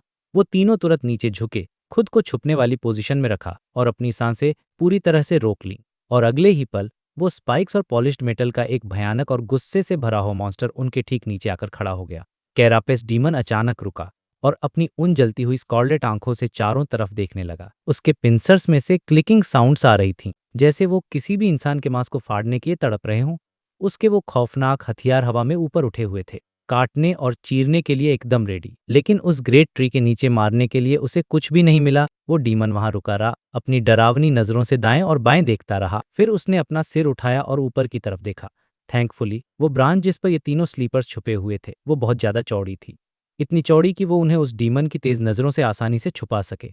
वो तीनों एकदम मोशनलेस और साइलेंट रहे, जैसे पत्थर की मूर्ति बन गए हों। वो इतने डरे हुए थे कि एक हल्की सी आवाज निकालने या सांस लेने से भी कांप रहे थे, क्योंकि एक छोटी सी गलती और तीनों की जान चली जाती। काफी देर तक स्कैन करने के बाद उस बीहमत ने फाइनली अपनी नजरें नीचे की और वो बहुत ध्यान से जमीन को ऑब्जर्व करने लगा। ताकि घुसपैठियों के कोई सुराग, पैरों के निशान या कुछ भी मिल सके।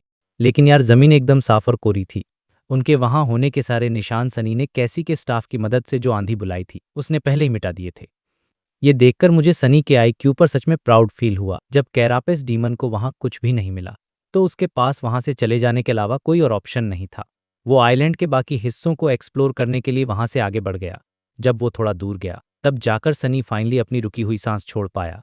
कुछ दूरी पर जाकर वो डीमन उस एरिया के एंड पर पहुंचा जहां उस मैजिकल आंधी का असर खत्म हो गया था। वहां उसे फाइनली फुटप्रिंट्स के दो सेट्स मिल गए, एक जो नेफिस के थे और दूसरे सनी के। एक बहुत ही भयानक और गुस्से भरी दहाड़ के साथ जो ऐसी लग रही थी जैसे कोई मेटल को बेरहमी से फाड़ रहा हो। वो जाइंट क्रीचर एशन बैरो की ढलान से नीचे की तरफ भागा, उन पुराने फुटप्रिंट्स को फॉलो करते हुए उस नीचे वाले बंजर वेस्टलैंड की तरफ जाने लगा। उसे लगा कि वो लोग वहां छुपे होंगे, लेकिन वो ग्रे रंग का रेगिस्तान एकदम सुनसान और खाली था। वहां दूर दूर तक कोई भी जिंदा चीज नजर नहीं आ रही थी और ढलते हुए सूरज की रोशनी ने उस पूरी जगह को एक क्रिम्सन यानी गहरे लाल रंग में रंग दिया था, जो देखने में बहुत ही डरावना लग रहा था। और फिर चैप्टर के एंड में एक बहुत ही मिस्टीरियस चीज होती है। ठीक उसी वक्त जमीन हल्की सी कांपने लगी और पूरे भूल भुलैया वाले इलाके में एक गड़गड़ाहट की आवाज गूंज उठी, जैसे कोई बहुत बड़ी चीज उनकी तरफ आ रही हो, जिसके साथ एक बहुत ही ठंडी हवा और नमक की तेज महक भी आ रही थी। ये इंडिकेशन था कि वो डार्क सी वापस लौट रहा है। अगर आपको याद हो तो ये डार्क सी बहुत ही खतरनाक है जो रात के वक्त वापस आता है। उस बंजर जमीन की तरफ एक आखिरी नफरत भरी नजर डालने के बाद कैरापेस डीमन को भी समझ आ गया कि अब वहां रुकना सेफ नहीं है। वो मुड़ा और धीरे धीरे अपने बैरों के टॉप की तरफ वापस जाने लगा। और इसी के साथ ये थ्रिलिंग चैप्टर यहीं पर खत्म हो जाता है। यार ये चैप्टर सच में एक रोलर कोस्टर राइड की तरह था। शुरुआत में एको का मरना, फिर वो पहाड़ी पर भागना, शैडो का वो फनी लेकिन डरावना मोमेंट, और फाइनली वो रस्सी वाला सस्पेंस, सब कुछ एकदम मास्टरपीस की तरह लिखा गया था। मुझे सबसे बेस्ट पार्ट वो लगा जहां सनी ने अपना दिमाग यूज करके हवा का जादू इस्तेमाल किया। अगर वो ऐसा नहीं करता तो आज तीनों का बचना इम्पॉसिबल था। लेकिन अभी भी खतरा पूरी तरह से टला नहीं। डार्क सी वापस आ रहा है और वो मॉन्स्टर अभी भी उसी आइलैंड पर घूम रहा है। अगले चैप्टर में देखना बहुत इंटरेस्टिंग होगा कि ये तीनों इस नई मुसीबत से कैसे डील करते हैं। क्या डार्क सी उनके लिए कोई नया खतरा लेकर आएगा या फिर वो इस पेड़ के ऊपर सेफ रहेंगे? ये सब हम जानेंगे नेक्स्ट एपिसोड में। तब तक के लिए वीडियो को लाइक कर देना और कमेंट्स में बताना कि आपको सनी का ये स्मार्ट मूव कैसा लगा। मिलते हैं आपसे अगली वीडियो में। Take care. Before we wrap up, मुझे बस एक छोटी सी लेकिन बहुत ही ज़्यादा इंपॉर्टेंट बात कहनी है।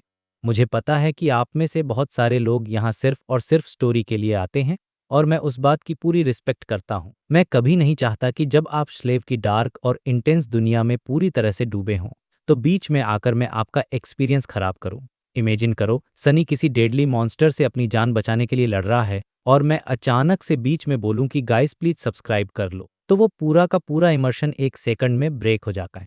इसीलिए मैं ये सारी पर्सनल कन्वर्सेशंस हमेशा वीडियो के बिल्कुल एंड में रखता हूँ ताकि स्टोरी का फ्लो कभी डिस्टर्ब ना हो। तो अगर आपको कहीं जाना है या आपके पास टाइम कम है तो थैंक यू सो मच यार आज का वीडियो देखने के लिए। आप फील फ्री होकर यहाँ से वीडियो क्लोज कर सकते हो और मैं आपसे सीधा नेक्स्ट एपिसोड में मिलूंगा। बट अगर आप वो इंसान हो जो स्टोरी खत्म होने के बाद भी यहाँ रुके हो तो यार वेलकम। और मैं सच बता रहा हूँ, मैं दिल से अप्रिशिएट करता हूँ कि आप अभी भी यहाँ मेरे साथ हो।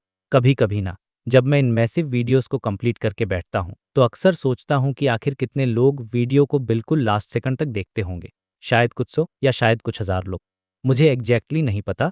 बट जो लोग एंड तक रुकते हैं ना, वही इस चैनल की असली कोर कम्युनिटी है, एकदम बैकबोन की तरह। तो ये जो पार्ट ये स्पेशली आपके लिए है, सिर्फ आज की वीडियो के लिए नहीं बल्कि आपके हर एक कमेंट, लाइक और एक नए अपलोड के लिए हफ्तों तक वेट करने के लिए थैंक यू। लोग अक्सर मुझसे पूछते हैं कि यार इन वीडियोस को बनाने में इतना ज़्यादा टाइम क्यों लगता है, और सच ये है कि यूट्यूब पे सिर्फ एक फाइनल पॉलिश्ड रिजल्ट दिखता है। आप वो अनगिनत घंटे नहीं देख पाते जब मैं चैप्टर्स को रीड करके नोट्स बनाता हूँ या परफेक्ट इमोशन के लिए स्क्रिप्ट बार बार रीराइट करता हूँ। आप मुझे या इमेजेस जनरेट करते हो नहीं देखते। कभी कभी मैं एक परफेक्ट सीन के लिए 10 या 50 इमेजेस बनाता हूँ और फिर उन्हें डिलीट कर देता हूँ क्योंकि वो उस वाइब से मैच नहीं करती। शैडो स्लेव की दुनिया बहुत मिस्टीरियस है और जब सनी फॉरगॉटन शोर के खौफनाक मॉन्स्टर से छुप रहा होता है तो उस टेंशन को फील कराने के लिए मुझे लिटरली 50 साउंड ट्रैक सुनने पड़ते हैं। और इसका पावर सिस्टम इतना कॉम्प्लेक्स है कि मुझे हर एक डिटेल, हर एक फ्लॉ को ऐसे एक्सप्लेन करना पड़ता है कि सबको सब कुछ क्रिस्टल क्लियर समझ आ जाए। मैं चाहूँ तो क्वालिटी इग्नोर करके जल्दी जल्दी वीडियोस डाल सकता हूँ और शायद ज़्यादातर लोगों को नोटिस भी ना हो। बट यार मुझे नोटिस होगा क्योंकि मैं चाहता हूँ मेरा हर नया अपलोड ऐसा हो जिस पर मैं दिल से प्राउड फील कर सकूँ। अब ऑफ कोर्स मुझसे भी गलतियाँ होती हैं, कभी एडिटिंग एरर तो कभी कोई प्रोनाउंसिएशन मिस्टेक हो जाती हैं और वो गलतियां मुझे बहुत परेशान करती हैं। बट मैं डिमोटिवेट होने के बजाय हमेशा उनसे कुछ नया सीखने की कोशिश करता हूँ।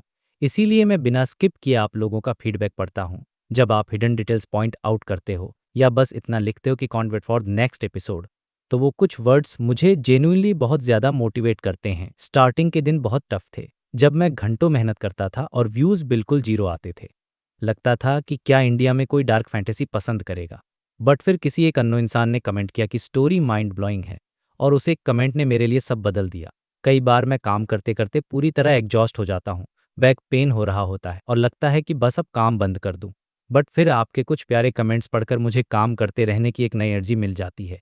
इसीलिए मैं कहता हूँ कि ये चैनल अब सिर्फ मेरा नहीं रहा, ये हम सबका है। कमेंट्स में जब आप लोग सनी और नेफिस के डायनामिक्स डिस्कस करते हो या नाइटमेयर स्पेल का ओरिजिन प्रेडिक्ट करते हो, तो मैं खुद सोचने पर मजबूर हो जाता हूँ। यही डिबेट्स इस कम्युनिटी को अलाइव फील कराती हैं। तो प्लीज़ अपने थॉट्स शेयर करने से कभी मत डरा करो, भले ही वो सिर्फ ग्रेट एपिसोड ही क्यों ना हो। मैं आपके कमेंट्स बहुत ध्यान से पढ़ता हूँ। अब मैं आपके साथ अपना एक छोटा सा गोल शेयर करना चाहता हूँ। मेरा बस एक ही विजन है कि मैं अपने नेक्स्ट एपिसोड को पिछले वाले से भी ज़्यादा बेटर कैसे बनाऊँ। विजुअल्स, एडिटिंग, पेसिंग, हर चीज़ में एक अपग्रेड होना चाहिए। मैं चाहता हूँ कि एक दिन कोई नया इंसान इस चैनल को डिस्कवर करे तो सोचे कि मैं बिलीव नहीं कर सकता कि ये सब किसी एक अकेले इंसान ने बनाया है। और ऑनेस्टली हम उस ड्रीम के बहुत करीब हैं, सिर्फ आप सबकी वजह से। तो अगर आप इन वीडियोस को एंजॉय कर रहे हो और सब्सक्राइब करना भूल गए हो, तो यार मैं बहुत अप्रिशिएट करूंगा अगर आप वो बटन दबा दो। इसलिए नहीं कि मुझे नंबर बढ़ाना है, बल्कि इसलिए क्योंकि ये बताता है कि हमारी इस मेहनत का सच में एक फ्यूचर है। एक लाइक और शेयर भी बहुत बड़ा डिफरेंस क्रिएट करता है। फाइनली मैं बस यही होप करता हूँ कि ये वीडियोस आपका दिन थोड़ा सा ही सही पर बेटर बनाते होंगे। चाहे आप स्कूल के बाद देख रहे हो, ऑफिस के बाद थके, या बस कुछ घंटों के लिए किसी दूसरी मैजिकल दुनिया में एस्केप करना चाहते हो, मुझे अपने दिन का एक छोटा सा हिस्सा बनाने के लिए थैंक यू। वीडियो के बिल्कुल लास्ट सेकंड तक रुके रहने के लिए और मुझ पर बिलीव करने के लिए थैंक यू सो मच यार। अब टाइम मेरे वापस अपने काम पर जाने का, ताकि मैं नेक्स्ट एपिसोड की तैयारी शुरू कर सकूं, क्योंकि सनी की जर्नी तो बस अभी स्टार्ट हुई है और ट्रस्ट मी, सबसे बेस्ट पार्ट आना अभी बाकी है। अपना ध्यान रखना, सेफ रहना, और जब तक हम दोबारा नहीं मिलते, may the nightmare spell never break your spirit और may the shadows always stand beside you. मैं मिलूंगा आपसे सीधा नेक्स्ट एपिसोड में।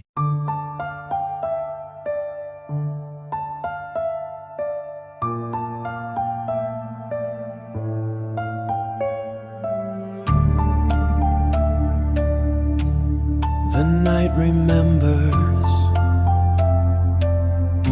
every soul it takes. I woke beneath a shattered sky where every dream is born to die. Silent echoes, broken stone, every step I walk alone. The spell has carved its mark in me, a chain disguised as destiny. But even in the endless night, a fading spark still burns so bright. If fate has written who I'll be, then let it watch me break free. I'm a slave to no fate, I won't kneel, I won't break. Every nightmare makes me stronger, every shadow pulls me farther. When the darkness calls my name, I'll rise through the fear and pain. If tomorrow never waits, I'll keep walking anyway. Every scar becomes a guide, every truth I had has died.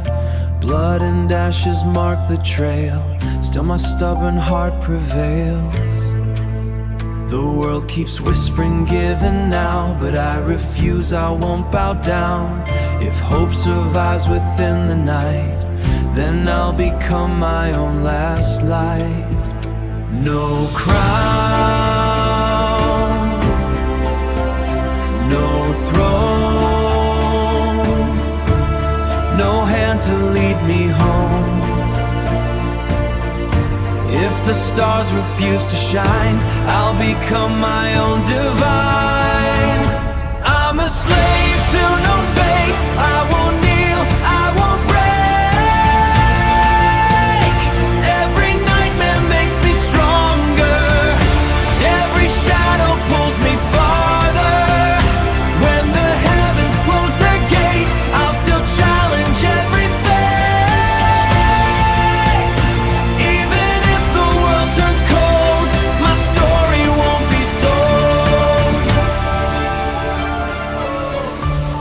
lost from light, lost from light, go into the endless night from light.